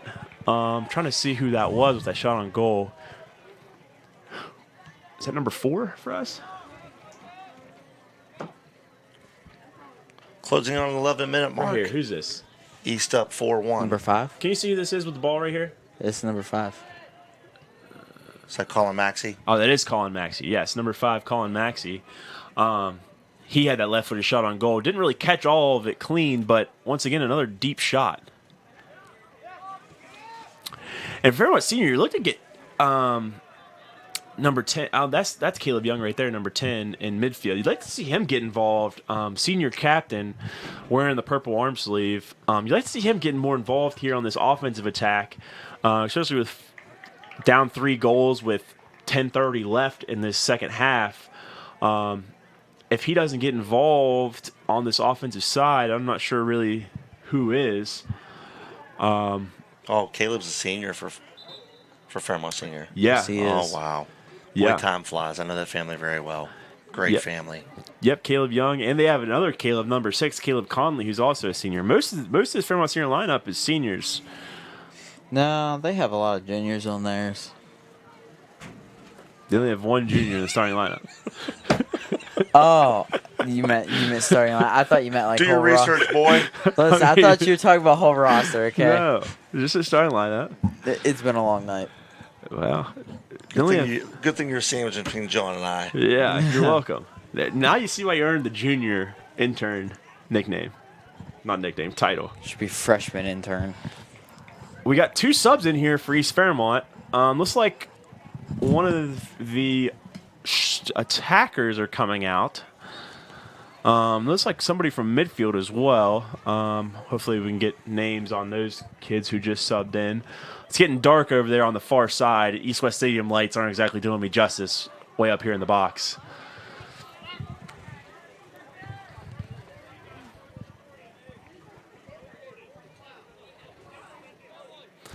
I will say, communication for Fairmont Senior is very good. You can still hear, even though it's a 3-score game at this point, you can still hear the defense kind of picking up and talking and getting plays involved. Definitely not going their way so far this game, but they definitely haven't given up any fight. That's number 15 with the arm sleeve on, Abe Thompson, out there directing traffic from defensive side of things. So, Coach, with 8 minutes, a little under 8 minutes to go, you're up 4-1. Do you start changing your philosophy? As a basketball We're coach, talking as a coach. Yeah, try and relate from basketball to soccer here. Yeah, as a basketball coach, you're up 3 goals with 8 minutes to go. I'm definitely trying to play my game the way that fits the strength of my team. Maybe get a couple young kids in, which Coach Hayhurst did just sub 2 in. So maybe get a couple kids in, but you got to play your game here still with 8 minutes left, especially in a game like soccer when really a goal can be scored in 10 seconds. If you have one through ball that you kind of get lazy on, a goal can be scored like that. And that, 2-score lead, 3-score lead can dwindle very quickly. So you still got to play your game. I don't think you need to be overly aggressive now. No. With 8 minutes to go, you don't want to fall back and play and be timid. Take your opportunities when they're given to you, but don't be overly aggressive. It's going to cost you a goal.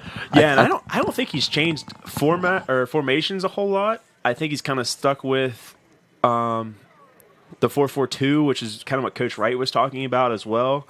I think he's kind of just changed personnel a little bit. As a former goalie, I'd say you want your defensive backs to still play aggressive, but your offense doesn't need to play as aggressive. What good foot movement that kid has right there. Who is that? Number 8? Maddox Boyers. Yeah, that's Maddox for sure. Some good footwork there I saw there. The fans wanted a foul there, but both kids kind of went for a slide tackle, and then they kind of just got tangled up, and then they both just stood up. Maddox just happened to stand up faster than the Fairmont Senior kid, so I don't see a foul there. I'm not even sure who they wanted the foul on, if it was an East Side fan or a Fairmont Senior fan, but yeah, and that's kind of where it gets a little dangerous when you got to throw in deep in your own zone. A nice job just clearing it. Yeah, you just want to get it out of there as soon as possible, set your defense up, make you get a far throw in just like that, and now we can kind of control it from here.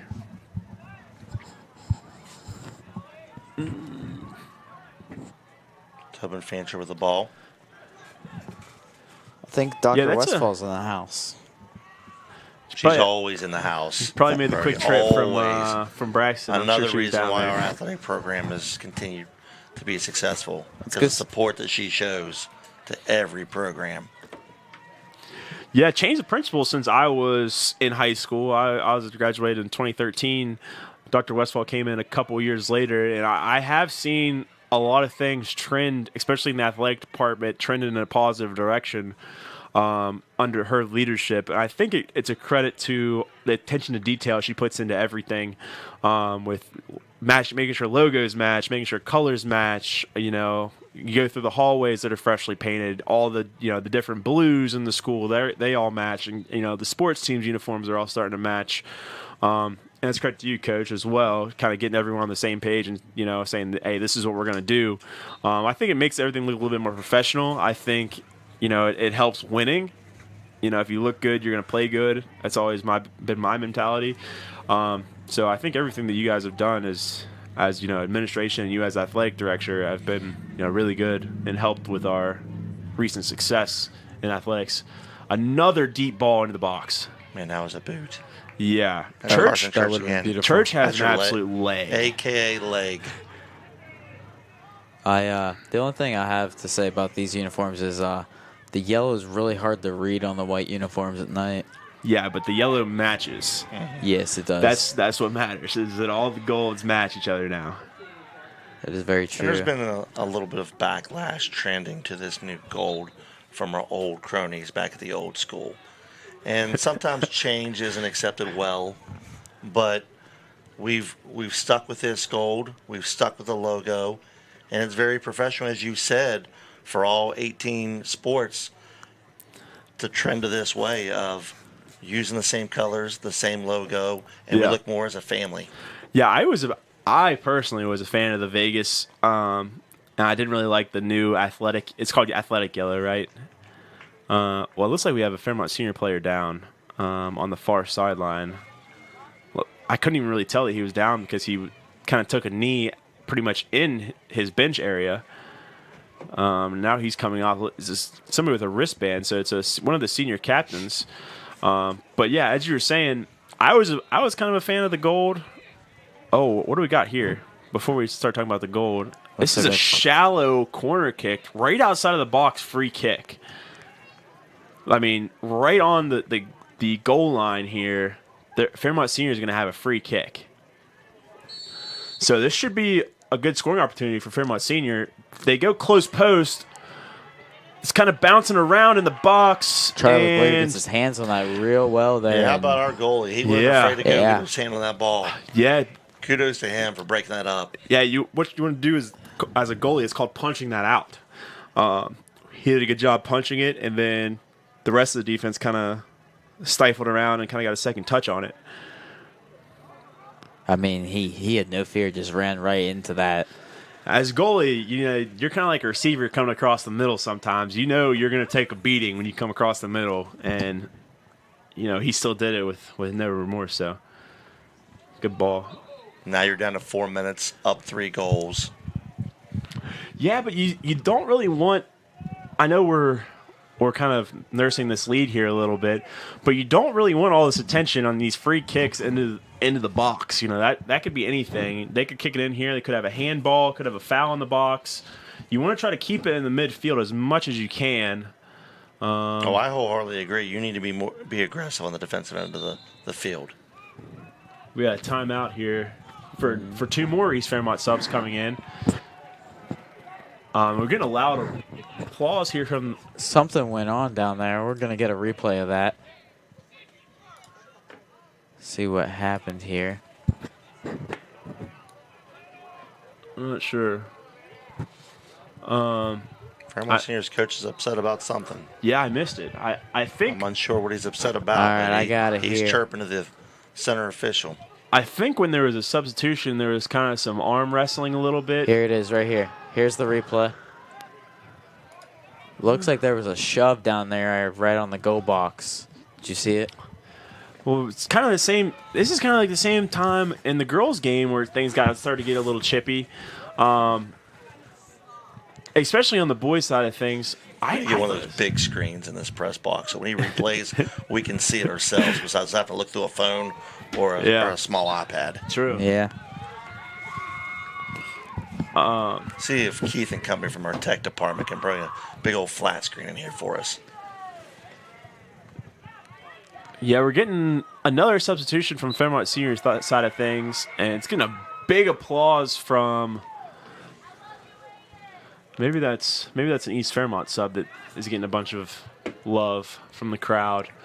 Yeah, I think that's number 7, Aiden Cole, who just subbed in at midfield. I think he's getting a lot of love from the East Fairmont crowd. But yeah, 2 minutes left and 2 minutes 30 seconds left in this half. Second half, that's where the girls start to get a little chippy. Don't want to see a boy get sent off here and then have to be suspended for 2 games as well.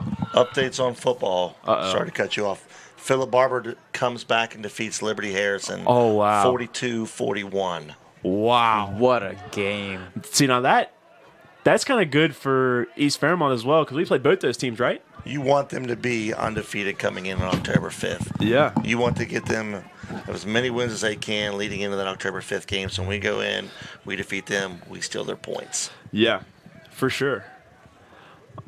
Football rankings, for those that don't know, it goes by a point system, and it goes by who you play and how many teams your opponents have beat. So, say you're East Fairmont, you just played Berkeley Springs, who doesn't have a win yet this year. They lost again tonight, so they're 0-4. And Berkeley Springs 0-4 on the season. So that game isn't really giving you any points. You only get the 1 point for beating that team.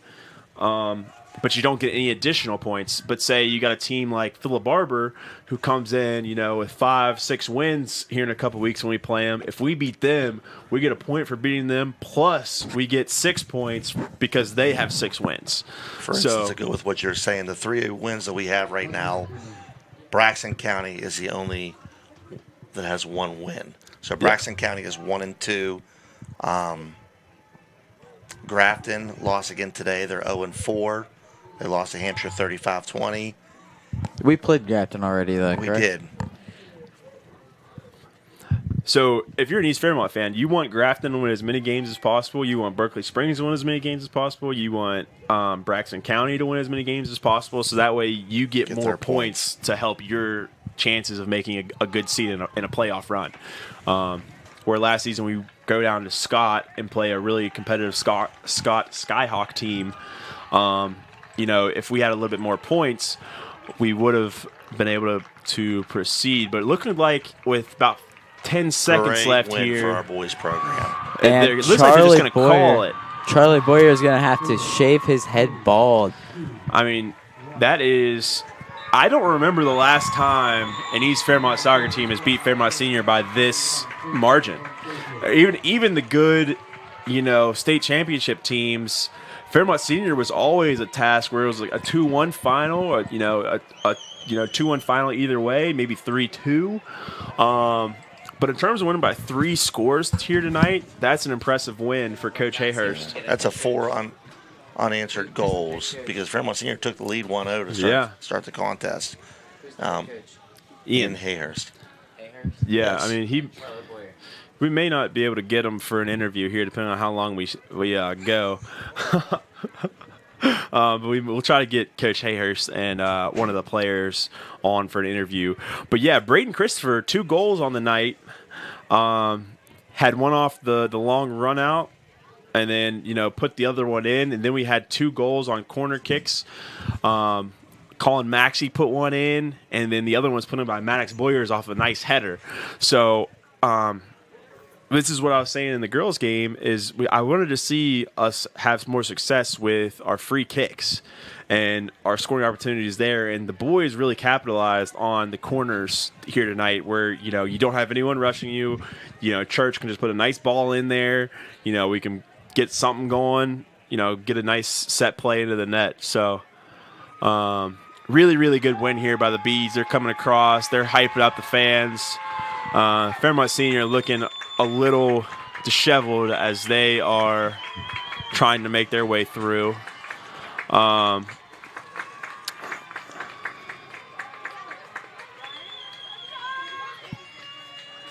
That's 3-0 on the week for our boys program. Hope to go undefeated with a win versus Berkeley Springs tomorrow to make it a solid 4-0 for the week.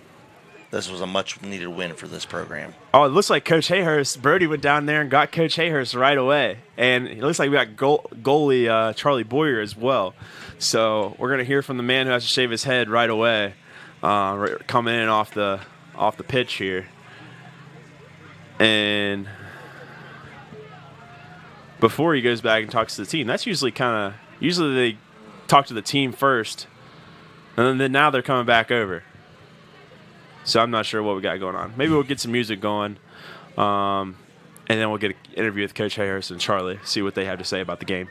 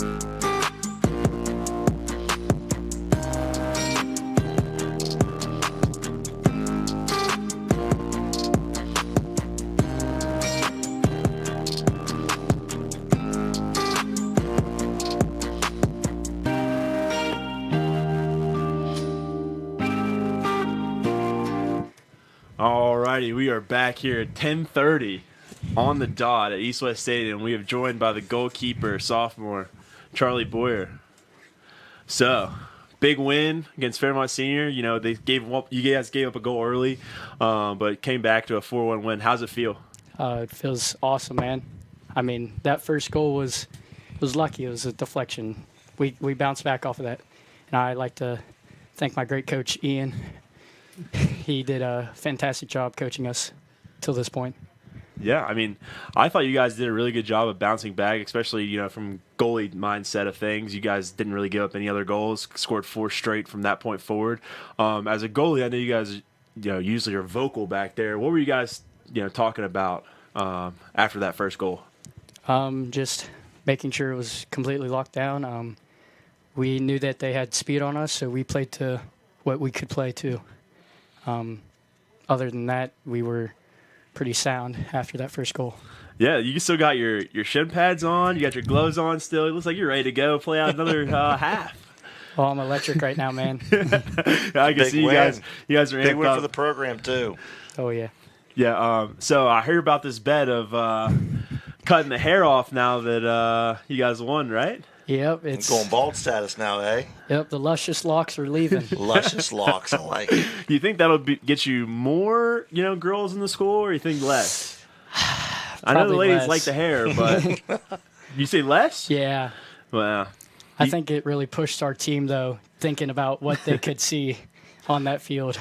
Yeah, given, you know, it's always good to have something to play for, even though, you know, that's something funny, but something a little bit out of incentive just to make everyone go a little bit harder, just see something that they think would be funny or cool or whatever. So kudos to you guys. So looking at your week, you're 3-0 on the week.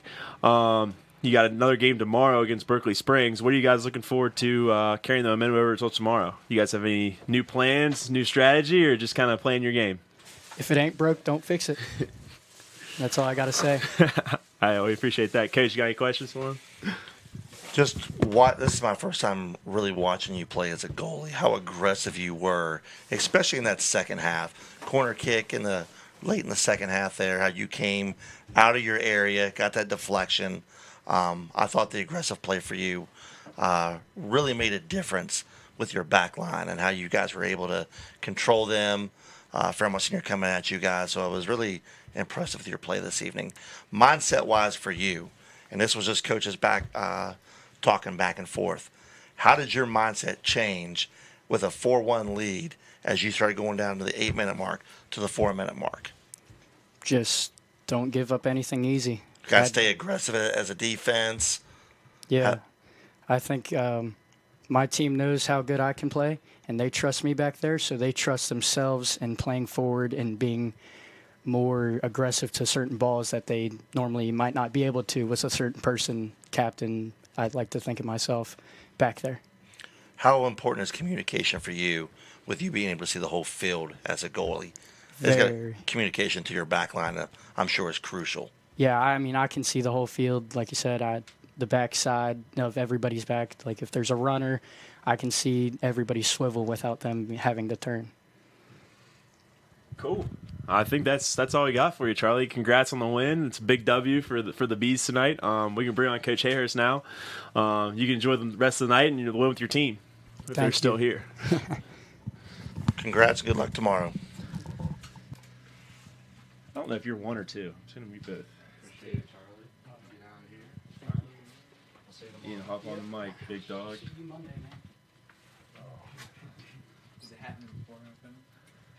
All right, got Coach Hayhurst joining us now. Big coach. I mean, I played basketball with you in high school, so it feels weird calling you coach. But big 4-1 win against Fairmont Senior in your first season as head coach. How's it feel?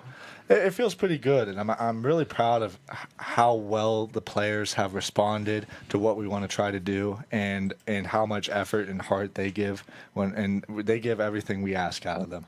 So it's amazing to be able to coach and have the players respond like this. Yeah, I mean, and I was talking with Coach Beckman. I don't remember the last time we beat Fairmont Senior by 3 goals. I mean, that's kind of rare. Even when we there a few years ago, we were state champs and we were beating them, but it was still a close 2-3 or 1-2 game.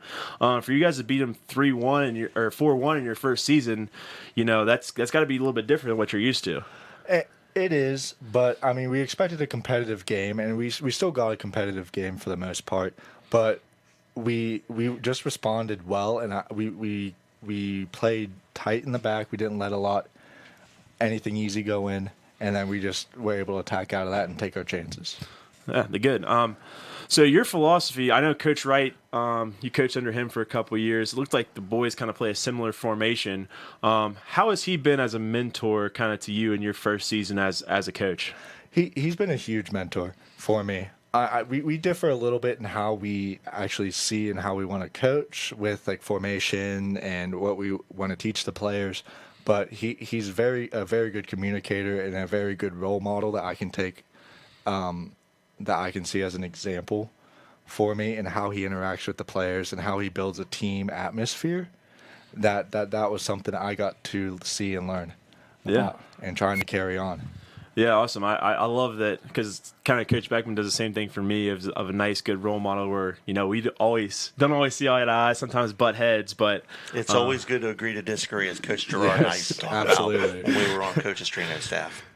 Yeah, when I coached both of you guys. So we always had those agree to disagree moments.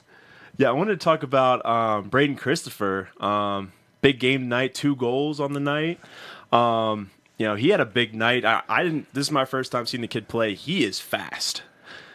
He is, and he's very skilled as well. What we've really seen this year is he's stepped into the role of being the offensive leader for us. Like, if we need a moment, we need somebody to take control, get us a shot, get us an opportunity. Braden's been stepping up into that role, and it's showing. It's been huge for us this year. Yeah, awesome. Yeah, especially as a sophomore. You guys play a ton of sophomores. We were talking about their roster. They have, I think, 7 seniors they start, where you guys start 7 sophomores. Big difference in age gap. How do you think they handled the emotion of an East-West game? I know the ref was handing out cards like they were candy out there, but how do you guys think your team battled the emotion? Our team is young age-wise, and we were a little bit nervous at the start, but once we settled in, we started to realize our young players, although they're young, they have a lot of experience. A lot of them got time last year, and a lot of them have been around the game. So once they start to settle into a game, their confidence grows and they trust in their ability and their skill. And I think that showed tonight. A plethora of sophomores in your roster. Absolutely. We're very young and we're very talented. Yeah, I know that Coach Beckman and I are both going to ask this question. The corner kick play where Maddox loops around and gets a header goal on the far side post there, it looked up here, it looked picture perfect. I mean, it looked like that's exactly the way you drew it up. Church threw it in back post. Maddox was right there to I think Brody's going to show a replay here of it now.